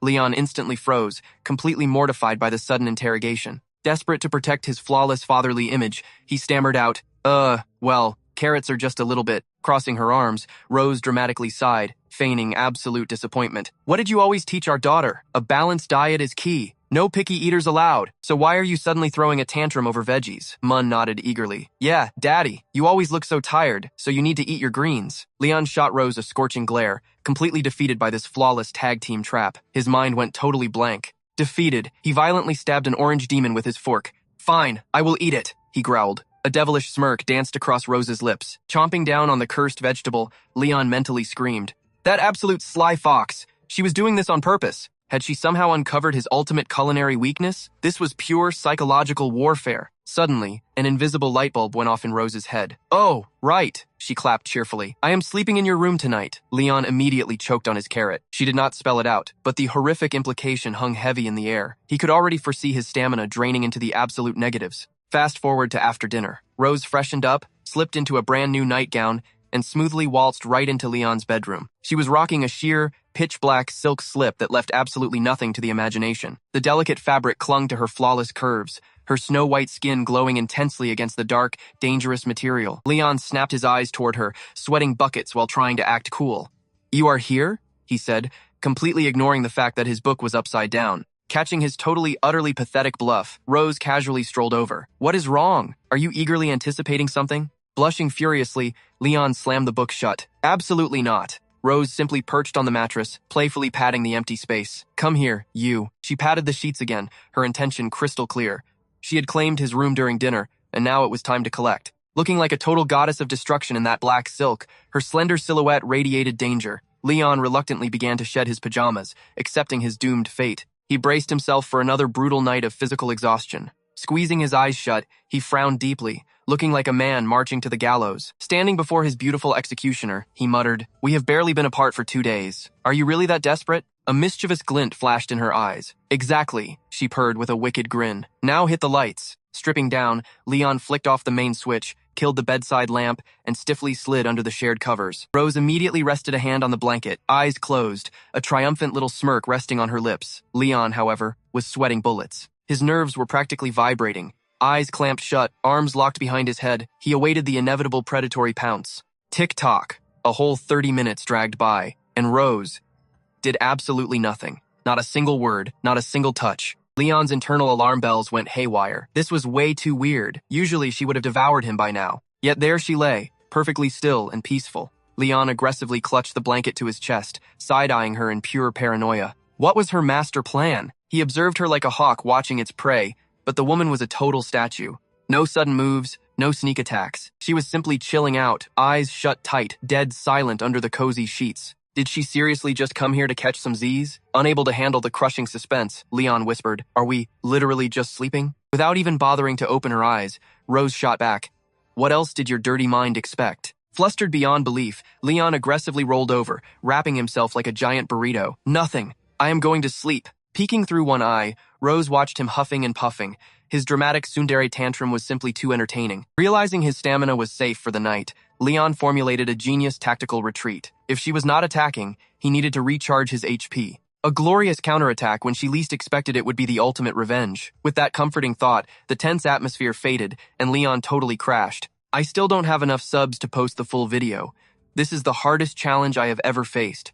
Subscribe and help me out." The minutes ticked away, and the massive castle was swallowed by the dead silence of the night. Pale moonlight spilled through the window panes. On the wooden nightstand, the tiny hands of the alarm clock inched closer to 2:30 in the morning. Suddenly, Rose's eyes snapped open. She elegantly rolled over, her gaze locking onto the glowing clock face. Tossing her side of the blanket away, she smoothly sat up. Grabbing the clock, she double-checked the exact time. Spoiler alert, she was never asleep. This sly mastermind had been faking it the whole time. A juicy little secret about Leon, courtesy of Tiger from a few days ago, had just clicked into motion. At exactly 2:30 in the morning, if you ask a sleeping Leon any question at all, there is a solid chance he will spill his deepest, darkest secrets. Rose glanced over her shoulder at the snoozing Leon, a wicked smirk playing on her lips. Placing the alarm clock back on the nightstand, she spun around and crept toward him like a stealthy cat. "Let us start with a simple warm-up test," she thought to herself. Rose reached out and gave his shoulder a gentle poke. The man was out cold, completely unresponsive to the world. She whispered softly, "Leon Cosmos, what is your youngest daughter's name?" Still trapped in dreamland, he mumbled softly,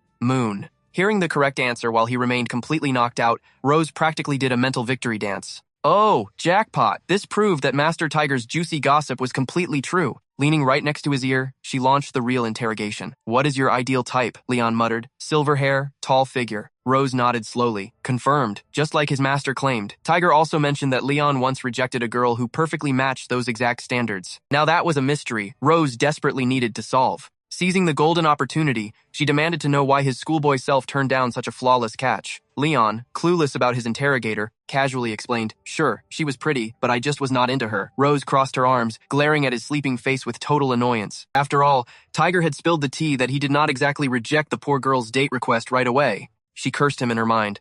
You were not interested, yet you hesitated for 5 whole seconds before saying no?" Even knowing his so-called preferences from Tiger, Rose strongly suspected this guy had other secret tastes, so she pushed further. "Listen to me, what other types do you like?" Leon shifted slightly in the sheets before brutally exposing his own truth. "I am also into mature, dark-haired women, and definitely girls in bunny suits." Hearing that spicy confession, Rose's curiosity level instantly skyrocketed to maximum. Resting her chin on one hand, she playfully poked his cheek with the other. Flashing a mischievous grin, she asked, "So, did you want to see your female classmates in bunny outfits?" Shaking his head slightly, Leon honestly shared his thoughts from back then. Nope. This left Rose scratching her head, since the guy obviously had a thing for bunny girls. Staring intently at him, she pressed on, "Oh? Then who exactly do you want to see wearing one?" Silence hung in the air for a moment. He did not answer right away, seemingly pondering this incredibly serious question in his dreams. Then, a dopey smile spread across his face as he dropped the bombshell name, Rose. Hearing her own name, she froze completely like a statue.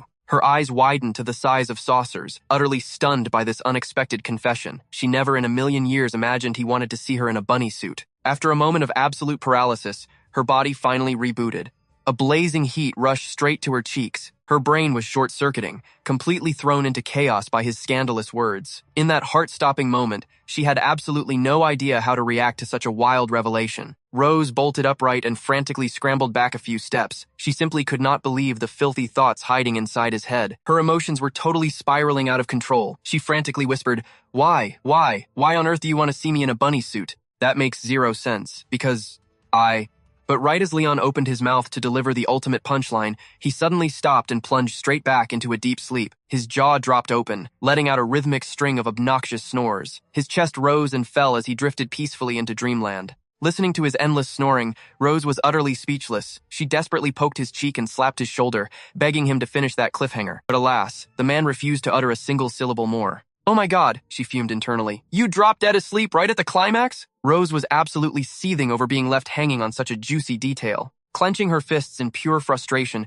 she glared at his sleeping face and hissed, Consider yourself lucky this time. Next time, I swear I will make you do something incredibly embarrassing while you sleepwalk. Fast forward to the next afternoon. As usual, Leon, Rose, and Moon stood on the vast lawn outside the city gates, waiting to pick up Noah for the weekend. The weather was absolutely perfect, with golden sunlight blanketing the grass in a warm, cozy glow. Suddenly, Moon spotted a little green frog chilling on a nearby rock. The adorable little girl sprinted over to investigate her new bumpy friend. Meanwhile, Leon and Rose stood a few steps back, keeping a watchful eye on her while making casual small talk. Earlier that morning, Leon had woken up completely alone in his bed. Rose had vanished from his room long before the sun even came up. Glancing at her now, he casually asked, What time did you leave last night? Watching Moon play happily in the distance, Rose offered a sweet, innocent smile. After you fell fast asleep, of course. But then, she turned her head toward him, flashing a dangerously mischievous smirk. She began to playfully poke the bear. Why? Are you feeling disappointed? Leon shifted his gaze back to the lawn and threw his hands up. He dramatically shrugged his shoulders in a show of total indifference. Pouting slightly, he shot back. Do not be ridiculous. This entire castle belongs to you. You can sleep wherever you please. Recalling the absolute comedy gold from the night before, Rose closed her eyes and dropped the ultimate bait. Well, when I was leaving last night, I caught you talking in your sleep. Hearing this absolute nightmare fuel, Leon was instantly struck with panic. He could not fathom that he actually committed such a humiliating blunder. Pointing nervously at his own chest, he sputtered, What on earth did I say? Rose gracefully lifted her hand, tapping her chin thoughtfully as if trying to recall his scandalous bedtime confession. It really seemed like the poor guy was drowning in regret, missing out on that high school girl's sweet confession back in the day. Who knew you harbored such a touching secret romance? Rose teased, flashing a dangerously sly smile. But Leon just closed his eyes, crossed his arms defensively, and scoffed. Oh, really? Absolutely impossible. Stop sprouting such utter nonsense. Back then, my soul belonged entirely to the nation. Romance was literally the last thing on my mind, let alone some secret puppy love. Rose simply let out a knowing little chuckle. Even though Tiger had already spilled almost all of Leon's embarrassing secrets, she chose to play dumb because, well, who knows? What if his ridiculous sleep-talking was actually his heart's truest confession? Seeing her reaction, Leon practically sweat bullets, desperately trying to clear his name. Hey, Miss Tran, why in the world won't you believe me? I swear on my life, I did not. While the two adults bickered like an old married couple, little Mun was busy. She gathered a rainbow of wildflowers and wove them into an absolutely adorable crown. Right at that sweet moment, swoosh! A massive flapping sound echoed from the distance. The tiny girl quickly tilted her head up to the sky. A majestic leviathan swooped right over their grassy spot, carrying none other than Noah. Catching sight of her big sister, Mun's face lit up as she dashed forward. Noah! She squealed. Seeing the little one sprint like a rocket, Leon immediately yelled in full dad mode. Mun! Slow down! You are going to faceplant! Mun totally ignored him, gently placing the cute flower crown right onto Noah's head. Clinging to her sister's arm with a giant grin, they both happily skipped toward Leon and Rose. Mom! Dad! I am finally home! Noah announced cheerfully. That was when Leon's sharp eyes zeroed in on a mysterious paper in her grip. Pointing directly at it, he raised an eyebrow. Noah, what is that? The glorious weekend had finally arrived. Noah was officially off the clock from school, landing right in front of the Silver Dragon Castle. Leon, Rose, and Mun were already stationed on the vast lawn like a royal welcome committee. Spotting the suspicious scroll in his daughter's hand, Leon just had to interrogate her. Without missing a beat, Noah handed it over like a top-secret mission file. "It is my school homework." Taking the cursed document, Leon unrolled it dramatically.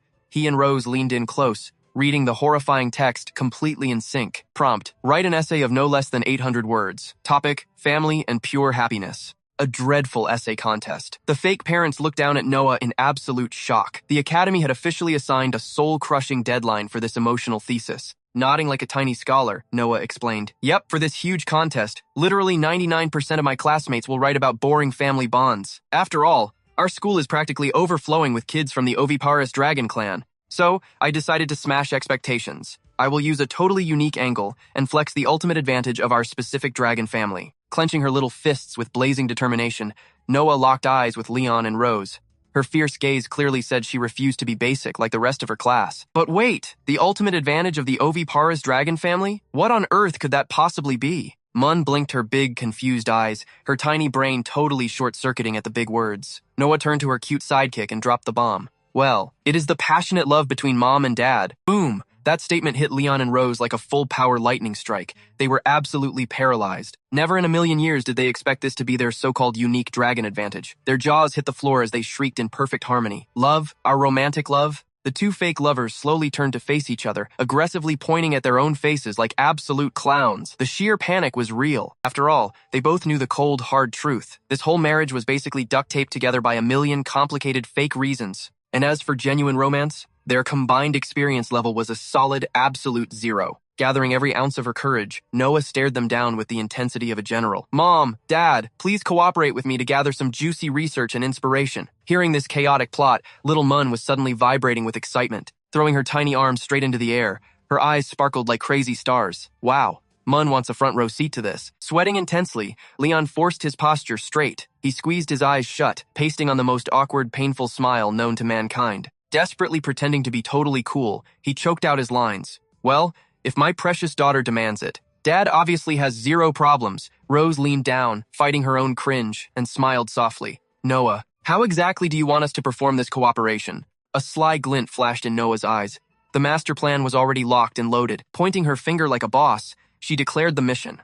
"Tomorrow, you two are going on an official date in Sky City." Leon and Rose's eyes practically popped out of their sockets. A date? Fast forward to the very next day. Following the Grand Commander's orders, our fake couple dramatically spawned onto the lively streets of Sky City. To make this charade look legit, they were forced into brand new outfits. Yes, humiliatingly matching couple clothes, personally handpicked by their devious daughter. The shopping district was absolutely exploding with energy. Hordes of tourists chatting wildly, merchants screaming their lungs out to haggle. It was the perfect, chaotic backdrop for romance. However, the vibe between Leon and Rose, it was colder than the Arctic and painfully, horribly awkward. Moving like a rusty robot, Leon turned his stiff neck toward Rose, commencing the dating sequence now. Rose just shut her eyes in deep regret, letting out a heavy, defeated sigh before nodding. Leon's brain was seriously buffering right now. How in the world did a kid Noah's age even comprehend the concept of going on dates? Does that child actually understand what a romantic date even is? He mumbled. Rose smirked slightly. "Noah is far from a normal kid. She knows way more than you think." Haha, honestly, fair point. Meanwhile, lurking in the shadows like professional ninjas, Noah and Mun were stealthily tailing their targets.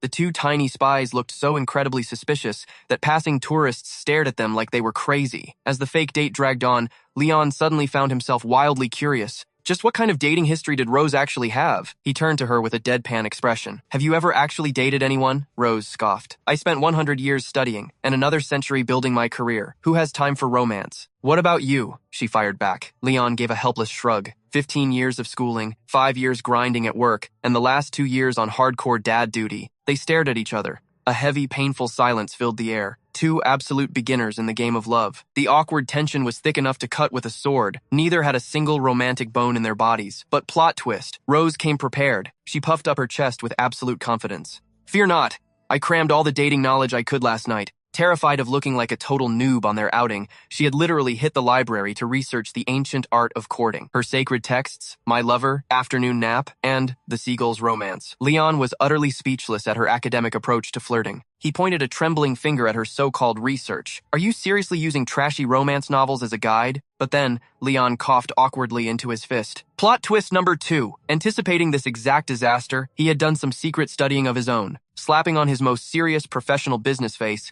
he looked her dead in the eye. Truth be told, I also consulted some reference materials last night. I've compiled a strict list of standard protocols for regular couples on a date. Spoiler alert, his references were totally romance novels too. With a dramatic flourish, he whipped out a bright pink piece of paper. Written on it was a highly detailed itinerary of what he assumed normal humans did on romantic outings. The ultimate master plan included hitting a sweet shop, catching a musical, and wandering through the local zoo. Listen closely, he told Rose. This list avoids any chaotic couple games or excessive physical contact. It strictly highlights the warm, wholesome vibe of parental love. If we stick to this script, we literally cannot fail. We will serve up the absolute perfect material for Noah's writing assignment. He pumped his fist in the air, practically glowing with main character confidence for their upcoming fake date. Rose gave a solemn nod, completely approving of this logical approach. And so, our extremely awkward duo began their tactical romance mission. Phase 1. They hit the dessert shop to arm themselves with ice cream cones, before casually strolling through the zoo like totally normal parents. Meanwhile, hiding in the bushes like a tiny ninja, Noah observed their every move, furiously scribbling notes. Beside her, Mun squatted in the dirt, happily munching on his own sweet treat. Phase 2. The fake couple marched into a clothing boutique. Rose picked up a frilly pink dress, holding it up against herself to check the fit. She turned to Leon for his verdict. Playing the part perfectly, he stroked his chin and examined the garment with the focus of a fierce fashion critic. Up on a nearby roof, our stealthy stalkers maintained their overwatch. Noah gave an approving nod, documenting the fashion show with journalistic precision. Next, on the ultimate itinerary, the duo stepped into a grand theater to endure a stage play entirely about seagulls. Sitting shoulder to shoulder, they watched the actors with intense, academic focus, offering perfectly timed, polite golf claps for the performance. Suddenly, an audience member in the back noticed two tiny figures crawling past their feet. Mun instantly pressed a finger to his lips, flashing a desperate shush sign. They absolutely could not risk blowing their cover and ruining their parents' perfect date. Soon, the play ended, transitioning into a live audience interaction segment. The charismatic host scanned the crowd for lucky volunteers, and as fate or bad luck would have it, the spotlight zeroed in straight onto Leon and Rose. With a dramatic wave of his hand,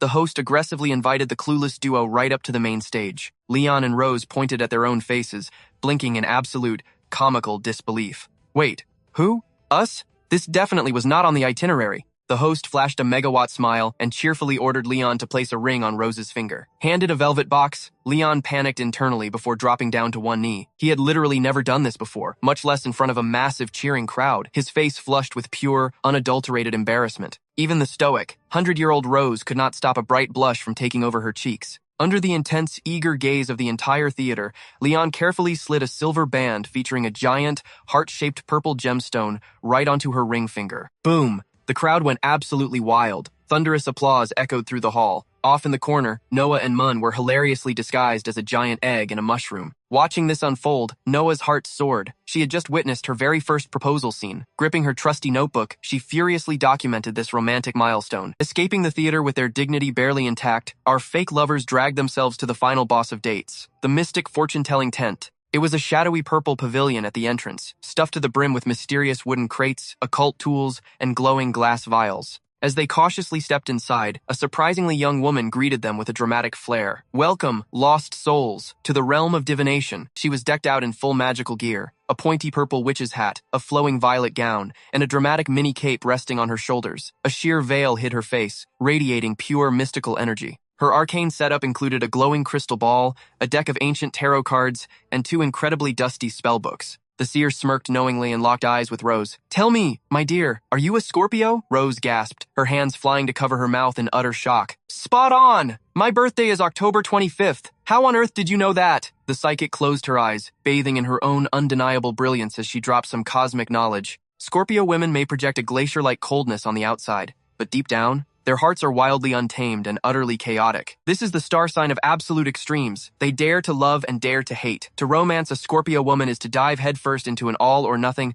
high-stakes gamble. Rose gave a slight nod. She totally bought into the fortune-teller's mystical explanation. But Leon, sitting right beside her, he looked like he'd swallowed a lemon. He scowled, muttering that this was all just a cheap scam for gullible kids. Right on cue, the mystic locked eyes with him. "Tell me, young man," she asked, "are you by chance a Leo?" Leon completely froze. She had nailed his zodiac sign on the first try.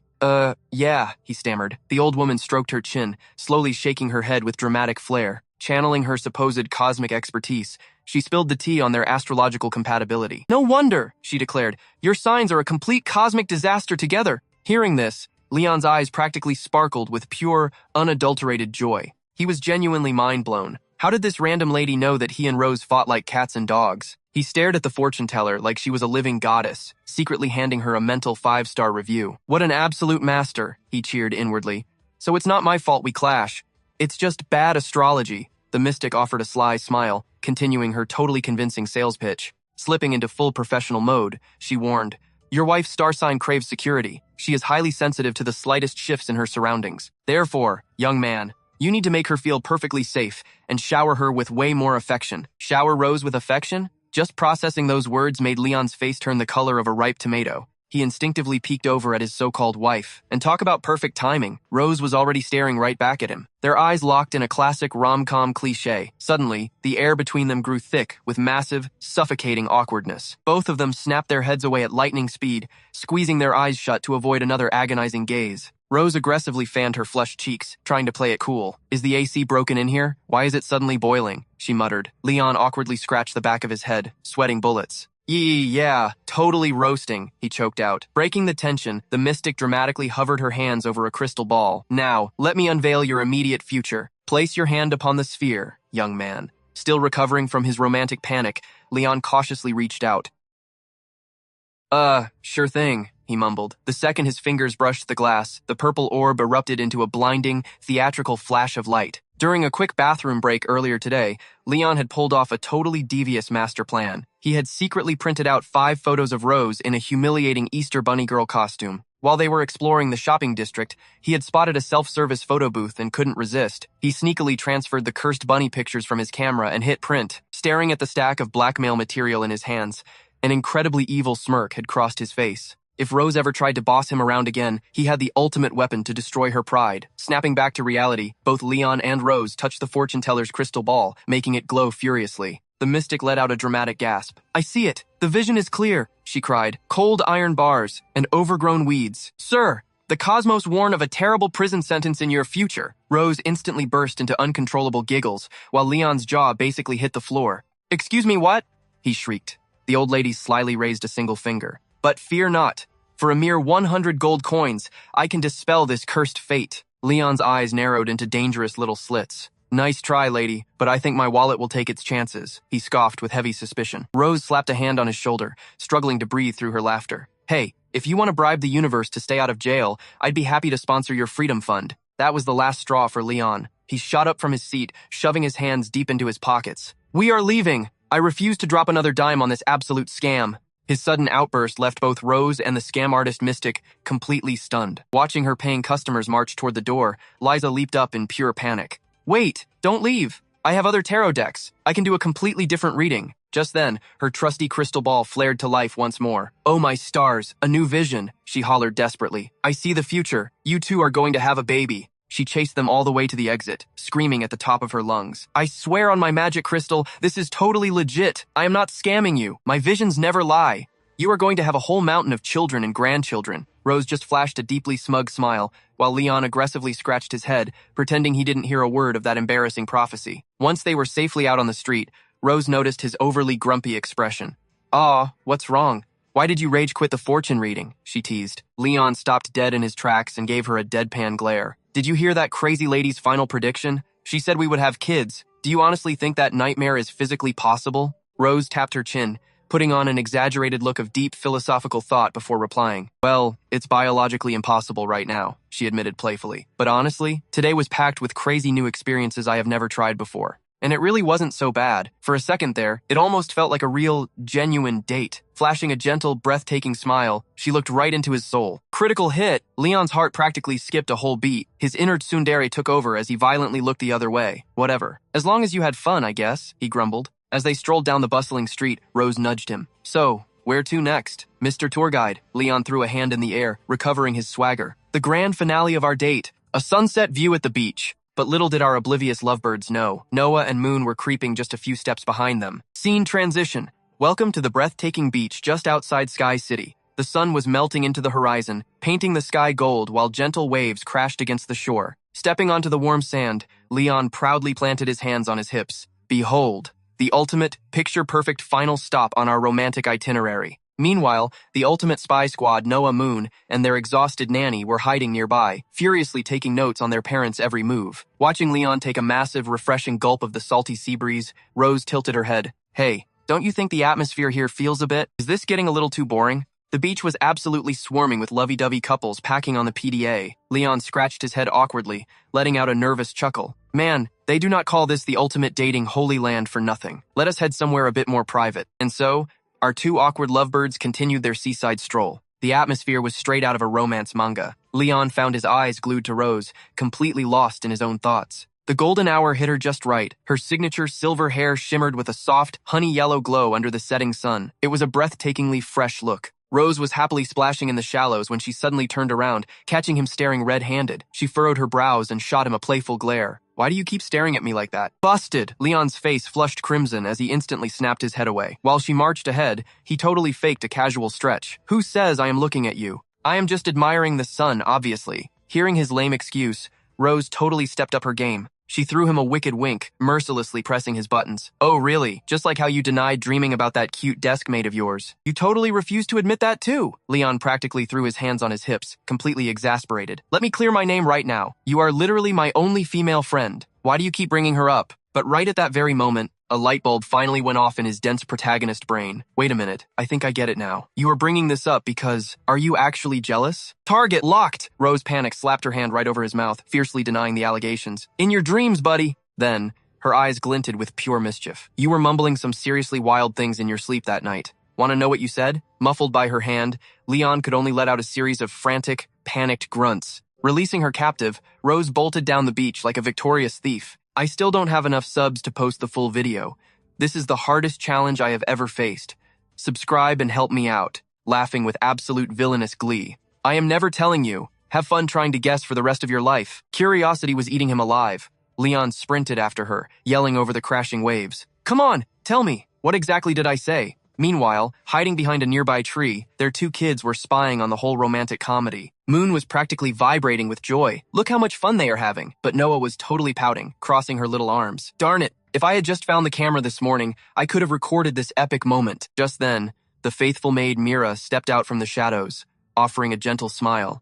Actually, it is not a pity at all. Noah blinked in total confusion. What do you mean? Why not? Mira gazed affectionately at the couple, playing tag in the surf. His Majesty once told me, the lifespan of a dragon is incredibly vast. Because of that, all physical things will eventually wither away. So to him, it is these fleeting, beautiful seconds in time that are truly worth cherishing forever. We must carve these precious, momentary memories directly into our hearts. Hearing this deep wisdom, Moon and Noah stared at their mother's radiant smile, nodding their little heads in rapid agreement. Back to the main event. Rose was mercilessly splashing buckets of water right at Leon's face. Take this. Shielding himself from the aquatic assault, Leon groaned with dramatic defeat. You crazy mother dragon, just you wait. Rose was having the absolute time of her life, dancing through the ocean spray. But plot twist! A rogue wave totally caught her off guard. Her foot slipped, and she was suddenly falling backward into thin air. She let out a panicked shriek. Seeing his girl in danger, Leon kicked into overdrive, dashing forward and desperately reaching out to save her. Pure instinct took over. His arm whipped around her waist, pulling her flush against his chest. Boom! Zero distance between them. Bathed in the breathtaking sunset glow, their faces erupted into matching shades of bright red. Their eyes locked, completely frozen in time. Surrounded by the evening breeze and undeniable romantic tension, they finally leaned in and shared a magical kiss. A moment later, they gently pulled apart, both resembling absolute tomatoes. They immediately looked in opposite directions. Neither dared to make eye contact, drowning in an ocean of heart-pounding, embarrassing sweetness. Knowing this was the grand finale of their epic date, Rose wanted to seal it with absolute perfection. Gazing up at him with rare shyness, she posed a question. You know, whether a story is truly perfect or not, all depends on the very last stroke of the pen. So, my dearest Leon, do you dare to hold the hand of a jinxed scorpion girl like me? She flashed a heart-melting smile, extending her hand toward him. The golden hour painted her face in a hazy orange mist, making her look incredibly soft and hopelessly angelic. Hearing her challenge, Leon closed his eyes and let out a soft, affectionate chuckle. Ha! He knew she was just teasing him, but rejecting her was literally impossible. This was a zero hesitation kind of moment. He looked her dead in the eye. Why on earth would I not dare? Reaching out, he boldly grabbed her hand, completely intertwining their fingers in a tight, unbreakable grip. And just like that, the two of them strolled hand in hand down the gorgeous, sunset-painted shoreline. Behind them, two sets of footprints trailed endlessly across the golden sand. Gentle waves washed ashore, quietly erasing their path. But fresh footprints just kept appearing in front of them, proving that their tightly locked hands were never, ever letting go. Leon and Rose's date came to an absolutely picture-perfect, cinematic conclusion under the fading sun. Fast forward, Noah actually crushed her essay assignment and snagged a super prestigious award. Winning top honors from the school, the little girl was invited on stage to read it in front of all the parents. Mom and Dad are an incredibly adorable, yet totally bizarre couple, she announced proudly, clutching her prize-winning paper. Down in the audience, Leon hung on to every single word his daughter read, tears of pure joy streaming comically down his face. Rose's cheeks flushed a brilliant shade of red. She stared at the floor, completely flustered by Noah's overly flattering praise. Night had completely fallen by the time Leon and Rose returned from Noah's academy. After inhaling dinner, Leon retreated to his sanctuary.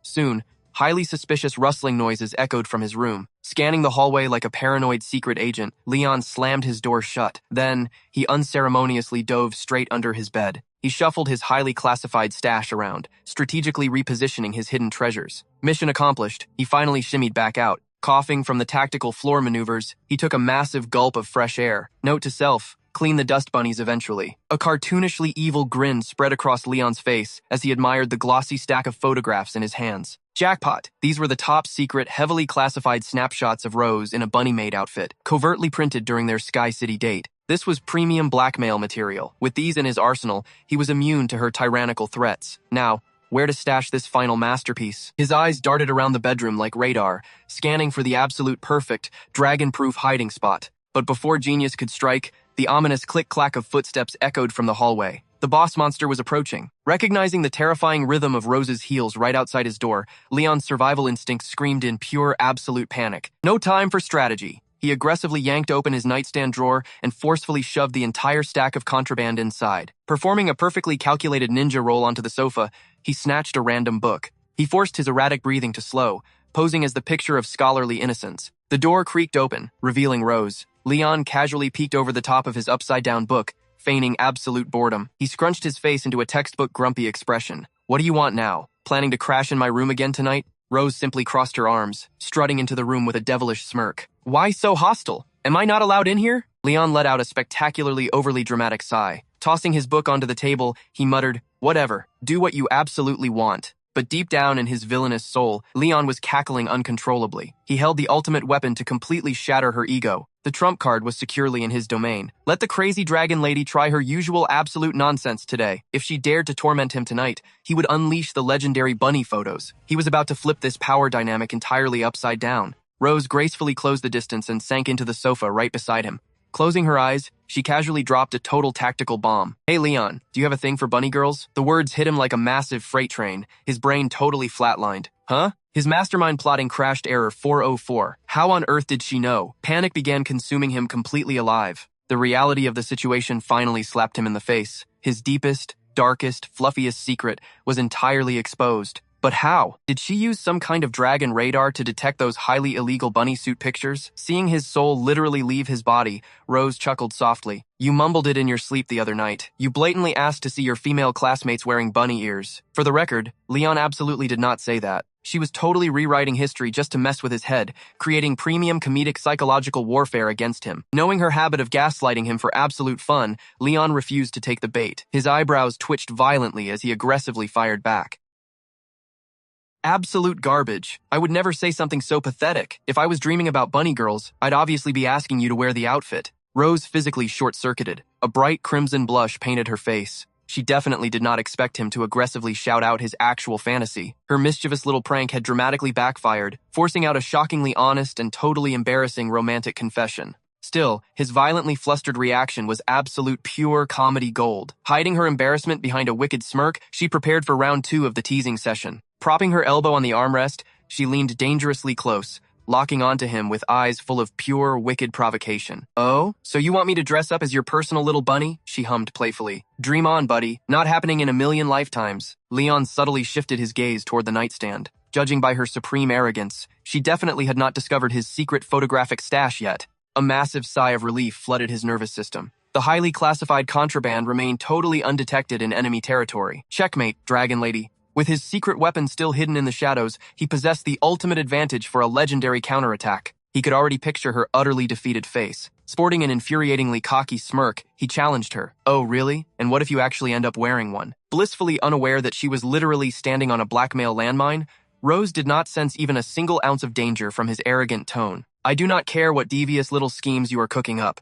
Even your absolute best charm magic won't force me into a silly costume. Your pathetic tricks are totally useless. But hey, if you somehow miraculously manage to get me into bunny ears, you can do whatever you want to me. She stared him down with blazing absolute confidence, completely raising the stakes to a borderline dangerous level of total absolute submission. Leon's eyes narrowed entirely suspiciously, unable to believe she just handed him a literal blank check. Are you seriously promising that right now? Brushing off his absolute disbelief, she flipped her hair and totally smirked. Dead serious. But you had better think long and hard before you make your move. Because my scheming little rat, if your genius plan totally blows up in your face, we both know the catastrophic punishment waiting for you, right? She generously offered him a warning, but seeing his sudden silence, Rose watched him abruptly stand up from the sofa. His movements seemed a little suspicious. Little did she know, the situation had already crossed the point of no return. Her own words had just handed him the ultimate weapon for revenge. No takebacks now. He casually strolled over to the nightstand. He pulled out a hidden photograph from the drawer and declared, My dearest queen, I do not need any petty little schemes. Because my grand mission is already complete. He shot her a devilishly smug grin.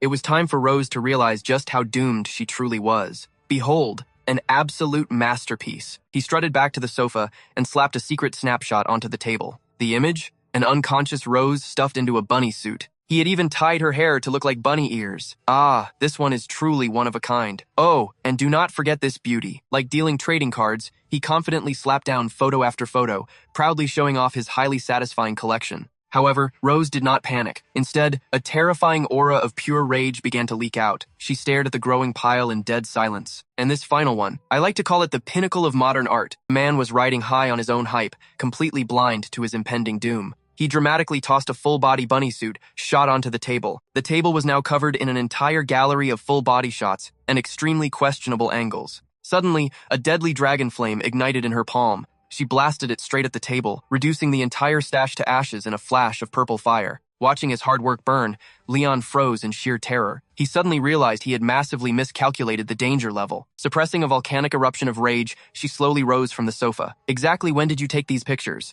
A cold sweat broke out on his back as her murderous intent spiked. He forced an awkward smile. Oh boy, the dragon lady is mad. Holding both hands up in quick surrender, he tried to talk her down. Now, let us not do anything crazy. Do you remember those days you were unconscious after using that blood curse? Oh, so you plan to use these to blackmail me? Looking at the ashes, she realized this was his grand revenge for her past torture. Her face darkened menacingly as she stepped closer. Faced with her overwhelming, world-ending fury, his brain completely short-circuited. He had zero comebacks. Remembering that giant stack of bunny suit photos, her blood literally boiled.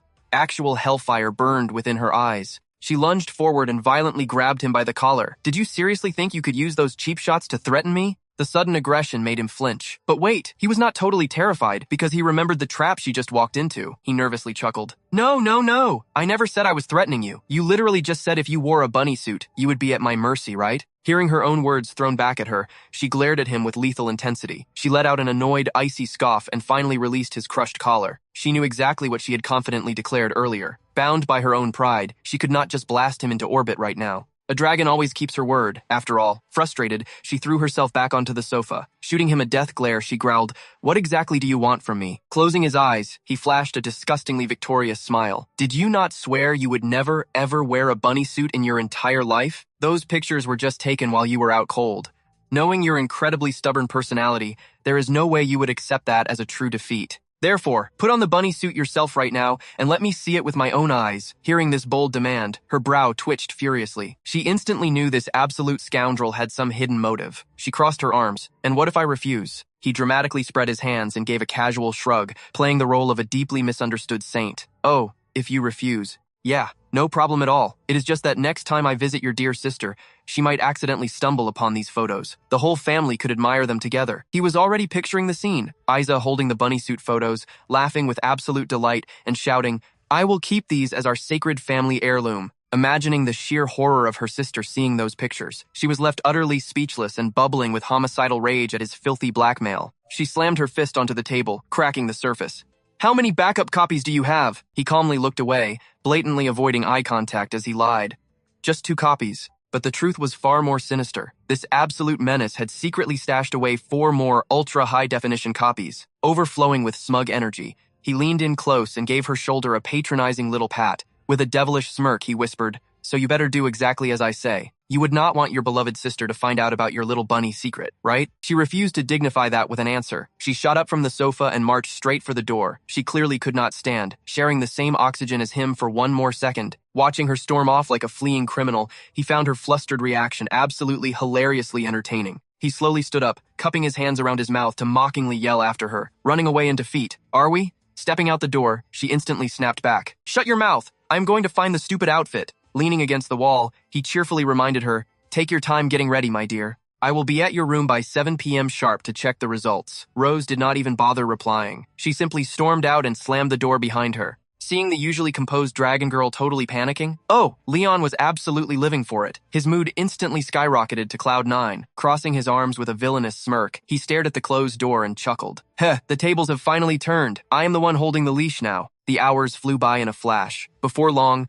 the clock struck exactly 7 p.m. Leon marched down the hallway toward her room, feeling like an absolute boss. He gave a courtesy knock before shamelessly barging right in. Hands stuffed casually in his pockets, he strolled up to her bed with a wicked grin. "Are you dressed yet?" Hearing his cocky voice, the proud dragon girl stiffened. She slowly turned around to face her tormentor. I could not find the bunny ears," she mumbled in a tiny, defeated voice. She had definitely put on the outfit, but she was violently clutching a thick purple robe around her body to hide it. Leon decided to play the merciful master. All right. Since it is your very first time, I will go easy on you and lower my standards." Rose stared at the floor, a fierce internal battle raging in her mind. Her cheeks flushed a deep, embarrassed crimson as she prepared to swallow her massive pride. After a painfully long pause, she finally caved. "Fine, I will do whatever you say. You can do whatever you want to me. But after this is over, you have to delete those 2 backup photos. Are we completely clear?" But Leon's grand master plan was on a whole different wavelength. He had a much more hilarious goal in mind. Flashing a devilish smirk, he slowly closed the distance between them.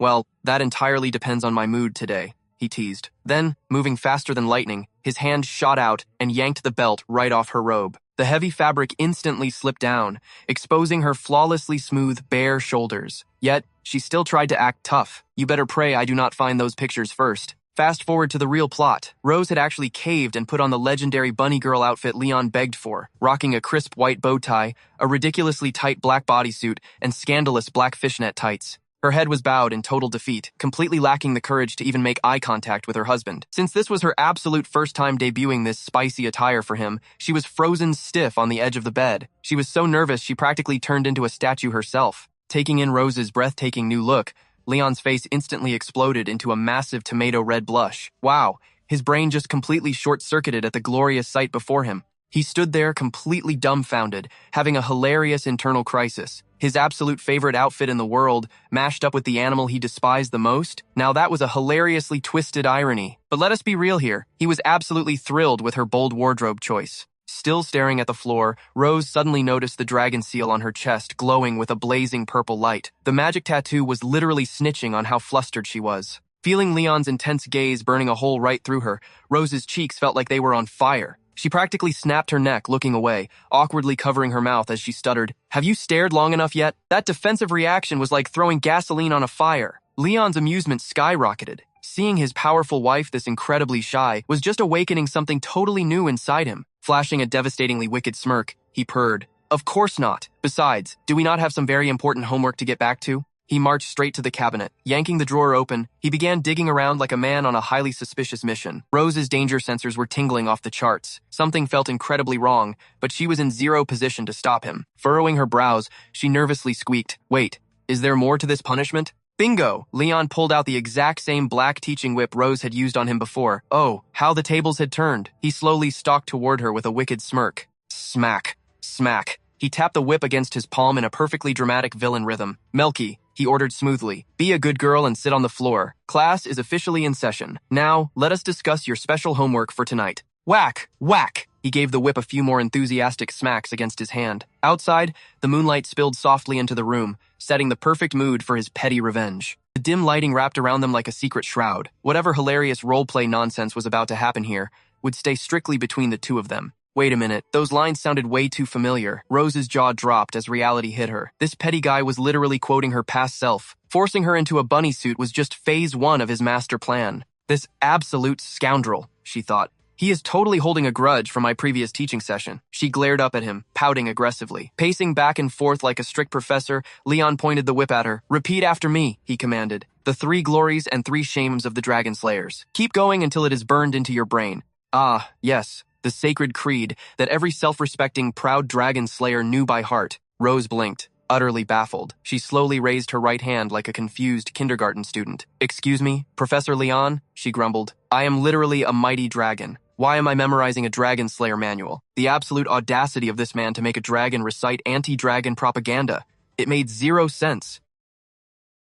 But Leon was fully committed to the bit. His expression turned deadly serious. Closing the distance, he used the tip of the whip to gently tilt her chin up, locking her gaze with his. Watch your tone, student, he whispered dangerously. When I give an order, you, Melky, will obey without question. Do we have an understanding? Rose was practically vibrating with annoyance at his sudden bossy attitude. She shot him a death glare, grinding her teeth so hard it could spark. But sadly, she was at a complete disadvantage today. Swallowing her mighty dragon pride, she turned her head to the side. I understand, Teacher Leon, she mumbled in a defeated squeak. Satisfied with his absolute victory, Leon took a step back. Clasping his hands behind his back, he resumed his slow, arrogant pacing like a total show-off. Rule number 1, he barked. Glory comes from ultimate loyalty to the Empire. Shame comes from conspiring with the dragon race. Dying a little bit on the inside, the actual dragon was forced to chant, Glory comes from ultimate loyalty to the Empire. Shame comes from conspiring with the dragon race. The sheer embarrassment of the words made her voice drop into a tiny, pitiful squeak. Smack! Out of nowhere, Leon's riding crop introduced itself to her backside. Ah! Rose squeezed her eyes shut, letting out a scandalous little whimper. Utterly baffled, she shot him a look of pure betrayal. Why on earth did you hit me? I did not even read a single word wrong.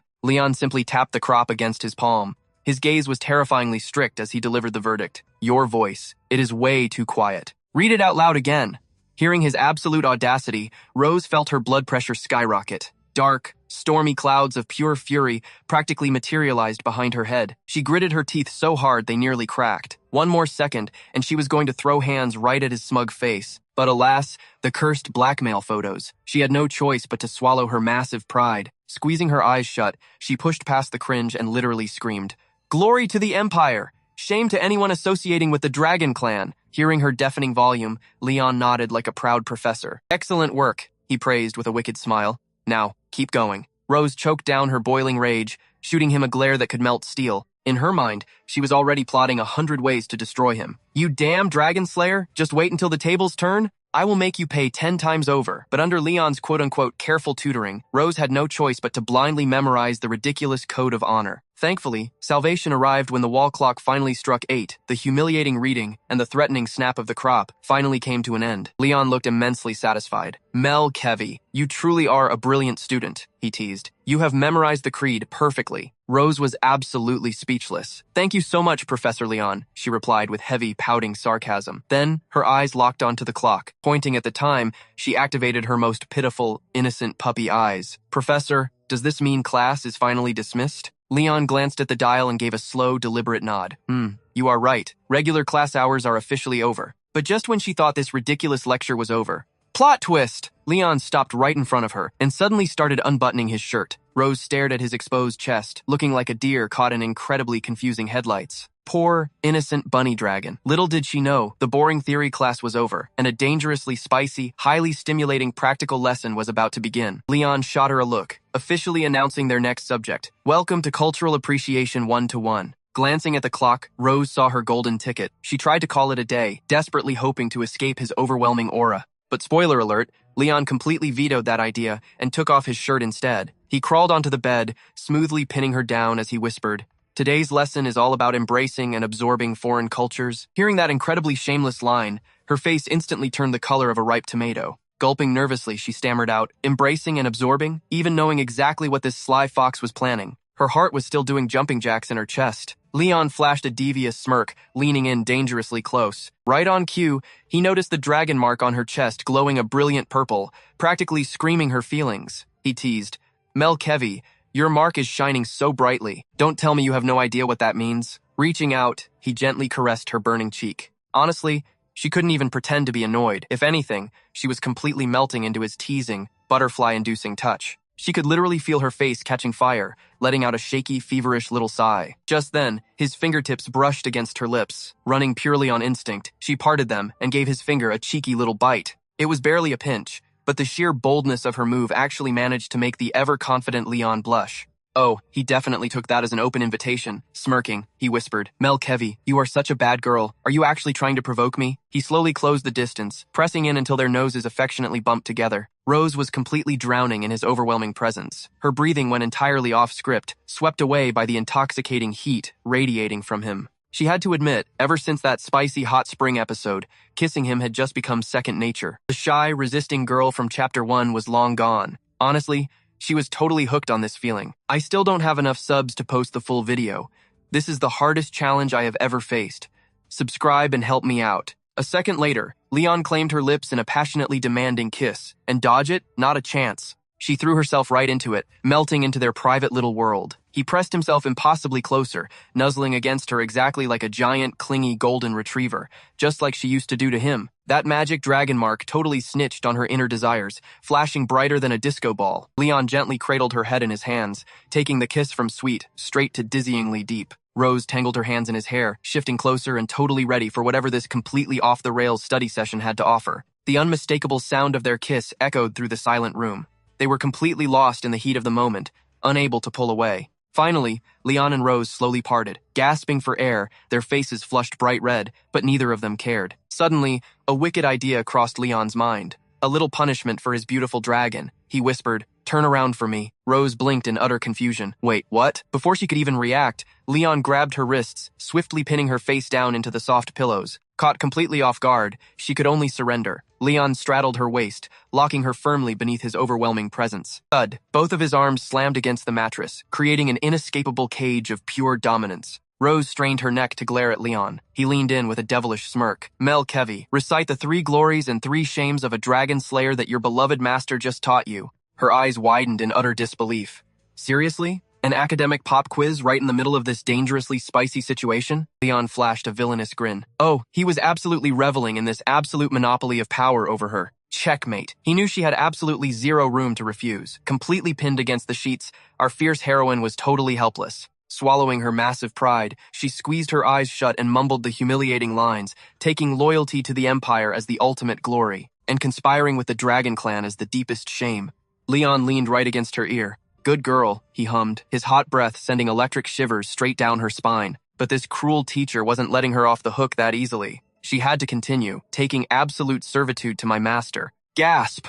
Before the words even left her mouth, Leon decisively captured her fluffy tail, planting a feather-light kiss right on it. What a diabolical move. He knew exactly how wildly sensitive that tail was, shamelessly exploiting her ultimate critical weak point as punishment. A bizarre jolt of electricity surged straight from her tail to her brain. She instantly let out an embarrassing, high-pitched whimper. Clearly unsatisfied with just one strike, Leon launched a rapid-fire kissing combo on her poor tail. Rose desperately tried to bite back her reactions, but the overwhelming sensations were stacking up too fast. To make matters infinitely worse, those completely shameless, totally unbroadcastable sound effects echoed right in her ears. Her mental defense points were plunging into the negatives. Clutching the bedsheets for dear life, another mortifying squeak escaped her lips. Rage blazed within Rose at this supreme humiliation, but under this total lockdown, her counterattack cooldown was practically frozen. She absolutely refused to endure another second of this tactical tail torture. Whipping her head around, she snapped at him. "I quit reading. Just hand over the punishment already." Bingo. A terribly smug smirk instantly blossomed on Leon's face. The gears in his wicked mind turned for a split second before locking onto the perfect countermeasure. "Oh, you practically begged for it," he chuckled. "Listen closely, Mel Kevy. In the grand scope of foreign cultures,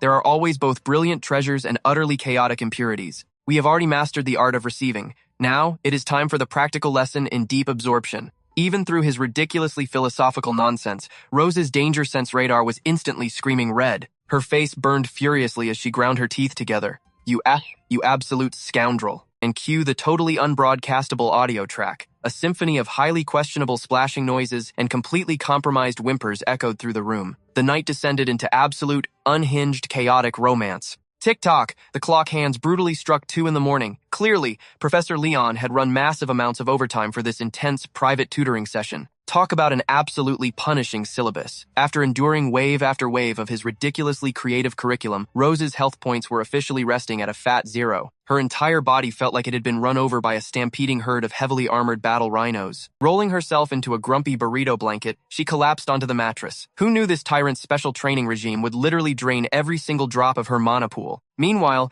Leon looked like a totally satisfied cat who had just devoured an entire bucket of premium cream. He gracefully hopped out of bed, casually re-equipping his scattered armor from the floor. Tossing a devastatingly handsome glance over his shoulder, he announced, "5 stars for your effort today, Melkevi. Class is officially dismissed." Crack! Rose clenched her fist so hard her knuckles practically sparkled with pure rage. But Leon? He was literally glowing with victorious satisfaction after achieving total revenge for her earlier pranks. Flashing an impossibly arrogant winner's smile, he offered a cheeky little wave. "I am retreating to my own base now. Do make sure to regenerate your stamina." With that epic mic drop, he casually strolled out the door. Rose was literally radiating enough cartoon steam to power an entire locomotive. Glaring daggers at the empty doorway, she ground her teeth like a supervillain plotting her comeback. "You absolute menace. Just you wait until I get my hands on those cursed blackmail photos. Your doom is practically guaranteed." Flash forward to the very next morning. The sky was insultingly blue, and the golden sunshine practically mocked her dark mood as it illuminated the vibrant, annoyingly cheerful garden. Down below, Leon was in full wholesome dad mode, leading Little Moon out to launch a kite. As the kite caught the breeze, the adorable little girl bounced with absolute joy. Meanwhile, playing the role of a stealthy ninja, Rose initiated her top-secret infiltration of the enemy commander's bedroom. Her single, hyper-focused quest objective? Locate the hidden blackmail files and obliterate them from the face of the earth. She aggressively raided the wardrobe, crawled under the sofa, and practically dismantled the bed frame. 0 loot drops. Where on earth did this tricky boss monster hide the evidence? After a completely exhausting dungeon crawl, the secret treasure vault remained utterly undiscovered. Pouting furiously, she crossed her arms in peak frustration. Her internal monologue was racing. Securing those cursed photographs was literally the only way to snatch back the throne of dominance and establish the household hierarchy once and for all. Those prints needed to meet a shredder immediately, but suddenly, thump, thump. The heavy sound of approaching boss music echoed from the hallway. Her survival instincts instantly recognized those specific footsteps. The enemy had returned. Panic mode activated. She practically dove into the ensuite bathroom and slammed the door shut. Cut to the hallway. Having wrapped up their super successful kite-flying campaign, Leon was casually holding the little one's hand as they marched back to home base. Moon was happily dragging a totally epic dragon kite, babbling away with 0 cares in the world. "All right, little Moon," Leon said gently. "Papa has to tackle a totally different questline now. Playtime is paused. Go tag in Anna for the next round, okay?" The tiny human gave an utterly adorable, obedient nod. "Yes, Papa." And just like that, she zoomed off toward the end of the corridor like a joyful rocket. Leon stood perfectly still, his soft gaze tracking her until she completely vanished around the corner. Turning back into serious mode, he approached his own stronghold and grasped the cold brass handle. "Wait a minute!" His sharp eyes instantly caught the discrepancy. The heavily secured door was slightly cracked open. His internal radar beeped with suspicion. "Hold on. I definitely locked this base down before deploying." Leon stepped into his room, his sharp gaze sweeping the area. Not a single piece of furniture was out of place. It looked completely untouched by human hands. But his protagonist instincts were tingling. Something was definitely off. Every tiny ornament sat exactly where he left it. But wait, a faint, sweet scent lingered in the air. Leon took a deep sniff. Bingo. That definitely was not his expensive cologne. Ha! Did our little Rose miss him so much that she came sneaking around? A wicked smirk spread across his face as he glanced toward the bathroom. He knew for a fact that his little intruder was still trapped inside. A brilliantly mischievous idea sparked in his mind. Turning toward the bathroom door, he dramatically raised his voice. "Oh man, how could I forget my favorite jacket out in the garden? That is my absolute favorite one. I had better go grab it right now." He stomped his feet to fake his exit. He was setting the perfect acoustic trap, giving Rose the sweet, false illusion that the coast was finally clear. What a sly fox. Hearing his loud performance, Rose White crept toward the bathroom door like a ninja. She pressed her ear against the cold wood, straining to catch any sound from the outside. Thump, thump, thump. Leon's heavy footsteps faded away, followed by the loud, glorious click of the bedroom door slamming shut. Convinced that the smug jerk had actually left, Rose squeezed her eyes shut and let out a massive sigh of relief. The knots in her stomach finally untangled. This was her golden window of escape. She frantically told herself to make a run for it before he came back. But the very second, she swung the door open. Bam! There stood Leon, blocking the exit with the most punchable, devilish smirk on his face. Her soul practically left her body. She froze solid. He had not left the room at all. The tricky bastard had just tiptoed to the door to deliver the ultimate jump scare. Kia! Rose shrieked in absolute panic at his sudden appearance. She desperately slammed the door shut right in his face, The loud bang echoed through the room, leaving Leon momentarily stunned in hilarious silence. That sneaky jerk tricked me again. Rose leaned heavily against the door, her face burning red with anger at his childish prank. How could she fall for such a cheap trick? Meanwhile, Leon casually leaned against the frame outside. Oh, Melky, what exactly were you trying to steal from my room? It was exactly as expected. The moment she cracked the door open to peek, his towering figure was still guarding the exit. Leon was in absolutely no rush. He knocked politely like a gentleman and teased, Melky, why are you playing hide-and-seek in my bathroom? Are you that eager to start tonight's special tutoring session? Remembering the terrifyingly exhausting lesson from last night, Rose immediately panicked. Not a chance, she scowled fiercely, fuming over his deception. But Leon was not about to drop the act. He stayed right outside, dialing his teasing up to 100.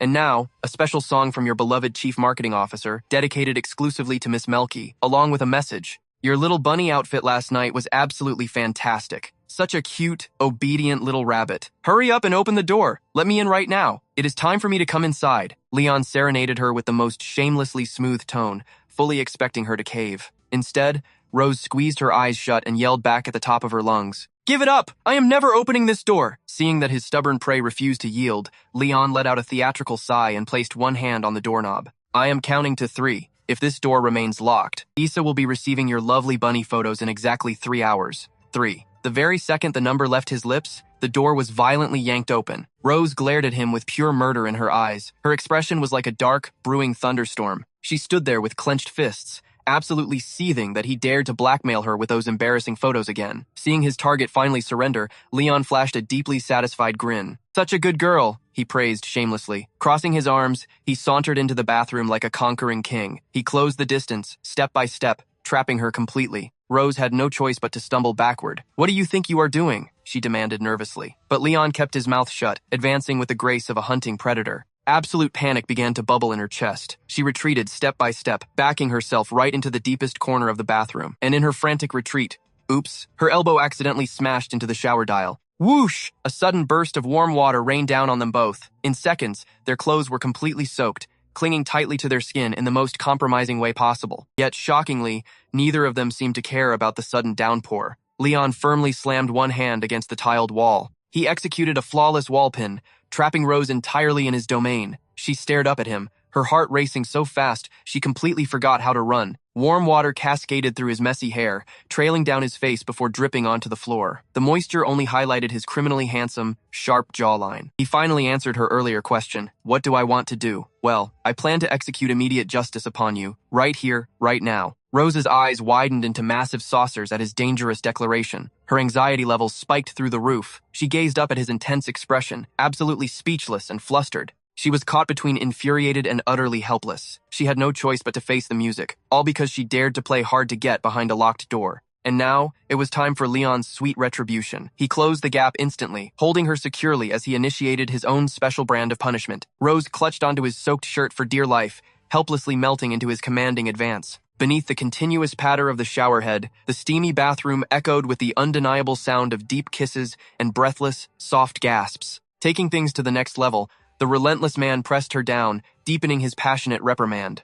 The intense, steamy atmosphere practically set the entire flooded room ablaze. As if taking a silent hint, the bathroom door quietly clicked shut all on its own. Time flew by, and the curtain of night fell over the Silver Dragon Sanctuary. The bright blue daytime sky gave way to a hazy canopy of twinkling stars. After thoroughly dishing out his little punishment, Leon wrestled Rose into her pajamas and dragged her back to his own bedroom. The bedside clock flashed 2:36 in the morning. Shaking off her grogginess, Rose snapped her eyes open, only to realize she was trapped in Leon's bed. She tried to sit up like a stealthy ninja, but her entire body ached with a nagging soreness. Glaring daggers at the sleeping Leon, she let out a string of vicious mental curses. Seriously, did he have to bite me that hard like a rabid dog? And there he was, sleeping like an absolute baby next to her. His face was totally peaceful, without a single trace of exhaustion. Watching him snooze so happily, her brow twitched, and her fists clenched in pure, unadulterated rage. Seeing him passed out exactly like last time, Rose could not help but scoff at his completely defenseless state. Ha! So even the mighty, overpowered dragon slayer drops his guard completely when he hits the pillow. Remembering how easily she interrogated him in his sleep before, she went straight for the kill. Leon, where on earth did you stash those backup photos? But alas, a long, awkward silence followed. Not a peep, not a single twitch. The guy was just having a totally normal, boring snooze. Met with dead silence, Rose tilted her head in utter confusion. Wait a minute.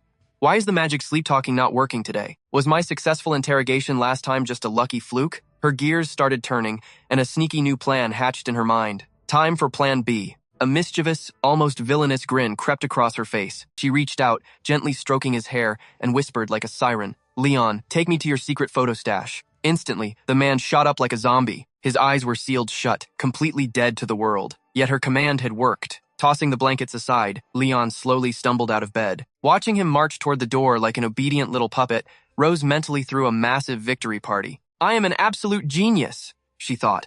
After blindly throwing on some clothes, sleepwalker Leon quietly exited the room, leading the way to the hidden blackmail stash. He drifted through the halls in a total daze, completely oblivious to the mastermind pulling his strings. Rose slipped out right behind him, stalking him like a shadow. Staring at his clumsy, sleepwalking back, she let out an evil little chuckle. "Heh! When you finally wake up tomorrow, you arrogant jerk, you will realize all your leverage has vanished into thin air." She was already drooling over the mental image of his pathetic, utterly devastated face once she destroyed those cursed pictures. Following her human GPS, Rose ended up at the mountain behind the Silver Dragon Sanctuary. Under the pale moonlight, they trekked through a dense forest, right past a bubbling stream. Tiny fireflies danced through the chilly night air, flickering across the dark water and darting into the bushes. Still totally zombified, Leon lumbered forward. Rose strutted behind him with her arms crossed, critically scanning the spooky terrain. Nothing but creepy trees and giant boulders everywhere. "What a paranoid, sneaky little dragon slayer," she grumbled internally. "No wonder my room searches turned up absolutely nothing. Trying to find a tiny photo stash on this gigantic mountain was literally a fool's errand." She kept tailing him, her eyes practically shooting lasers as she scanned for the hiding spot. But suddenly, a wave of weird déjà vu hit her. Wait a hot minute, why does this creepy winding path feel so incredibly suspicious? Every single bush, every single rock, these were the exact same spots he dragged her to on that awful night. Her brain flashed back to when she had passed out from casting the blood curse. When she finally woke up, this psycho had carried her here, putting her through absolute hell just to settle the score. Suddenly, her giant human GPS slammed on the brakes. He froze right in the middle of the dark woods, totally motionless. Creeping up behind him, Rose whispered excitedly, "Are we finally here?" Slowly, chillingly, Leon turned around to face her. His eyes were still glued shut, but his aura? Oh, he did not feel asleep at all. Out of nowhere, the corner of his mouth twitched up into a sickeningly smug smirk. He looked absolutely thrilled that his prey had followed him. Oh, crap. It was a trap. This sneaky bastard wasn't sleeping at all. He was just acting to completely humiliate her. The absolute audacity of this man. Back in the bedroom, he had totally faked the zombie routine, just playing along with her command to drag her all the way up this stupid mountain. Panicking internally, Rose desperately tried to paste a cool, collected mask on her face. "Never let the enemy see you sweat." Clenching her fists, she glared at him like a cornered cat and barked, "You can drop the act, tough guy. I know you are wide awake." At her shout, Leon casually popped his eyes open. Flashing her a terribly cocky gaze, he chuckled. "I have no idea what cheap little mind control spell you tried to cast on me back there, but spoiler alert, it completely failed." Rose blinked, totally thrown off by his ridiculous villain speech. Wait a second. Did this idiot seriously not realize he had a massive sleepwalking problem? Based on his smug little rant, it hit her. He actually thought she was using dark magic to puppet him around. She could not believe the great dragon slayer was completely clueless about his own embarrassing night habits. But her amusement vanished as Leon spread his arms, taking slow, predatory steps toward her. Every survival instinct screamed at her to run, but she was totally trapped. Sweating nervously, she began to inch backward into the dark tree line. Looming over her, Leon gave a dark, teasing smile. "Tell me, Rose, this route must feel incredibly familiar to you. Which part of our little midnight field trip is your absolute favorite?" Rose's back hit the massive tree trunk. She realized she was completely cornered. "I hate every place," she yelled. "But I especially hate this one." Instantly, Leon closed the gap. Bam! A classic wall slam trapped her completely. As his face drew dangerously close, Rose's alarm bells started ringing. "Hold on a second. Are you?" Leon leaned into her ear, whispering with an infuriating smirk. "Oh, absolutely. Let us begin tonight's final lesson right here." He wrapped his arm around her waist, pulling their distance down to absolute zero. His touch and teasing kisses sent electricity through her. This was way beyond the syllabus, and Rose was completely losing her mind over his lesson plan. Her face instantly turned the color of a tomato. Unable to handle the embarrassment, she screamed, "Ah, you stupid, perverted dragon." Her furious shriek echoed through the entire forest, scaring a whole flock of sleeping birds into the midnight sky. It was an incredibly satisfying victory for the smug dragon, but an absolute nightmare for our poor protagonist. Fast forward to another evening. Rose sat furiously scribbling in her diary. Ever since that fateful night, her peace of mind had officially packed up and left. Every single time she tried to resist his teasing, he would pull out that cursed photo of her in a bunny suit. The blackmail was giving her chronic insomnia. Finishing her daily rant, she slammed the journal onto her desk with maximum force. Damn it, this guy had been tormenting her for half a month straight. She squeezed her eyes shut, while her tail lashed back and forth, radiating pure, unadulterated frustration.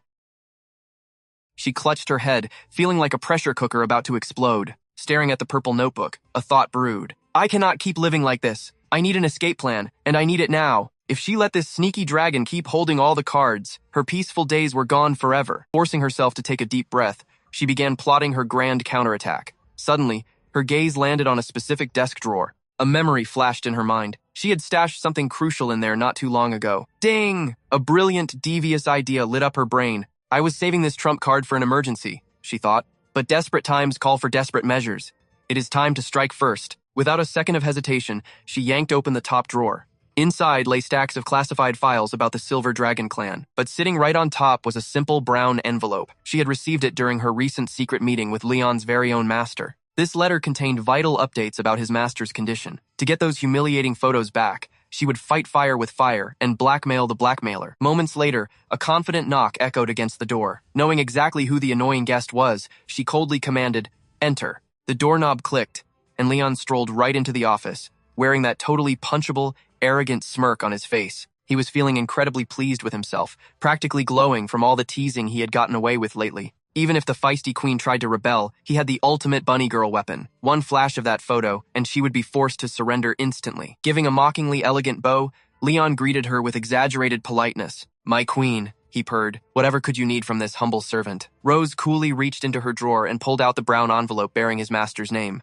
She pinched the corner of the letter, waving it teasingly in the air with a triumphant smile. "It has been over 2 years since you saw your master, right? I bet you are just dying to know how he is doing. Well, I have his handwritten letter right here. Care for a sneak peek?" The smug smirk vanished from Leon's face instantly. His eyes widened in absolute shock. Completely ignoring her question, he lunged across the desk to snatch the prize. But our queen was ready for him. Whoosh! She swiftly shifted her hand to the side, keeping the precious envelope just an inch out of his desperate grasp. Realizing he had been outplayed, Leon let out an incredibly irritated scoff. Rose simply beamed at him, continuing to dangle the bait. If this cheeky dragon wanted intel on his beloved master, he was going to have to play by her rules. And the price was non-negotiable. "So, what do you say?" she smirked. "Trade me all those backup photos, and this letter is yours." Leon glared at her, thoroughly unamused. Tap. Tap, tap. His fingers drummed against the wooden desk in a tense standoff. He saw right through her little scheme. This was an all-out war to destroy the blackmail evidence. Leaning menacingly over the desk, he narrowed his eyes. "How do I know you are not bluffing? That could be a blank piece of paper to scam me out of my leverage." Rose had totally anticipated his paranoia,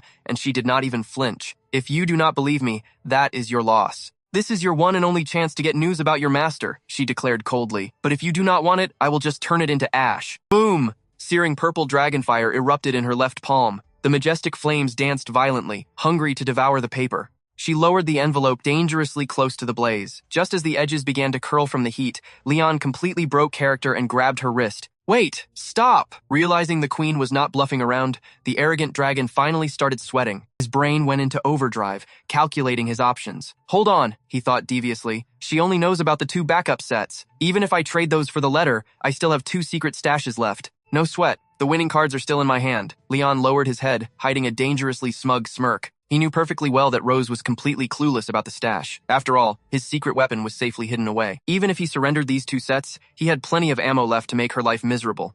Oh, hell yes. Slamming both hands on the desk, he forced his shoulders to tremble. It was an Oscar-worthy performance of a desperately cornered man. He shot her a glare of pure, fabricated fury. "Hold your horses," he grumbled. "I will go get your precious pictures right now." Hook, line, and sinker. Rose flashed a triumphant grin, thrilled that her little letter tactic worked. Moments later, our sneaky hero marched back into the room. He slammed the stack onto her desk with dramatic flair. "There," he huffed. "That is every single backup copy." Eyeing the glorious loot, Rose gave a regal nod, completely buying his fake honesty. She slid his master's letter across the mahogany wood. "Take it," she commanded. The weathered brown envelope practically flew into his eager grasp. He snatched it up without wasting a single second. Meanwhile, the Dragon Queen eagerly swept the photos into her territory. She flipped through the glossy prints, scrutinizing each one with absolute focus. "I still don't have enough subs to post the full video.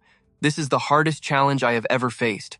Subscribe and help me out." Just as she suspected, a deep frown creased her forehead. If her terrifying older sister ever laid eyes on these disastrous shots, the Silver Dragon Castle would not know a day of peace for the next 200 years. These cursed images simply had to be eradicated. But mid-panic, her fingers suddenly froze. One particular selfie caught her completely off guard. There was Leon, flashing a cheeky grin and throwing up a peace sign. It was the ultimate, infuriating proof of his successful prank against her. Looking at that goofy face, she hesitated. Sneaking a glance through her eyelashes, she checked on Leon, who was busy tearing open Tiger's letter. He unfolded the parchment with an expression of deadly seriousness, entirely oblivious to the little scheme brewing across the desk. Maybe, just maybe, I will keep this one. While his eyes were glued to the text, she slipped the selfie into her drawer like a master thief. Then, putting on her best poker face, she gently closed her eyes, pretending it was just another ordinary day. Boom! Dragonfire engulfed the rest of the stack, turning them to pure ash. Across the room, Leon had finished reading, silently pressing the paper against his face.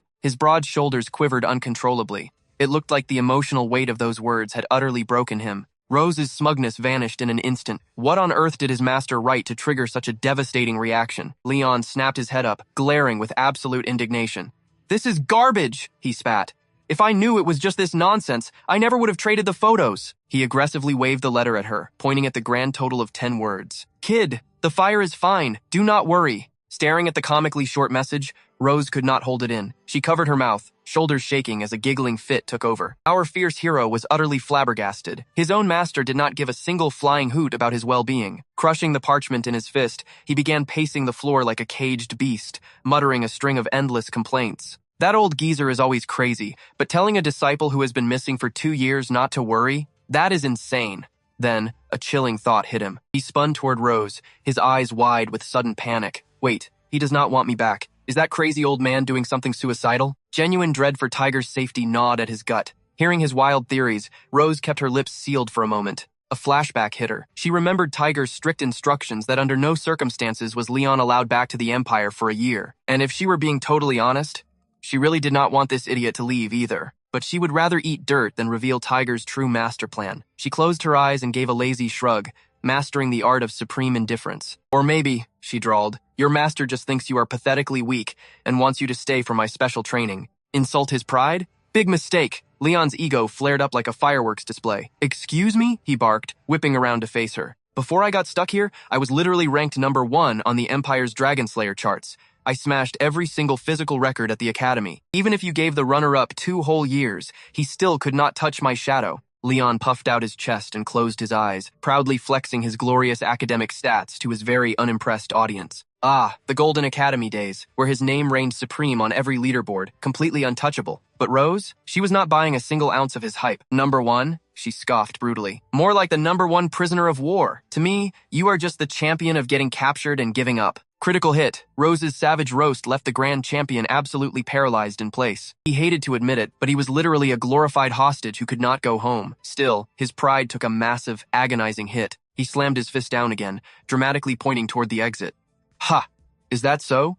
Then let us step outside and settle this right now. Rose found his tough guy act incredibly hilarious. Crossing her arms like a true boss, she flashed a devilish smirk. Remind me, have I ever actually lost to you? Looking at your current pathetic state, my win rate is literally 100%. Go hit the training dummy first, newbie. She delivered the final, merciless blow. Truly, our loudmouth hero needed to level up his skills, rather than wasting breath picking fights with a dragon queen he could not beat. Leon ground his teeth together, his fists trembling with comedic rage. How dare Rose look down on his legendary skills? His pride absolutely refused to accept that she was completely right. Snapping like a dry twig, he roared, "You are going to regret this." His dramatic threat echoed through the Silver Dragon Castle. Even the twinkling stars seemed to grab some popcorn, eagerly eavesdropping on their spicy domestic squabble. In the blink of an eye, morning arrived, as the sun kicked the moon off its shift. A peaceful orange glow painted the sky above the magnificent fortress. Basking in that picture-perfect daylight, Leon dragged little Mun out to the courtyard for their daily magical boot camp. Mun squeezed her eyes shut,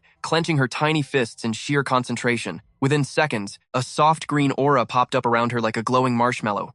Watching her, Leon spiraled into a total existential crisis about his own magical state. It had been months since he woke up. His physical stats were maxed out, but his mana pool, absolutely dead broke. 0. Zilch. He stared intensely at his open palms like they had personally offended him. His innate element was lightning, The absolute peak of destructive power. Whether frying weak mobs with area of effect attacks or nuking a Dragon Lord one-on-one, it was supposed to be completely overpowered. But let us be real here. Being physically buff is totally useless if you lack the magical firepower to actually beat a Dragon Lord boss. Gritting his teeth, he tried to channel his aura. Pop. Fizzle. Only a few pathetic static sparks flickered to life. His ego took massive damage, just as he feared, completely useless. To ever dethrone Rose, he desperately needed to fix this magical bankruptcy. He clenched his fist in comedic frustration. Suddenly, Mun poked her head over, staring wide-eyed at his twitching hand. Utterly fascinated by the sad little zaps, she asked, "Papa, what on earth are you doing?" Masking his inner pain with a cool dad smile, he raised his hand, just practicing some legendary lightning magic. Mun instantly caught the hype. Lightning magic? Can I shoot lightning too? Leon chuckled. Everyone awakens the elemental class suited to their soul. You are almost at the level up age to awaken yours. But suddenly, a plot twist hit his brain. Wait a second. What kind of insane cheat skill is she going to get? Mun just blinked innocently, totally clueless as to why her dad was staring like a weirdo. Lore time! No matter the race, everyone gets one elemental affinity during their awakening phase. It becomes your absolute core weapon. For example, Leon was a walking thunderstorm, while Rose was a literal human volcano. Sure, with enough grinding, you could learn secondary magic types. But honestly, the learning curve is a nightmare. Nothing ever hits as hard as your innate birthright element. Yet, there were those annoying, heaven-defying geniuses who awakened two elements at once. Literal top-tier existences. Imagine wielding hurricane winds and crashing waves at the exact same time, totally broken for both combat and doing the laundry. Having a dual awakening was basically walking around with main character privileges. Knock knock! The sound echoed in Rose's fancy office. She was currently chilling like an absolute boss, reading a book. Knowing it was just Leon, she did not even bother making eye contact. Propping her chin up, she casually flipped a page. "You want access to my private library, do you not?" Leon leaned against the doorframe, crossing his arms in a desperate attempt to look cool. He fed her the ultimate excuse. Mun is hitting her awakening phase, and since my parenting level is basically 0, I need Dragon Clan instruction manuals. He played the responsible dad card flawlessly, claiming he just wanted to cram some knowledge to properly train the little sprout. But Rose did not buy it instantly. She finally looked up, her sharp gaze practically scanning his soul for any hidden, stupidly reckless motives. Still,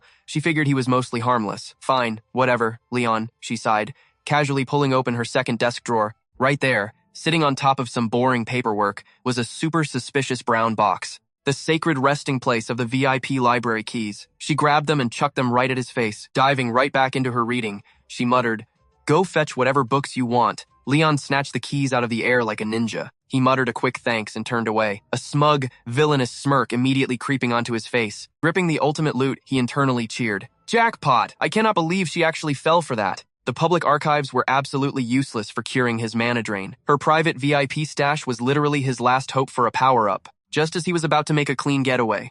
Hold up a second. Her voice hit him like a stun spell. Leon froze like a statue. Sweating nervously, he slowly turned around. Yes? Something wrong? His heart did a terrifying backflip. Oh crap! He panicked internally. Do not tell me the boss realized my scam. Rose rested her chin on her hand, her eyes narrowing with sudden curiosity. Hey, Leon, she asked. What element did you awaken during your magical enlightenment? Since he had just brought up the topic, the Dragon Matriarch's competitive spirit was tingling. Leon turned around with a confident smirk. The lightning attribute. Rose casually tapped her fingers on the table. Fire attribute, obviously. After all, she continued proudly, almost every single member of the mighty Dragon Clan awakens the blazing power of fire. Don't tell me you didn't know? Leon's eye twitched at her teasing tone. For a guy who always claims to be number one, how could you miss such basic common sense? He frowned, grumbling defensively under his breath. Of course I knew that. I was just asking hypothetically. Suddenly, a light bulb went off in Leon's head. He crossed his arms, sinking into deep, serious thought. Wait a minute. What element would a human-dragon hybrid awaken? Both Noah and Moon carried that legendary mixed bloodline.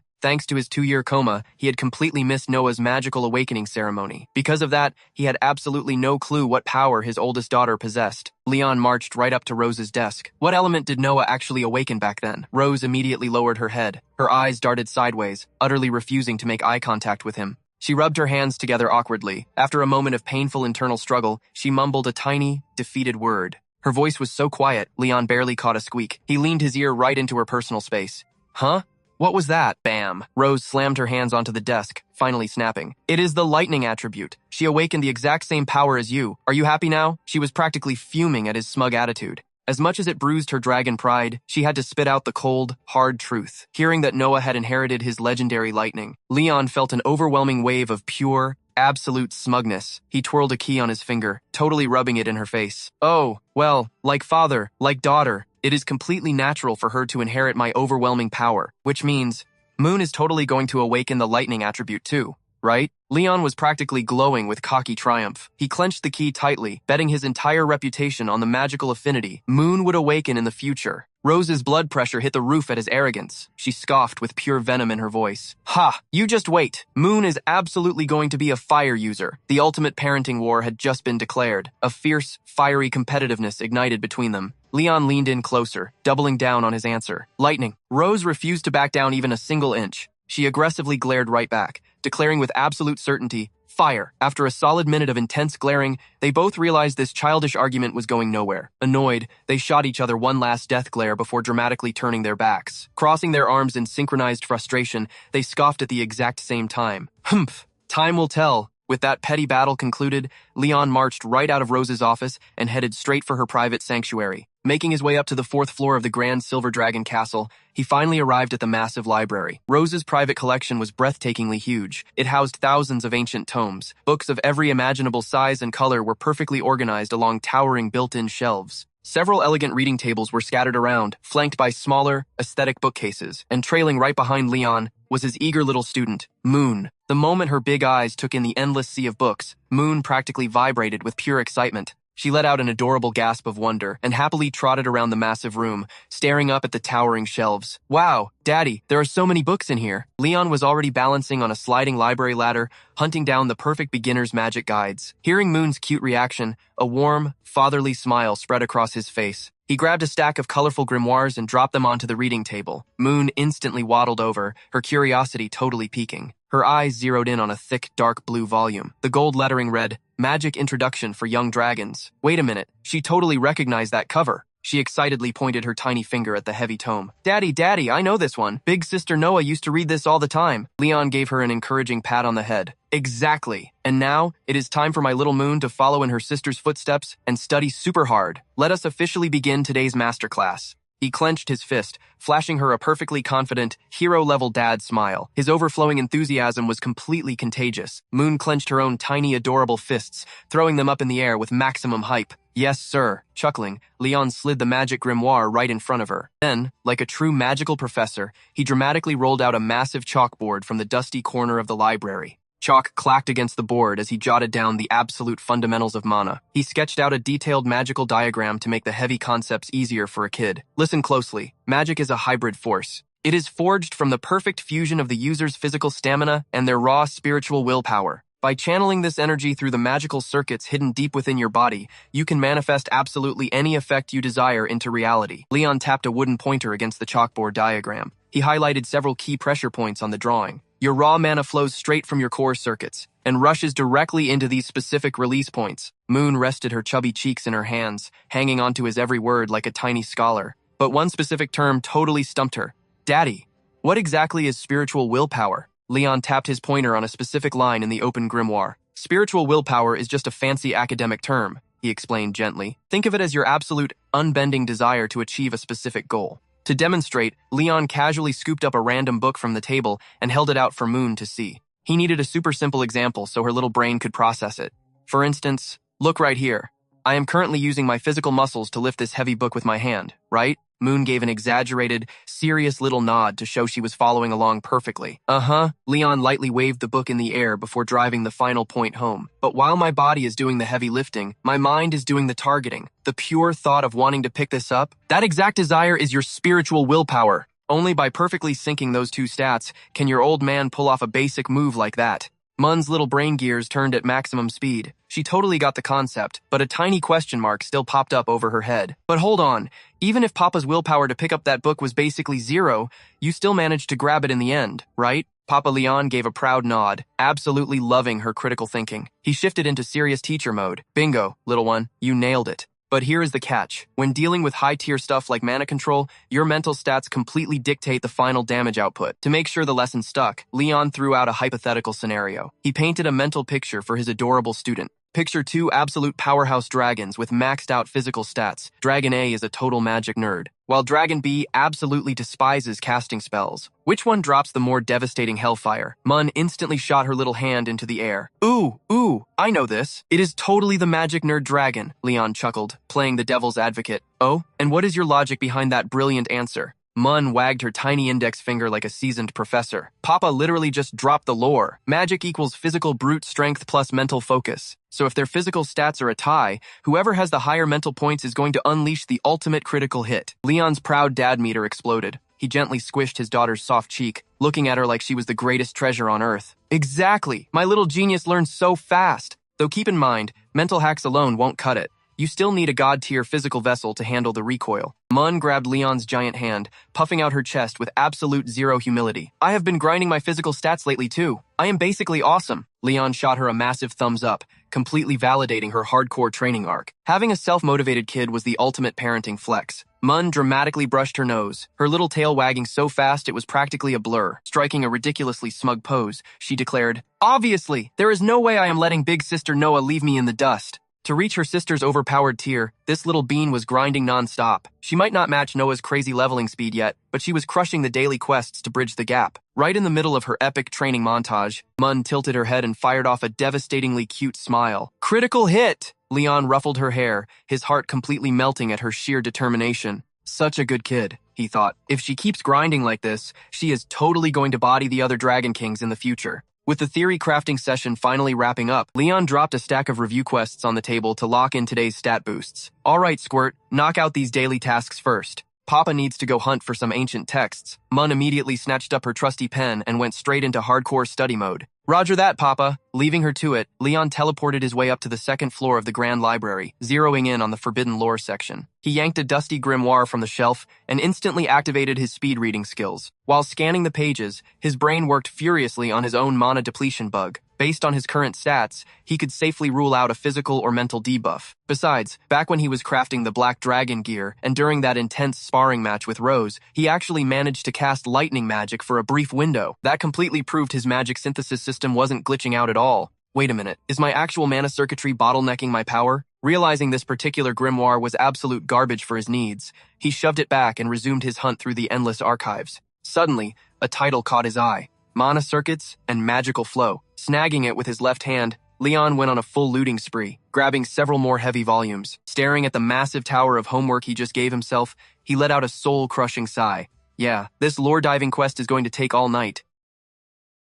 Fast forward to what should have been a perfectly normal, low-stress weekend. The trio had hit up the city gates to escort Noah back to their legendary Silver Dragon Sanctuary. Before they knew it, the sky faded to a velvety black. The entire dragon family was now gathered in the grand dining hall, absolutely demolishing an epic feast. The main event? S-class steaks cooked personally by Rose. The buff from that heavenly aroma was so strong, little Mun completely lost control and devoured 10 times her limit. Post-dinner, she dramatically collapsed onto the table, clutching her gloriously round food baby. Game over, man. My HP is full. I literally cannot take another bite. Sitting next to the fallen soldier, Noah took a graceful sip of water and dropped some big sister wisdom. If you log off right after stuffing your face like that, you are going to get a massive stomachache debuff. Mun just giggled, completely drunk on meat. But Sister Noah, Mama's steak is literally pay-to-win tier. Noah set her goblet down, her sharp mind instantly calculating a solution. Gently grabbing her little sister's paw, she dragged the lazy dragonette toward the exit. Come on, we are doing a low-level walking quest to burn off those calories. Just a quick patrol around the base. Hearing she gets to hang out with her idol,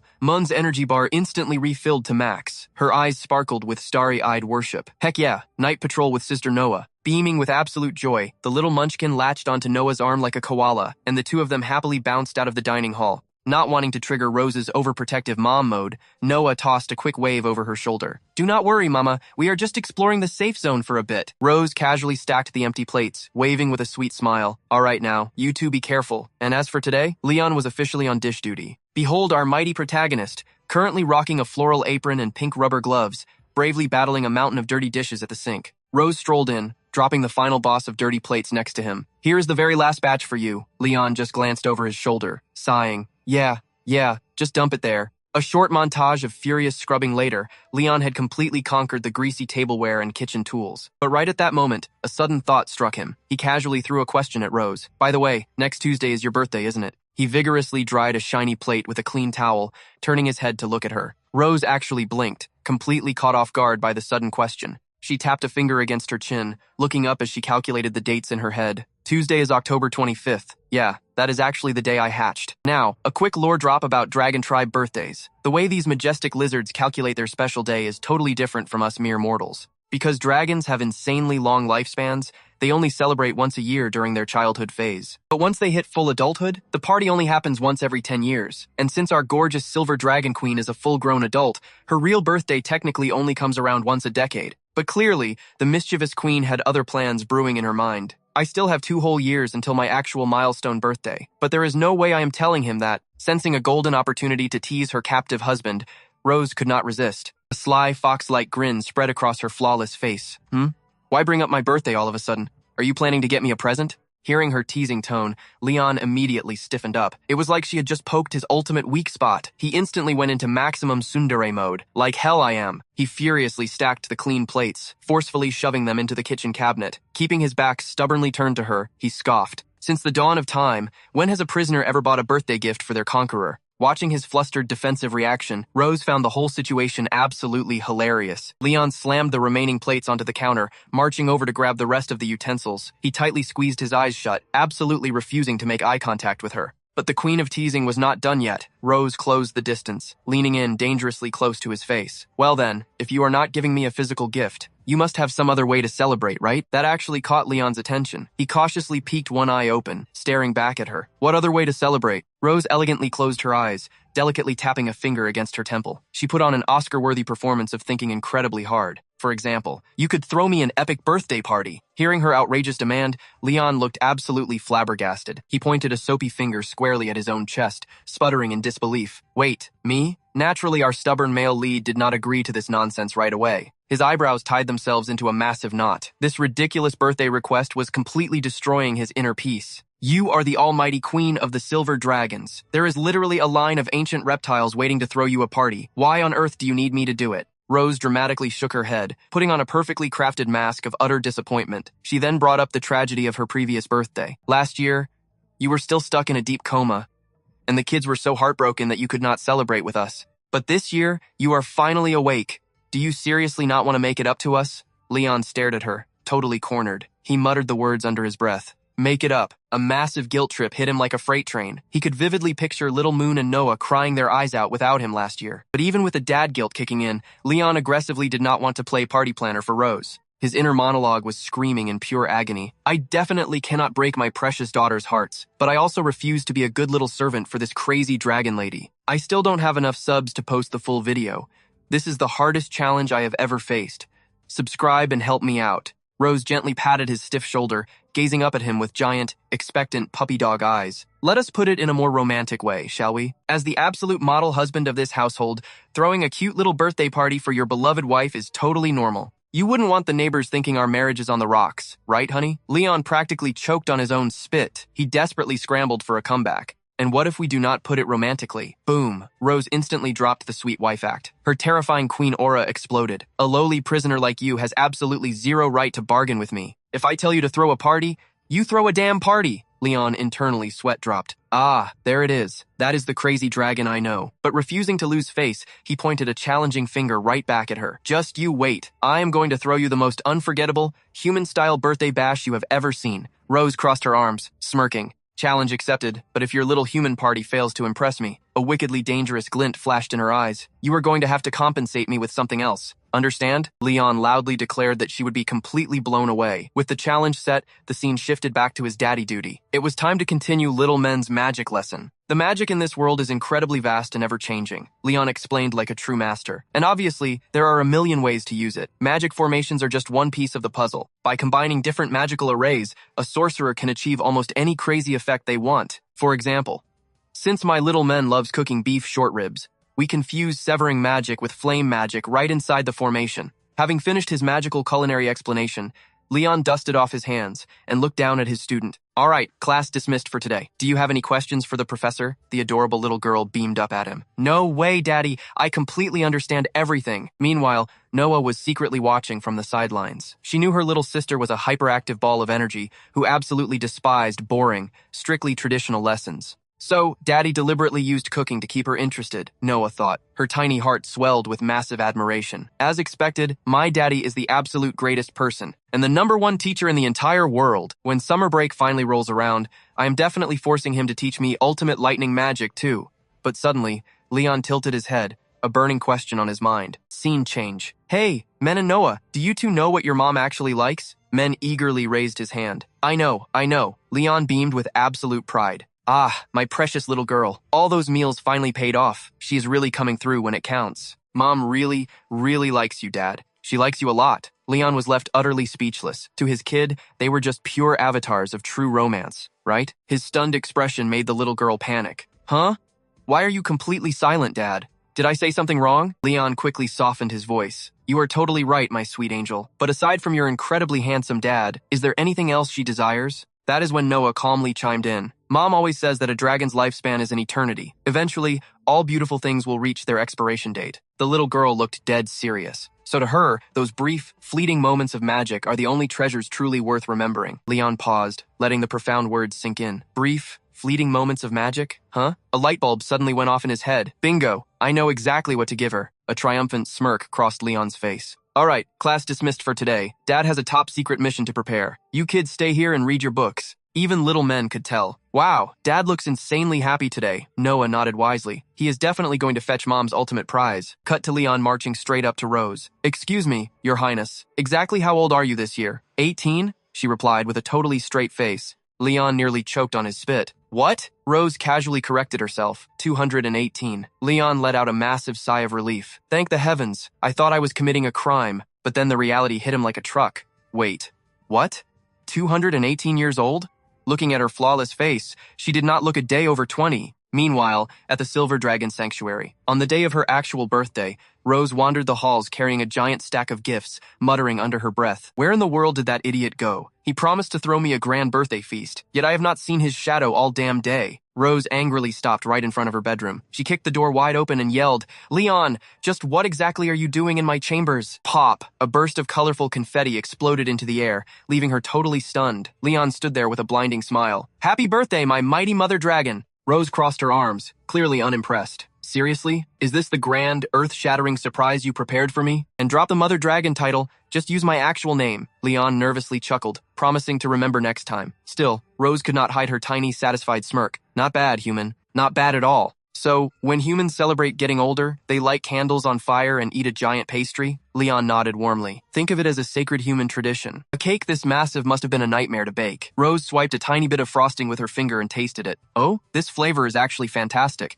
Leon practically leaped forward to stop her. Hey, wait, halt! Do not eat it yet. Human rule number 1, you must make a sacred wish before the glowing candles. Rose narrowed her crimson eyes in deep suspicion. Can we skip the blowing part? Look at this ridiculous forest of flames. Are you secretly plotting to set me on fire? Leon stood his ground. No shortcuts allowed. You demanded the authentic human experience, and humans blow out the exact number of candles to match their age. He offered a grand, theatrical bow. Your Majesty, the 218 candles await your breath. Rose glared at him, absolutely plotting murder in her head. I knew it. This sneaky bastard just wanted to torment my lungs. Well, if you want to play rough, do not expect any mercy. A devious plan flashed in her mind.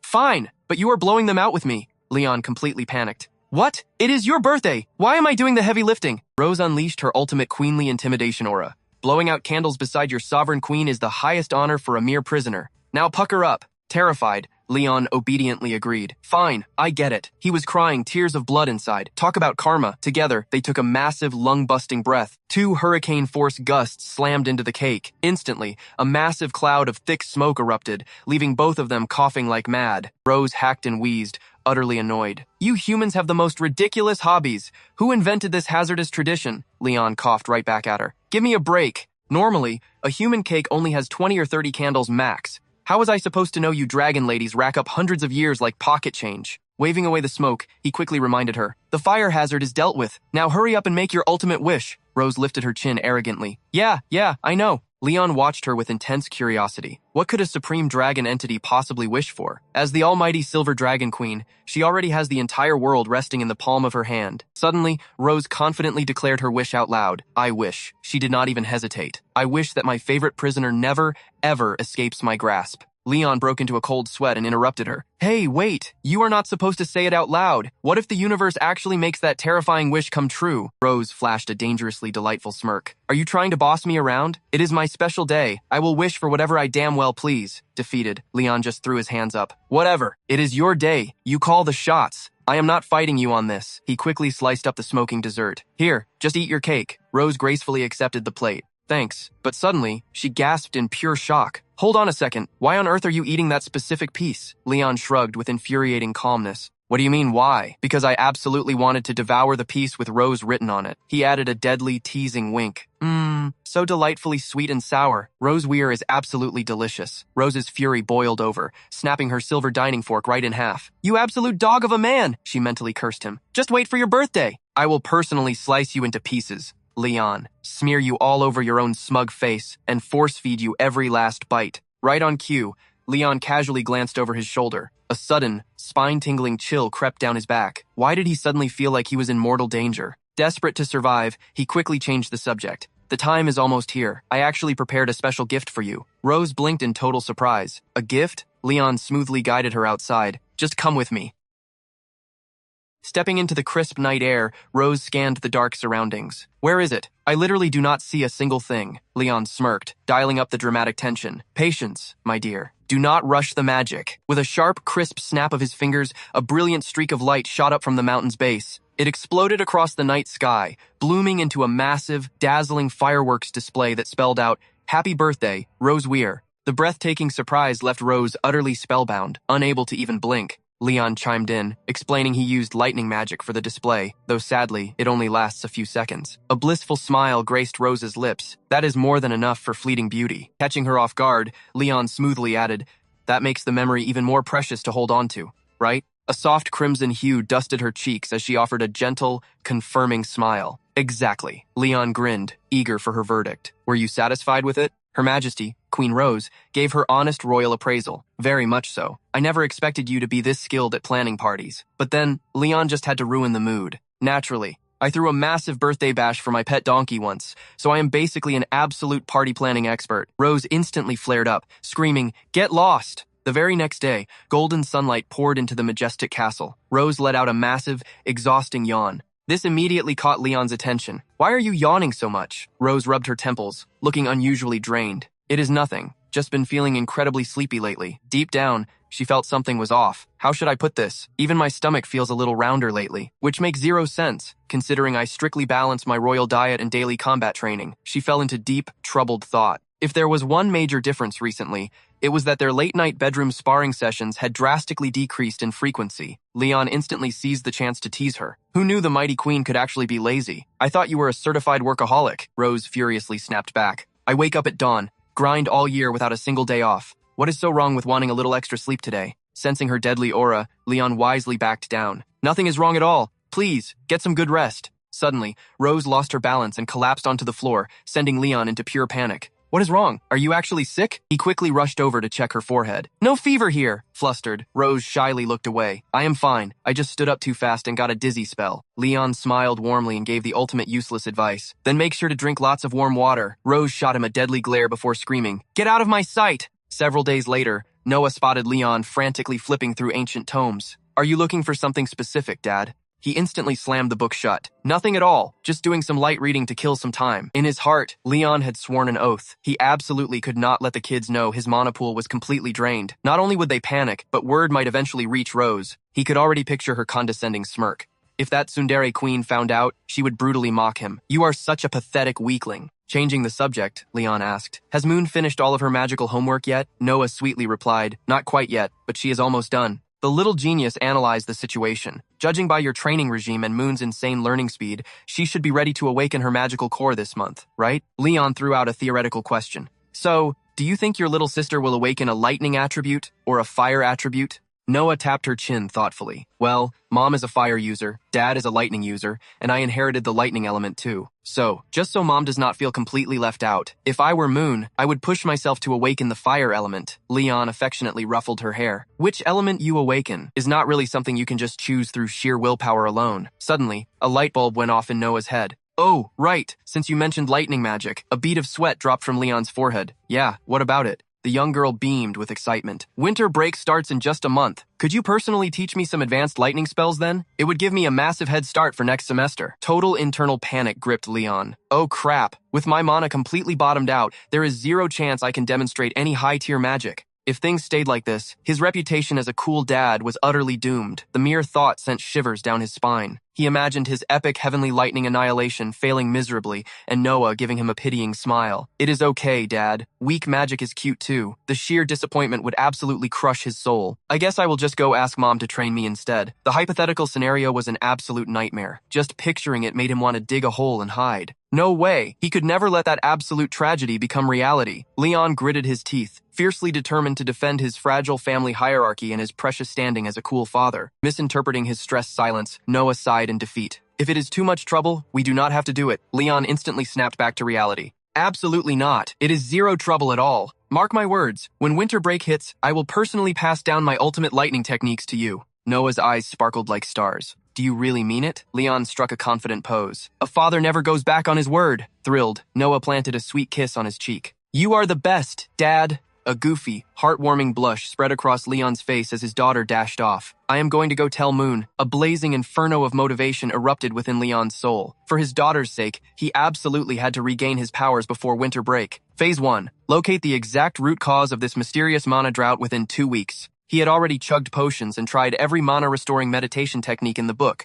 yielding absolutely zero results. Have I been looking at this from the completely wrong angle? He muttered to himself in deep frustration. What if this catastrophic power loss has nothing to do with my core, but some kind of external curse? Connecting the dots, Leon realized that ever since he became Queen Rose's so-called captive, the only physical change to his body was the ancient dragon mark. A terrifying realization struck him like a bolt of lightning. Is this demonic tattoo passively draining my entire mana reserves? The legendary dragon mark was an ancient binding spell designed to enforce absolute loyalty and deepen the soul bond between draconic spouses. While usually completely invisible, it would mysteriously glow with a faint, pulsing purple hue whenever one fiercely missed their destined partner. When a married couple fully synchronizes, the crest burns a deep purple. Leon stood before the mirror, completely lost in his own world as he stared intently at the dragon mark etched across his chest. In the beginning, that crazy dragon lady Rose Weir only wanted to use this dragon crest to make my life a living nightmare. If she actually knew this stupid crest was secretly leeching my mana, she would have laughed in my face on day one. After racking his brain for a solid minute, our boy squeezed his eyes shut and made a reckless choice. Guess it is time to test this theory. Boom!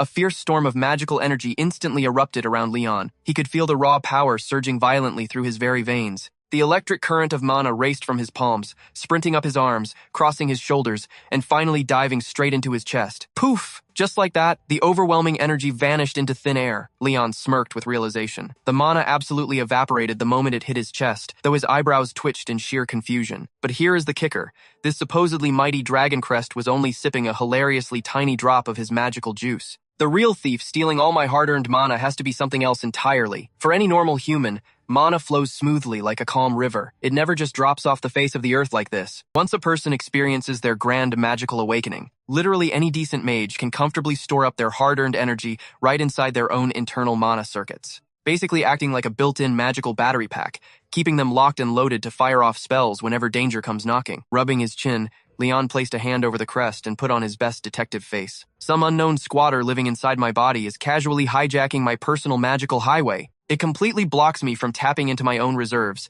leaving me looking like a pathetic, mana-starved loser. Reaching this tragic conclusion, our guy started aggressively tearing at his own hair in pure frustration. Seriously? Since when did my majestic body turn into a free all-you-can-eat buffet for magical parasites? Do these freeloaders really have nothing better to do than slurp up my hard-earned aura?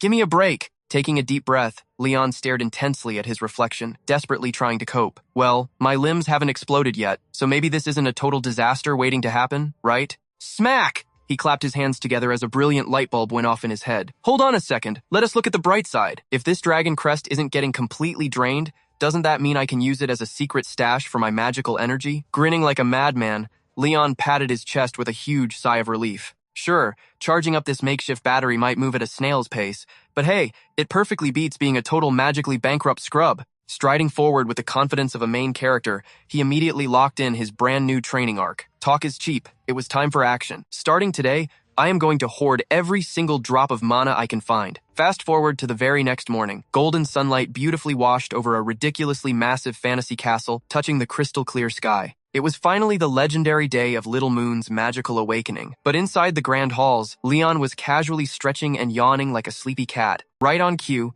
the Ice Queen herself, Rose, smoothly pushed open the doors. Spotting his formidable wife, Leon instantly threw up a hand with a goofy, welcoming grin. Morning sunshine, beautiful day to be alive, isn't it? Hearing this absolute nonsense, Rose crossed her arms like a true boss and scoffed. The audacity to actually greet me first today? Looks like someone woke up on the delightfully right side of the bed. Chuckling out loud, Leon pumped his fist and proudly declared his victory. You bet I am. Today is the day my precious moon awakens a lightning element, exactly like her awesome dad. Why wouldn't I be hyped? Strolling down the corridor together, Rose immediately hit him with a devastating reality check. Keep dreaming, buddy. Our little moon is 100% going to inherit the almighty fire element. The ancient bloodline of the dragons is way more overpowering than your tiny human brain can comprehend. But Leon refused to back down from this spicy banter. Oh, really? If your dragon genes are so incredibly dominant, then explain why our son Noah rocks the lightning element. Huh. Without even blinking, Rose casually brushed off his totally valid point. That was just a statistical glitch. Leaning in with an insufferably smug face,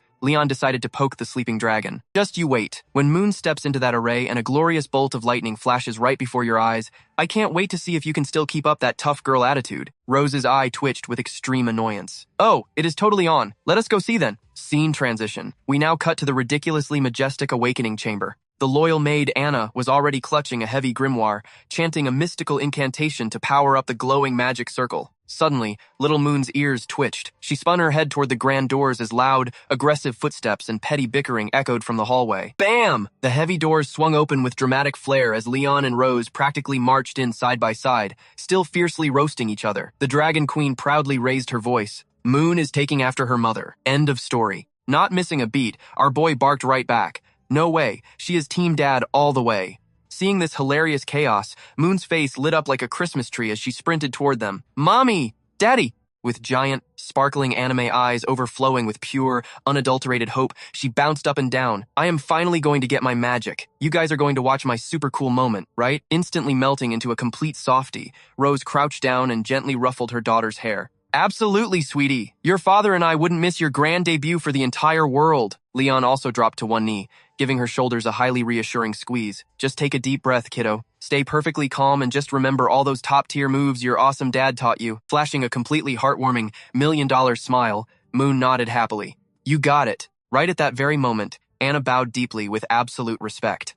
Reporting to Her Majesty and His Highness, Princess Moon's awakening array is fully charged and ready to be activated on your command. Giving her one last encouraging smile, Rose gently nudged her forward. Go show them what you are made of. We are right behind you. Leon threw up a massive thumbs up. Go get them, Tiger. Bursting with confidence, Moon happily trotted over to the magical circle. Taking her spot right in the dead center, the little princess stood tall as the array exploded into a blindingly brilliant golden light. Her tiny face locked in fierce determination. Squeezing her eyes shut, Moon balled her tiny fists and crouched down just a bit, aggressively pushing her internal aura to the absolute limit. Witnessing this flawless stance, Rose's eyes shot wide open in pure, unadulterated shock as she gasped out loud. No way! Her very first attempt at gathering raw mana is going incredibly perfectly. Most regular kids totally fail their first few tries, but our little genius nailed it in one single shot. Crossing his arms like a true proud father, Leon smirked with maximum ego. Obviously, she is a prodigy. Just look at the absolute legend who personally trained her. Meanwhile,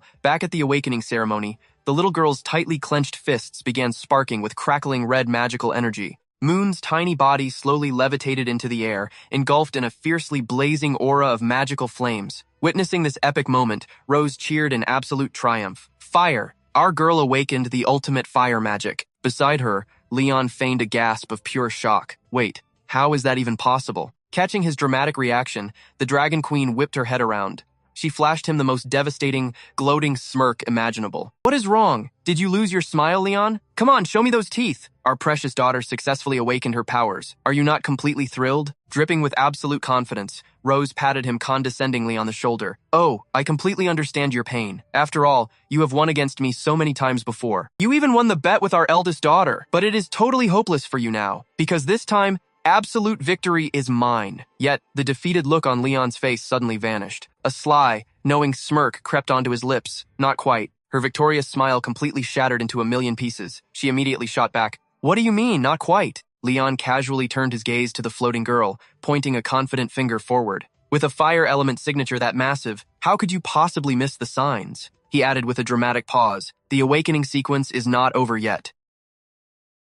Right on cue, the atmosphere heavily shifted. Crackling blue streaks of intense magical energy suddenly erupted from the little girl's levitating body. Rose's eyes practically bulged right out of her skull. "Wait, is this?" Nearby, Anna gaped in absolute disbelief, completely overwhelmed by the breathtaking spectacle. The tiny floating prodigy was actually radiating twin auras of blazing fire and surging lightning simultaneously. The lightning element too? A legendary dual element awakening? Rose stood completely paralyzed by the jaw-dropping revelation. Meanwhile, Leon simply stood there with his arms casually crossed, beaming with absolute fatherly pride. Supreme satisfaction was written all over his handsome face. The corners of his mouth curled up into a deeply triumphant smirk. He proudly thought to himself, as the beloved daughter of the strongest dragon slayer and the majestic silver dragon queen, her destiny was always bound to be absolutely extraordinary. On top of that divine bloodline, a dual element awakening is a myth only whispered about in ancient fairy tales. This little girl's future potential is literally immeasurable. The magical storm faded, and the tiny prodigy floated gently back down. Moon opened her huge, sparkling, starry eyes at her parents. Bouncing with endless energy, she sprinted over to Rose and Leon, eager to show off her legendary new powers. "Mommy, Daddy, did you two see that amazing magic?" Moon threw both of her tiny hands high into the air. "I can actually use both of the pretty elements now. So now you two will not have to fight over me anymore, right?" The atmosphere instantly shattered. Both parents froze stiff as boards, their eyes widening in comical, guilt-ridden panic. Did their precious baby actually push herself to awaken a mythic dual element just to stop their silly marital bickering? Sweating bullets, Leon subtly elbowed Rose in the shoulder, shooting her a desperate, silent emergency signal. Switching gears at literal lightning speed, the two of them instantly locked into a sickeningly sweet embrace. Leon wrapped his arm tightly around his wife's waist, faking the most wildly enthusiastic tone imaginable. "We are practically dying of happiness over here. Why on earth would we ever fight? Is that not right, my dearest, sweetest wife?" Catching his obvious drift, Rose seamlessly jumped right into the act. Exactly. Mommy and Daddy are just bursting with joy for our little genius." Crisis perfectly averted, the group finally turned to head back inside as Rose happily threw out a celebratory suggestion. "We absolutely must throw a massive feast tonight to celebrate." Moon cheered with pure, innocent joy. "Yes, please. I really want to eat the big beef ribs." Hearing his daughter's adorable request, Leon instantly agreed without skipping a beat. "Leave it to the master chef. Daddy will make the best ribs ever." The scene transitioned into the deep evening, casting the grand castle in a mysterious, moody blue hue. Before them sat a jaw-dropping royal-tier banquet. Steaming hot dishes radiated an absolutely intoxicating, mouth-watering aroma. There were giant, perfectly caramelized grilled beef ribs, dripping with incredibly rich savory juices, alongside crisp, refreshing mixed salads and massive platters of piping hot, golden roasted chicken. The happy family of three gathered around the giant dining table, diving into the legendary feast wrapped in a cozy, heartwarming atmosphere. Acting as the ultimate doting father, Leon grabbed the juiciest chicken drumstick and dropped it onto Moon's plate. His voice melted with absolute adoration. "Our little genius did so incredibly well today. Eat up and grow big and strong for me, okay?" The little girl took a massive bite, her face lighting up with pure culinary bliss. "Thank you so much, Daddy." Suddenly, Moon eagerly grabbed two massive drumsticks and hoisted them high into the air like golden trophies. She beamed with angelic brightness. "Mommy and Daddy worked super hard today too. So I am giving you both the biggest, most special rewards." With the utmost care, she dropped the first meaty drumstick right onto Leon's plate. "One for Daddy." Then, the tiny sweetheart scurried all the way over to Rose, tiptoeing over the grand table just to plop the second drumstick down. "And one super big piece for Mommy." Rose's heart completely melted as she gently patted her daughter's head. Her voice was soft and full of absolute motherly warmth. "You are too sweet. Thank you, my precious darling." However,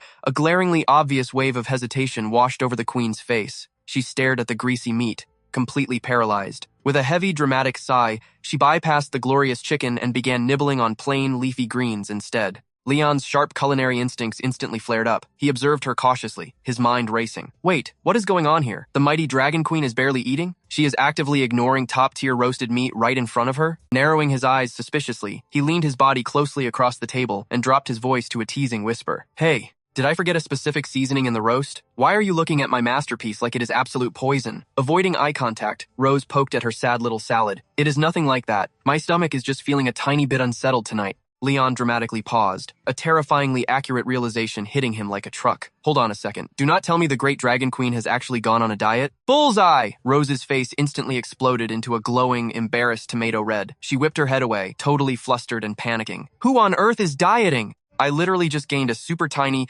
completely unnoticeable bit of weight, okay? Confirming his hilarious theory, Leon turned away to hide a brutally mocking chuckle. You do know the golden rule of dieting, right?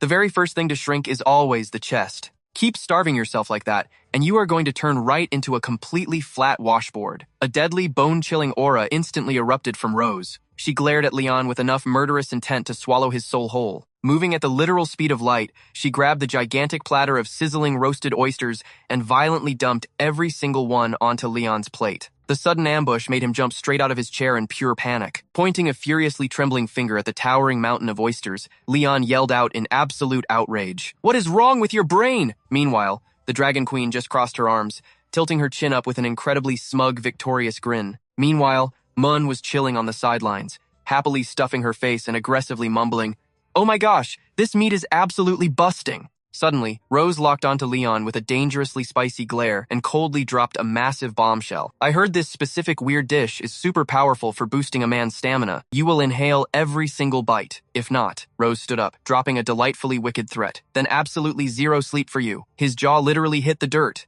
"Say what?" Our poor boy Leon instantly started screaming in pure absolute panic. "Still not letting me sleep tonight?" And little Mun, still munching like a happy hamster, completely ignoring the incredibly unhinged, spicy drama unfolding right next to her. Flash forward to the next morning. The massive, shiny castle looked super dramatic under the bright morning sun. Inside the royal study, Rose was fighting a losing battle against the yawns. Completely drained, she heavily propped her chin against the mahogany desk. Through half-closed eyes, she peered at the ever-serious Anna standing at attention. "Anna, what exactly is on today's agenda?" Her loyal aide delivered a textbook report. "This morning's schedule dictates reviewing official missives sent by the various dragon factions. This afternoon requires an armory inspection. Does your majesty wish to amend this?" But Rose just let out an exhausted sigh. "Push it all to tomorrow. I am absolutely spent today. I am taking a day off." Hearing those forbidden words, Anna's eyes nearly popped out of her skull. Our legendary 1,000-year workaholic queen is actually asking for a break? I still don't have enough subs to post the full video. This is the hardest challenge I have ever faced. Subscribe and help me out. Is the sun rising from the west? As Anna internally short-circuited trying to process this anomaly, she quickly snapped back to reality and snapped to a rigid posture. Without missing a beat, she immediately voiced her absolute support. "Understood. Please enjoy your rest, your majesty," before spinning on her heels and sprinting away, leaving Rose blinking in utter confusion at her fleeing aide. Pushing herself up from the dreaded paperwork desk, she threw her arms up for a massive stretch while grumbling internally. "This makes zero sense. I literally went to bed so early last night, so why does my body feel like it was hit by a truck?" Leaning lazily against the grand window frame, Rose gazed down at the courtyard. There, upon the lush green grass, sat Leon and little Mun. A curious thought popped into her mind. Is he actually giving our daughter a magic lesson right now? Down in the sunny courtyard, Leon was wearing his absolute most serious teacher face. "Mun, I just explained the ultimate characteristics of lightning magic. Did you memorize it all?" The little girl instantly beamed. "Yes, Daddy, I remember." Mimicking a profound scholar, she adorably rubbed her little chin in deep thought. Then, she flawlessly recited her lesson. Lightning magic can be cast as a single target strike, or an explosive area of effect attack. It is the ultimate balance of absolute offense and solid defense. Master the way of lightning, and you can walk unhindered across the entire realm. Hearing this glorious summary, Leon nodded. He gave a massively satisfied nod and showered her with praise. "Spot on. My daughter is an absolute genius." But suddenly, seemingly out of thin air, Rose appeared on the scene. She completely shattered the father-daughter bonding moment with a sharp question. "Why are you only hyping up the supreme traits of lightning magic and completely ignoring fire magic?" Catching sight of her mother, Mun practically vibrated with joy. "Mommy!" she cheered, launching herself into a massive hug. "Mommy, listen! Lightning magic is insanely overpowered! Daddy is a master cultivator of the lightning path." Leon gently nudged his star pupil. "Mun, why do not you show your mother a little demonstration?" The little girl practically glowed with excitement. "Yes, sir?" Taking a proper martial stance, she slightly lowered her center of gravity. Thrusting both tiny hands forward, she began channeling her internal monocore. Crackle! Violent sparks of raw magical energy began dancing across her small fingertips. Once she felt the chaotic current fully stabilize, her eyes snapped wide open with absolute focus. With a fierce, decisive glare, she instantly materialized two perfectly condensed spheres of pure lightning. Witnessing this unbelievable display, Rose completely lost her royal composure, her jaw practically hitting the floor. She literally just awakened her core 2 days ago. How has she already mastered advanced elemental manifestation? The moment the spell dissipated, the fierce mage turned back into a bubbly child. "Mommy, I am super amazing, right?" Still recovering from the shock, Rose evaluated the situation internally. Even though spherical manipulation is a fundamental energy shape,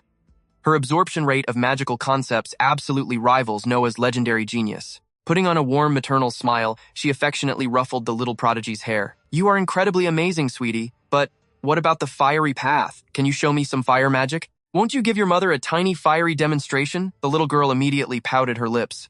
I cannot. Daddy has not taught me that path yet. With absolute innocent betrayal, Mun quoted her father flawlessly. Daddy said fire magic is only good for roasting chickens. He said it is completely useless. Upon hearing this lethal revelation, Leon panicked and tried to silence her. Mun, wait! But a terrifying, murderous aura had already locked onto him. Care to explain yourself, Leon? Rose growled. Sweating profusely, the cornered father offered a desperate, nervous chuckle.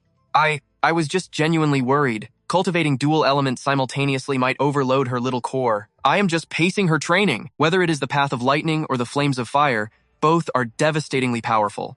So technically, whichever I teach first yields the exact same result. However, his pure-hearted daughter instantly dealt the final, lethal strike. Liar! Liar! Pants on fire! That is totally not what you told me yesterday, Daddy. Leon's soul practically left his body as he scrambled. What do you mean it is not? I absolutely said exactly that. But before he could dig his grave deeper, Rose clamped her hand over his mouth like a vice grip. You.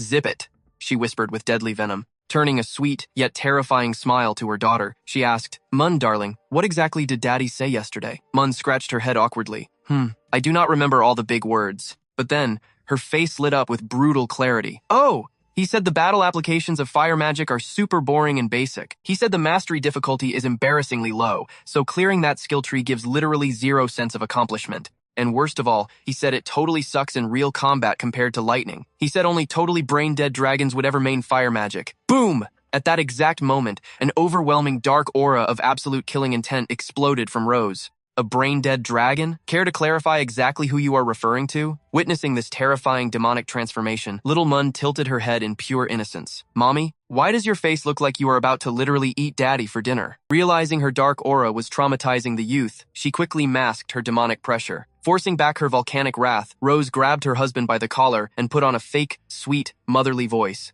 Mun, sweetie, your training session is officially over. Mommy and Daddy have some very critical adult matters to discuss. Why do not you go hunt down Auntie Anna for some playtime? Thrilled that class was dismissed, the adorable disciple gave a crisp salute. Yes, ma'am. Fast forward to the evening dinner phase. The royal dining table was absolutely loaded with visually stunning cuisine. However, there was a fresh leafy salad, crunchy carrots, stir-fried eggplant, slow-braised eggplant, and deep-fried crispy eggplant. It was a total vegetarian nightmare. Staring at this completely meatless tragedy, Leon swallowed hard, cold sweat dripping down his face. Is this the legendary final meal they serve condemned prisoners before execution? Rose shot him a glare that could freeze hell itself. Why are you staring at me? Start eating your greens. Now. Feeling his soul leave his body, the lightning master whined pitifully. I merely delayed teaching our daughter the ways of fire magic. Do you really have to resort to this level of psychological torture? Trying to execute a tactical retreat, Leon plastered on the fakest, most painful smile imaginable. You know what? My appetite has mysteriously vanished today. I think I will just skip dinner entirely. But Rose instantly countered his escape route, piling a massive mountain of eggplant into his bowl with a downright villainous grin. Oh, absolute nonsense. You have been grinding so hard teaching magic all day. If you skip a meal, your precious stamina might just completely collapse. Then, she brilliantly deployed her ultimate weapon. Mun, darling, back me up here. Daddy needs to finish his entire plate, right? Completely oblivious to the adult warfare, the little girl nodded so hard her head almost flew off. Delivering the final, inescapable finishing blow to her father, she lectured, Daddy, you are the one who taught me the ultimate survival rule. Never skip your 3 daily meals. You have to eat your veggies on time to keep your mana core strong. Rose's voice dripped with suspicious sweetness. I understand now. Is hubby too tired to eat on his own? Since that is the case, let your wife feed you. Absolute panic seized him. No, stop, I am fine. But her aura was too overwhelming. Do not be shy, darling. Open wide. Without mercy, she shoved the mysterious food into Leon's mouth. One gulp, and his face drained of all color. Watching her father instantly collapse on the table, little Mun innocently tilted her head.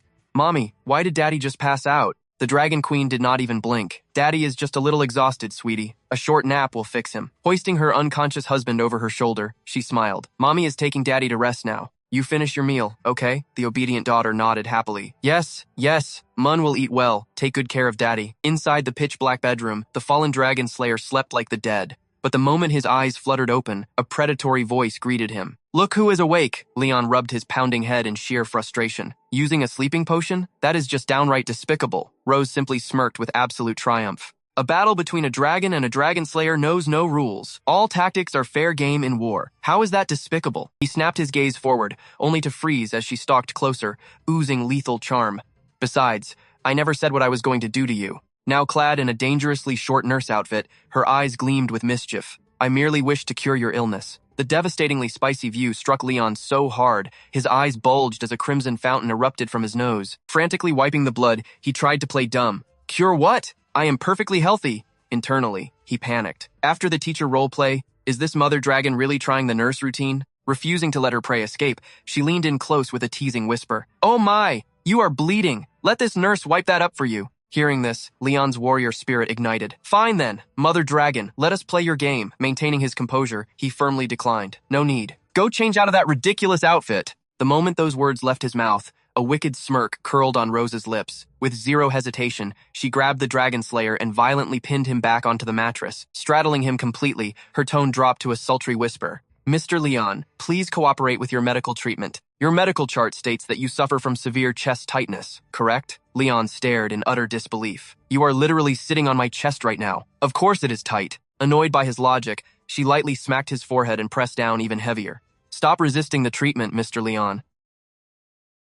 Gritting his teeth, he decided to surrender to the bit. "Yes, my chest feels terribly tight." He plotted his revenge inwardly. "I will act along for now, but just wait until I turn the tables on you." Satisfied, the Dragon Queen pressed her body dangerously close. "Do not squirm. I need to examine your body very thoroughly." But suddenly, a strange sensation made her flinch. Fast forward through a massive time skip after that legendary treatment session. Rose was now demanding the world, while Leon had been reduced to her royal servant. "I am thirsty. Right away. I am hungry. Coming right up." Watching her once proud husband scurry around, she smugly rubbed her pregnant belly. Thanks to this unborn baby, taming this arrogant man was a total breeze. A while later, gently stroking her stomach, she murmured softly, "I wonder who this little one will take after." The dragon slayer instantly jumped at the chance. "Obviously, the baby will look exactly like me." She immediately pouted with utter disdain. "Gross. Mr. Dragon Slayer, where on earth do you get that ridiculous confidence?" Leon puffed out his chest with absolute pride. "Noah and Mun gave me this confidence." He presented his rock-solid evidence. "Look at their hair color. Both of them inherited my jet black hair, right?" Rose mercilessly shut him down. "But they both have tails. Therefore, my dragon genes won." Refusing to accept defeat, Leon desperately countered. "But Noah's elemental affinity matches mine. We are both lightning users." She flashed a devastatingly sweet smile. "That is very true, darling. But they still have tails." A heavy sigh of utter defeat escaped his lips. A tail was the ultimate proof dividing humans from the dragon tribe. No matter what undeniable facts he presented, he simply could not win against the tail argument. Breaking his silence, Rose issued a smug challenge. "What is wrong? Out of counterattacks already." Ignoring her taunts, Leon leaned close to her belly and began whispering secret orders. "Listen to me, little one. When you come out into this world, you are absolutely forbidden from having a tail. You hear me? Furious, the Dragon Queen slapped his shoulder. "What kind of nonsense are you feeding my baby?" Laughing as he dodged her attacks, he continued his commentary. "Look at this, my precious baby. Your mommy is beating up your daddy. Never learn her violent ways." Moments later, a glowing full moon claimed the midnight sky. The marital bed was now completely buried under piles of dusty ancient tomes. Leon flipped through the pages, tossing and turning with deep thoughts. When Rose was pregnant the first time, I was stuck in a coma. The entire prenatal process was heavily dominated by dragon tribe traditions. It makes total sense that the kids came out acting way more like dragons than humans. But this is my second chance. How on earth do I make sure this new baby leans towards its human side? Exhausted, he slammed a massive book over his face. "Wait, if I expose our little treasure to the absolute peak of human culture right now, maybe they will be born fully human-like." To put it simply, this was the desperate struggle of a father just trying to find an ally in his own household. On a much grander scale, this was the ultimate battle to prove that the DNA of mankind was far superior to the mighty dragon tribe. In a flash, Leon shot up from the bed. He was a man of action. Even though Rose was barely 2 months along, his supreme prenatal education plan had to start immediately. Tearing through his spatial inventory, he muttered frantically, "Where did I put that stuff I bought from the Sky City?" His fingers finally brushed against a tiny magical artifact. "Jackpot! Found it! It was a portable shadow recording stone. Compact design, complete with full audio recording capabilities." Later that very night, within the absolute silence of the Grand Castle, a suspicious shadow loomed near the bedroom balcony. Rose was completely dead to the world in a deep sleep. Meanwhile, Her husband stood over the bed, vibrating with sheer chaotic excitement. Leaning down, Leon whispered like a ghost in the night. "Hey, Rose, wake up. It is an absolute emergency." Seeing that the Dragon Queen did not even stir, a maniacal grin spread across his face. Perfect. The pregnant dragon's sleep quality is absolutely top tier. After confirming she was completely out, Leon pulled out his secret item, knowing he wouldn't wake her up. Without a second thought, he smashed the start button. What followed was Leon's incredibly smooth, totally unbiased bedtime story. Once upon a time, in an era long forgotten, far away from the Western continent, a courageous, highly intelligent race was born. They called themselves humanity. Listen closely, my precious baby. Humans are the absolute pinnacle of creation. You definitely need to take after them. Several hours of hardcore propaganda later, humanity is simply the greatest. They are the bravest beings to ever exist. Unyielding, unbreakable, always fighting for a brighter, shinier tomorrow. Reviewing his masterpiece, our guy smiled with pure satisfaction. The audio quality of this memory stone was flawless. He definitely needed to record an entire library for his kid's prenatal education. Leon cleared his throat for the grand finale. And now, Daddy will recite a glorious poem titled, "Humanity is Awesome, No Questions Asked." Are humans truly that magnificent? As the sun rises in the east, its golden rays awaken those brave, unyielding souls. Every single evil Dragon King will inevitably fall to humanity's absolute dominance. Humans are simply built different, period. Bright and early the next morning, Rose rubbed her temples, looking thoroughly disturbed. What exactly happened last night? Leon immediately put on his best innocent face. Last night? What about last night, my dear? Internally, he was sweating bullets. I ninja jumped off the balcony and snuck back to my room before she even opened her eyes. There is absolutely zero chance I got caught, right? Covering her mouth in pure horror, she recounted her traumatic vision. I had the most terrifying nightmare. I dreamt I actually turned into a human and even started singing their praises. She shivered violently. It was absolutely traumatic. Hearing this, a light bulb went off in Leon's massive brain. Who knew if the prenatal education was reaching the baby, but it was definitely doing a number on the mother. He clenched his fist, ready to crank up the volume. If that's the case, I need to enlighten them, as quickly as humanly possible. Shaking off the creeps, Rose changed the subject. What exactly are you teaching Mun today? Leon answered with total confidence. The fundamental principles of fire magic, obviously. She gave him a stern, motherly glare. Focus on teaching her shape transformation to control the fire element. As for the dragon flame technique, I'll handle that myself in a few days. Giving a casual nod, he stood up from the table. Got it, loud and clear. I'll go track the kid down now. Take your time with breakfast. The second he was out of sight, Rose waved her hand dismissively. I've lost my appetite. Clear the table. The servants bowed with absolute reverence. Right away, Your Majesty. Gently stroking her baby bump, she let out a heavy sigh. Oh, my little one. Mommy is going through absolute torture just for you. So, it is only fair we shift some of this suffering onto your father. I am sure he will not mind one bit. Fast forward to the dead of night. A glowing crescent moon hung high in the sky. Leon sat cross-legged on his bed, eyes shut tight as he channeled his inner aura with complete focus. Moments later, his eyes snapped open, blazing with intense determination. He let out a long breath and casually flexed, admiring his own perfectly sculpted muscles. Excellent progress. The mana is smoothly condensing inside the dragon crest. At this rate, I will be slinging mid-tier lightning magic in no time. Muttering to himself, he threw a quick glance at the vintage desk clock ticking away in the silence. Past 2 in the morning already?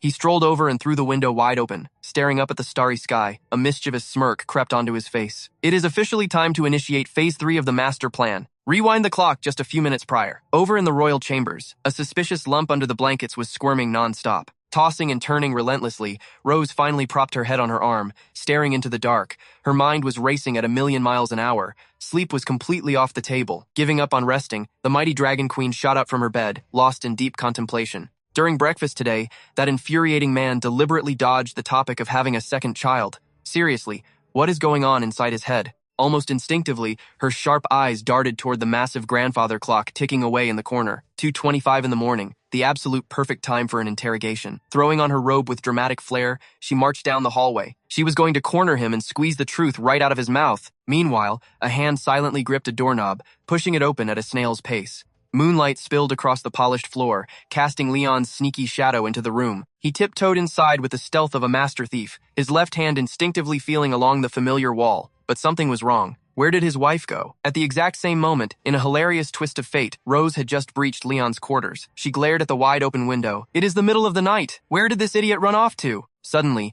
her eyes widened in pure, unadulterated shock. The window is open. Could it be? Putting the pieces together, she instantly spun on her high heels, sprinting back down the royal corridor. Back in her room, the hairs on the back of Leon's neck stood up. He felt a terrifying, overwhelmingly familiar aura rapidly approaching. His jaw practically dropped to the floor. Leon whipped his head toward the tightly shut door, panicking internally. Why on earth is that crazy dragon coming back right now? There is absolutely no way I can let her catch me sneaking into her bedroom at this hour. If she finds me here, my spotless, righteous, perfectly innocent reputation will be utterly destroyed in seconds. Fearing for his dignity, he scrambled wildly toward the nearest massive wardrobe. No time to jump the balcony. This giant wooden box will have to save my life. The exact millisecond the closet doors clicked shut, the bedroom doors burst open. Rose stormed into the room, her sharp dragon eyes scanning left and right like a radar. She gripped the window handles tightly, her mind racing. It seems that sneaky man has not climbed back yet. Crossing her arms like an angry boss, her gaze pierced through every shadow in the room. The luxurious bathroom was completely empty, and not a single soul was hiding under the massive king-sized bed. Her razor-sharp gaze locked onto the closed wooden doors. It was the absolute last place left to hide. Inside the cramped space, Leon clamped his jaw shut so hard his teeth nearly cracked. Pure panic painted his sweating face. "Stay back," he prayed. "Did she sniff me out already?" Outside, Rose casually gripped the handle, pulling it open with agonizing slowness. Seeing this, Leon instantly slapped both hands over his mouth, his eyes bulging like saucers in sheer terror. Meanwhile, a dark shadow fell over the dragoness's face as a delightfully wicked smirk crept onto her lips. But then, she abruptly spun around, letting out a perfectly faked gasp of joy. "Oh, so that is where I left my sleeping mask." Shooting a sly sideways glance right at the occupied closet, she added dramatically, "I simply cannot fall asleep without my precious little mask." Scene shift. Inside the dark box, Leon nearly had a heart attack. He let out a shaky breath, completely falling for her act. Thank the heavens she missed me, he thought. Peeking through the tiny wooden crack, he watched the pajama-clad dragoness, plotting his grand escape. "Just wait until she falls asleep," he schemed. "Then, freedom is finally mine." Hours ticked by. The clock finally struck 3 in the morning. The closet door slowly creaked open as Leon's trembling arm pushed it wide, carefully sliding one leg out into the open. He inched his head forward like a cautious turtle, cold sweat heavily dripping down his pale cheeks. Boom! Right across the room, Rose shot up from the bed like a rocket. She whipped off her sleeping mask with a villainous grin. "My darling little prisoner, whatever are you doing in my wardrobe at this ungodly hour?" Spooked right out of his mortal soul, Leon scrambled backward, throwing himself right back into his wooden prison. His face was a masterpiece of absolute horror. With brows deeply furrowed and lungs gasping for air, reality hit him. This wicked reptile had been playing him all along. Out in the bedroom, Rose casually took a seat right in front of the doors. "Does this little scenario feel familiar, darling?" she hummed. "Oh, I know. This is the part where I pick out a sweet little lullaby for you. Little Leon, be a good boy and open the door. Big sister wants to come in." "Not having it," Leon shouted back with absolute ironclad defiance. "Give it up, you crazy lizard. I am never opening this door for you." Hearing his stubborn squeaks, Rose just listened in silence, her smirk growing delightfully evil. Like catching a helpless turtle in a jar, she thought to herself. How absolutely entertaining. Without a second thought, she violently yanked the doors open and snatched him by the shoulder. "Did you really think I would fall for your nonsense?" Pinning him down, Rose forcefully tilted his chin up. "I will give you exactly one chance to confess everything. Otherwise, do not blame me for what happens next." Snap back to reality. Rose casually tapped 2 fingers against the closet door, wearing the absolute smug face of a winner. "Open up, Leon. Do you plan on living in there for the rest of your life? Come out this instant." Pushed to his absolute limit, the boy yelled from the dark. "Rose, wiser. Do not forget you are literally expecting a child right now. Stop messing around." Hearing this desperate defense, Rose just let out a soft, mocking chuckle. "Oh, relax, darling. I am completely harmless right now. I just want to have a nice little chat.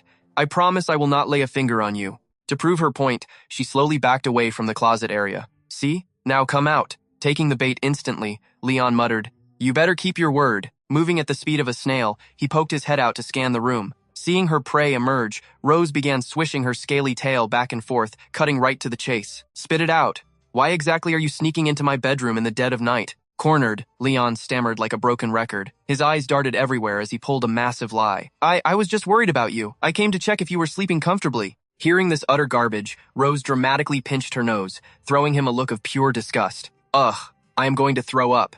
Your cheesy lies are literally making me nauseous." Lunging forward, she clamped her hands onto his shoulders. "Did you seriously think my dragon brain would fall for such a pathetic excuse?" Using her sheer weight, Rose aggressively straddled Leon's body, her voice dripping with pure menace. "This is your absolute final warning to tell me the truth. Otherwise, prepare to suffer the consequences." However, our clever boy thought he had found the ultimate loophole. Since you are expecting, you cannot exactly force me into the bedroom. You are completely powerless right now. But Rose did not even blink at his flawless logic. Who said anything about the bedroom? As long as I can squeeze my daily tribute out of you, any method works perfectly fine. With a single sharp snap of her fingers, bursts of purple magical aura shot out. In a flash, both of Leon's wrists were completely bound together, sending him into a total panic. Behind the smug dragoness, her tail whipped back and forth in absolute predatory triumph. As the sneaky appendage slithered right under his shirt, Leon lost his absolute mind. Wait, hold on. Rose Weiser, stop right now. Do not use the tail. Feigning utter confusion, Rose flashed a devilish smirk. Why complain now? Do you not absolutely love it when my tail wraps around your waist? Staring down at his face, which was currently redder than a ripe tomato, she leaned in closer. Do you not remember our steamy little night at the hot springs? I clearly tried to hide my tail back then, but you practically forced me to bring it out. Flustered beyond belief, Leon desperately tried to defend himself. That was a completely different context. Ignoring his cries, Rose closed the distance until their faces were mere inches apart. Well, tonight I am feeling generous. I will use it to fully satisfy your little fetish. Hearing this outrageous claim, Leon gritted his teeth in sheer defiance. You think a tiny little tail is enough to break my willpower? Keep dreaming in broad daylight. Unfazed by his fake bravado, Rose simply lowered her gaze to his completely trapped body. Such big words for a trapped little mouse. Without a shred of hesitation, she expertly slipped her tail straight down into Leon's trousers. Let us see if you can handle this then. Feeling the cold scales, the boy erupted in sheer, unadulterated panic. Crazy mother dragon, stop this instantly. But the dragoness was far past listening. A completely wicked, scheming glow lit up her eyes as her delicate fingers traced his jawline, ready to claim her absolute victory. Hold perfectly still. If I use too much force and snap it, whatever will we do? A dangerously seductive smile played on her lips as she locked eyes with Leon. But fret not, my dear. Us dragons possess absolute mastery over our tails. Meanwhile, our poor protagonist was desperately begging for his life. Please, no more. Leon's face burned as red as a tomato. He desperately chanted a single mantra in his mind.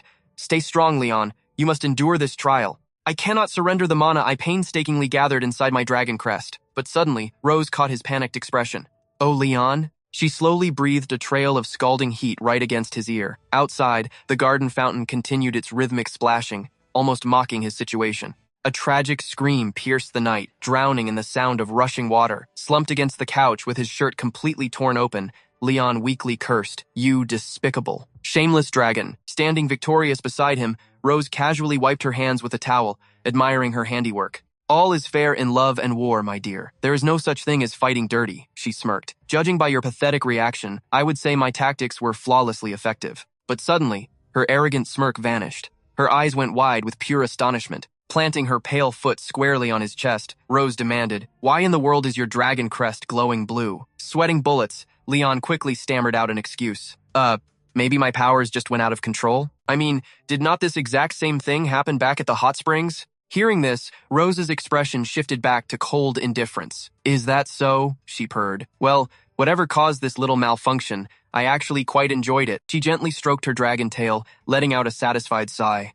It made my tail deliciously numb, highly refreshing. Leon immediately looked away, secretly sweating buckets. She literally just got electrocuted by my leaking lightning elemental magic. He glanced down at the glowing crest on his chest. Surviving that little interrogation cost him a chunk of his stored mana, but thank the heavens he did not lose it all. Bottom line, he desperately needed to feed Rose Weir a plausible lie before she dug any deeper. Mustering his courage, Leon turned to the menacing dragon lady. Look, it is almost 4 in the morning. Pregnant women really should not be staying up this late. You need your beauty sleep. Rose scoffed, cutting right to the chase. Fine, I will let you off the hook for tonight, but you better tell me the truth. Why the hell were you sneaking around my bedroom? With his life on the line, Leon deployed his ultimate defense. Absolute sincerity, because I am genuinely worried about you. I know we usually bite each other's heads off, but I know how to separate personal grudges from duty. He threw his hands up, going into full negotiation mode. Like it or not, you are currently the absolute VIP of this household. So let us call a temporary truce on our little war. Sneaking into your room tonight was totally my bad. Beat me, punish me, whatever. I will accept my fate. Rose abruptly stood up, shooting him a lethal side-eye. Oh, do not worry. I will have plenty of opportunities to torture you later.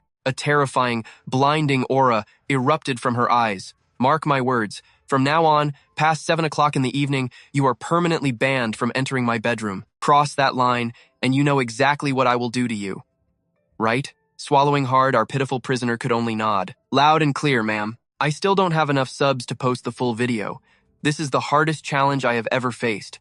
Subscribe and help me out. Yet hilariously, Noah suddenly dropped an absolute bombshell. You two should just sleep in the same bed. Not even 24 hours after the terrifying 7 o'clock curfew was established, their daughter had just nuked the rules. Leon and Rose whipped their heads around, utterly panicking. But wait, how did we get here? Let us rewind the clock. How on earth did things derail so spectacularly? Flashback to Friday's family dinner. Rose suddenly let out a strategic cough, dropping the ultimate signal. Leon practically broke into a cold sweat, nervously wiping his mouth. Tonight is the night. We are finally telling the kids about the pregnancy. But how will they react? I need to test the waters first. Leaning in close, he popped the tactical question. Hey Mun, when your big sister is out and mommy and daddy are super busy, do you ever get lonely playing all by yourself? The adorable little troublemaker beamed a sunny smile. Nope, Mun is a good girl. I just wait for mommy and daddy to finish working, and then we play. Seizing the perfect opening, Leon went for the critical strike. Well then, Mun, how would you feel about adding a brand new member to our little family? Unfortunately, the kid's logic went in a completely different direction. Yes, please. Mun has wanted a pet slime forever. Are mommy and daddy buying me one? She excitedly turned to Noah, noticing her sister's stiff expression.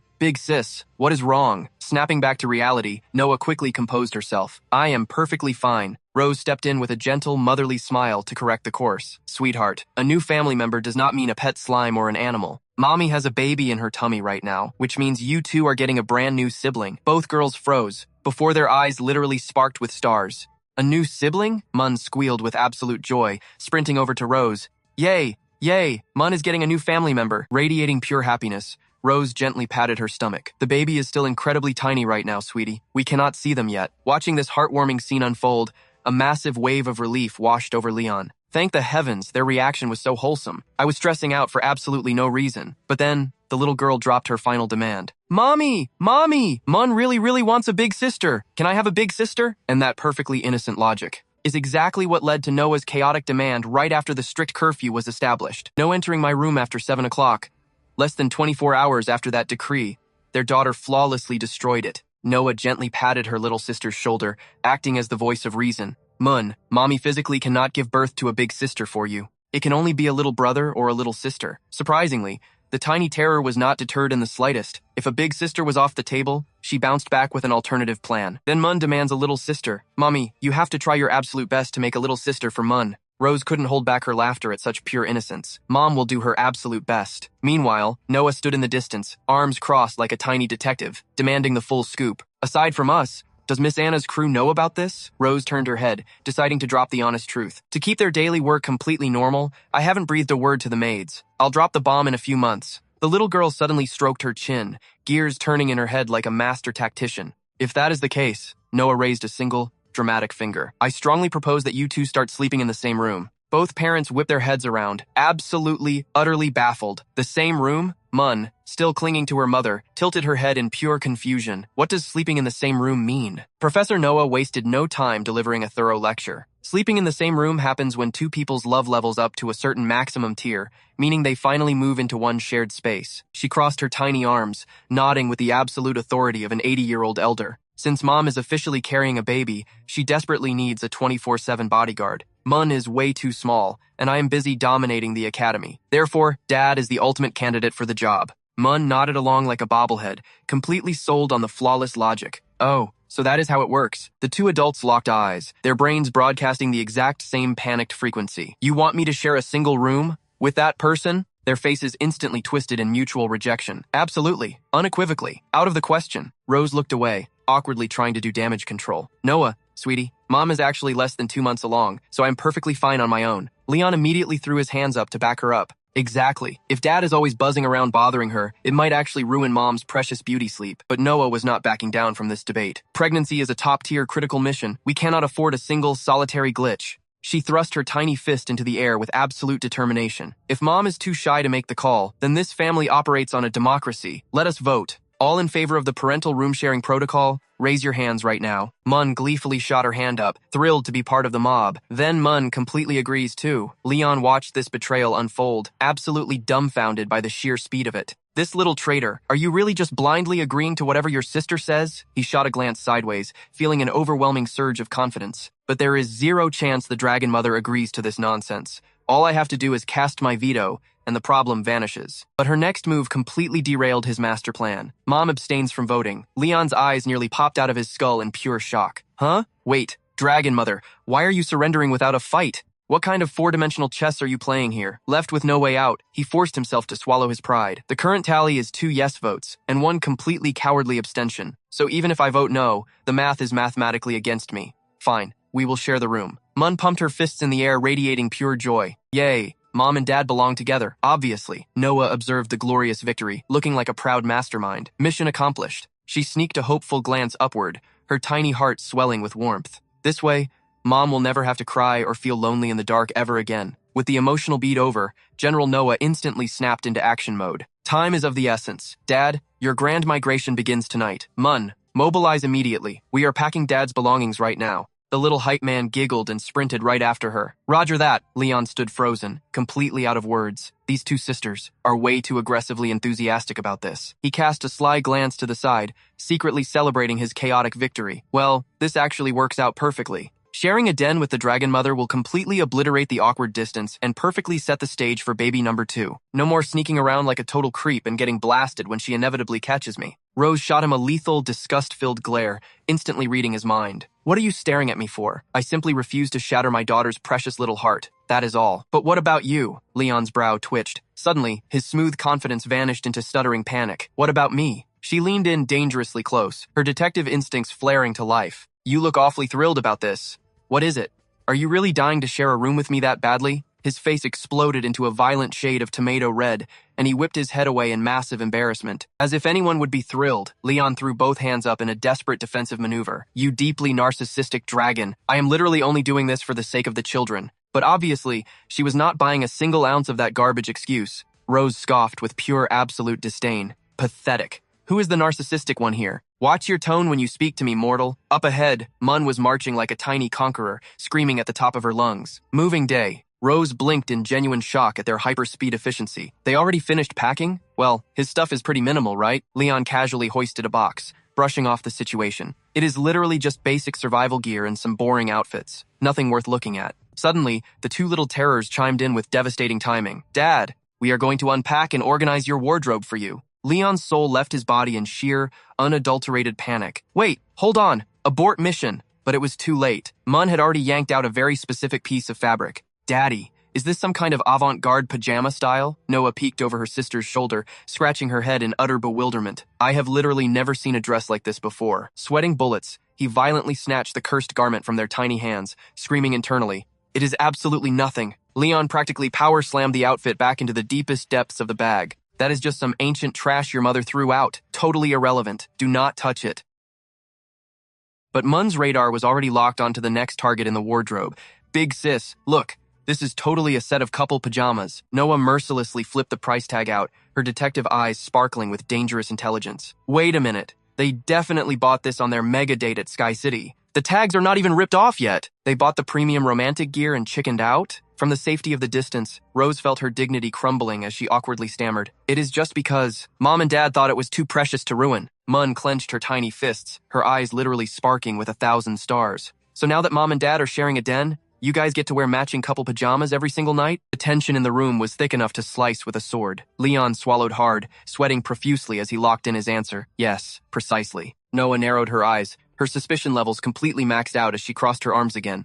Mom, Dad, are you two 100% committed to this room-sharing operation? Cornered by their own offspring, the two adults slapped on identical, painfully fake smiles. Rest easy, sweetie. Mom and Dad are glued together for life. Internally, they were both screaming, why is this kid's perception stat so terrifyingly high? Satisfied with their absolute submission, the miniature tyrant finally dropped the interrogation. Mission accomplished. Mun and I will leave you lovebirds alone now. Sweet dreams, Mom and Dad. The little one peeking from behind whined, totally bummed out. Wait, the game is over already? Noah wasted no time grabbing Mun and dragging her away from the danger zone. Maybe next time, the adorable kiddo called out, still waving enthusiastically over her shoulder. Good night, munchkins. Leon let out a massive, soul-draining sigh of relief. Crisis averted. They were 1 second away from traumatizing the kids with some very un-PG-13 drama. But wait a minute. A sudden thought struck him like lightning, and he whipped his head around to ask the million-dollar question. What exactly was that little gremlin plotting? Rose just threw her hands up in utter defeat. Don't look at me. Trying to understand Noah's mastermind brain is basically an impossible quest. Smack! She slammed her hand down like a judge's gavel, setting the ground rules. Listen up, peasant. From this day forward, that sad little couch is your permanent sleeping zone. Leon blinked, completely flabbergasted by her royal decree. Wait, seriously? He stared at her like she had just grown a second head. Our daughter literally ordered me to take care of you. How am I supposed to do my job from across the room? Rose scrunched up her nose in absolute disgust. As if I need a mere mortal's protection. Ha. Leon just casually kicked back on his exile couch, lacing his fingers behind his head with a smug grin. Oh, I would not be so sure about that, Your Highness. Picture this. You wake up in the dead of night, and bam, a massive, hairy spider is doing a little tap dance right next to your pillow. Rose instantly turned pale, screeching at him to shut his cursed mouth. She puffed out her chest, trying to maintain her majestic dignity. Preposterous. The sacred domain of the Silver Dragon Queen is strictly a no-spider zone. Cut to midnight. And the all-powerful queen was squirming like a caterpillar. She was bundled up in a burrito of pure paranoia. Wide awake, suddenly, her eyes snapped open like headlights in the dark. Meanwhile, Leon was already knocked out on his sad little couch. Reaching her absolute breaking point, the mighty dragon tiptoed over like a frightened kitten. Hey, Leon, are you dead to the world right now? She started shaking him like a maraca. Wake up! Wake up! My brain absolutely refuses to shut off, Leon groaned, rubbing the sleep from his eyes with maximum annoyance. Your Majesty, please spare me. I have to tutor Mun tomorrow morning. Stop trolling me. But then, the proud queen dropped an absolute bombshell. Fine. Then get your butt in my bed right now. Leon almost choked on his own spit, completely stunned by her sudden demand. Excuse me? Weren't you just acting like the bed police 10 minutes ago? A great silver dragon never goes back on her word. Realizing she was losing the argument, Rose completely ditched her pride. She shamelessly yanked his blanket away and flopped right on top of him. Leon practically had a heart attack from the ambush. What in the world is wrong with you? The queen squished herself onto the tiny couch like a stubborn toddler. Listen here, Buster. If you refuse to take the bed, I am permanently claiming this miserable cushion. He stared at her squished face, utterly baffled.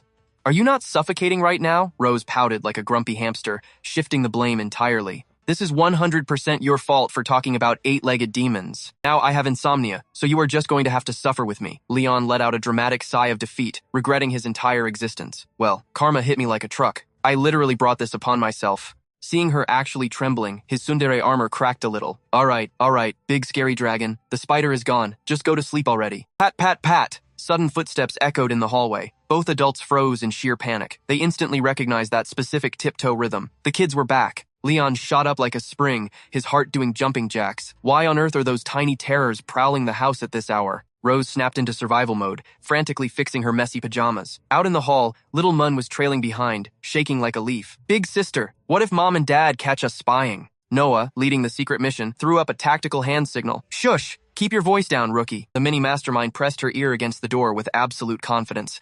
We are just running a routine inspection on their marriage. If we get busted, we will just play the cute card. No biggie. The dynamic duo hit the turbo button. Two tiny heads peeked over the crack of the door like little ninjas. Mun whispered her tactical report. Target acquired. Both suspects are in the sleepy zone. Under the covers, the two fake parents were sweating bullets. These absolute menaces. They actually came to do a midnight bed check? The stealthy siblings scanned the dark room like hawks. Meanwhile, the sleeping adults were putting on the Oscar-worthy performance of their lives, pretending to be completely knocked out. Oh my gosh, look! They are totally wearing matching pajamas. Noah giggled, her shipper heart exploding. I thought they would chicken out of sharing a bed. Looks like Mom and Dad are officially locked in. Mun nodded sagely, her big eyes glued to the fake sleeping victims. Hey, big sis, fun fact. While you were at school once, I caught them cuddling just like this. Noah gasped, whipping her head around to look at the little snitch. No way, spill the tea. Mun innocently dropped an absolute nuke of information. Yeah, they looked super tired, and they had these massive, angry red mosquito bites all over their necks.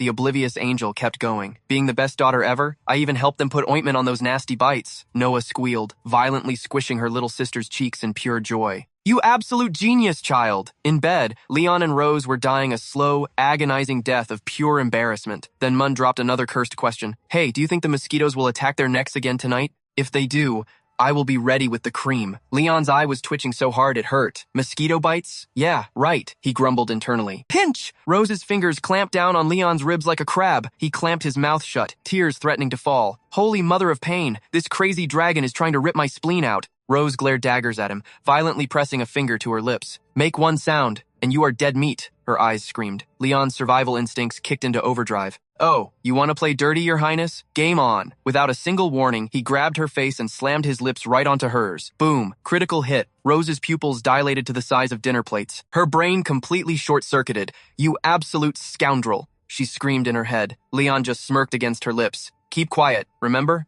Defeated by her own rules, the mighty queen melted into a blushing mess. Mission accomplished. I am getting sleepy now, Mun whispered, rubbing her eyes. Noah nodded, utterly satisfied with their espionage. The two tiny terrors finally retreated into the hallway. The crisis was finally over. Little Noah threw one last blushing giggle toward the bed before softly clicking the door shut. Nighty-night, you two. Meanwhile, Leon was totally still kissing the daylights out of Rose. When they finally pulled apart, they both sprang away like touching hot lava, faces burning like tomatoes. Leon clutched his knees, his heart doing an absolute drum solo in his chest. But right at that romantic moment, a mysterious ancient mark began to glow brightly over his heart. I absolutely cannot push it further. The dragon mark is practically flashing warning signs. Seeing Leon packing up to leave, she blinked in utter confusion. Hey, where exactly do you think you're going? He glanced back at Rose, deadpan. To sleep on the couch, obviously. But before he could escape, she suddenly snagged his sleeve, catching our poor boy completely off guard. Sitting there with a face redder than a ripe tomato, Rose muttered, "Don't go.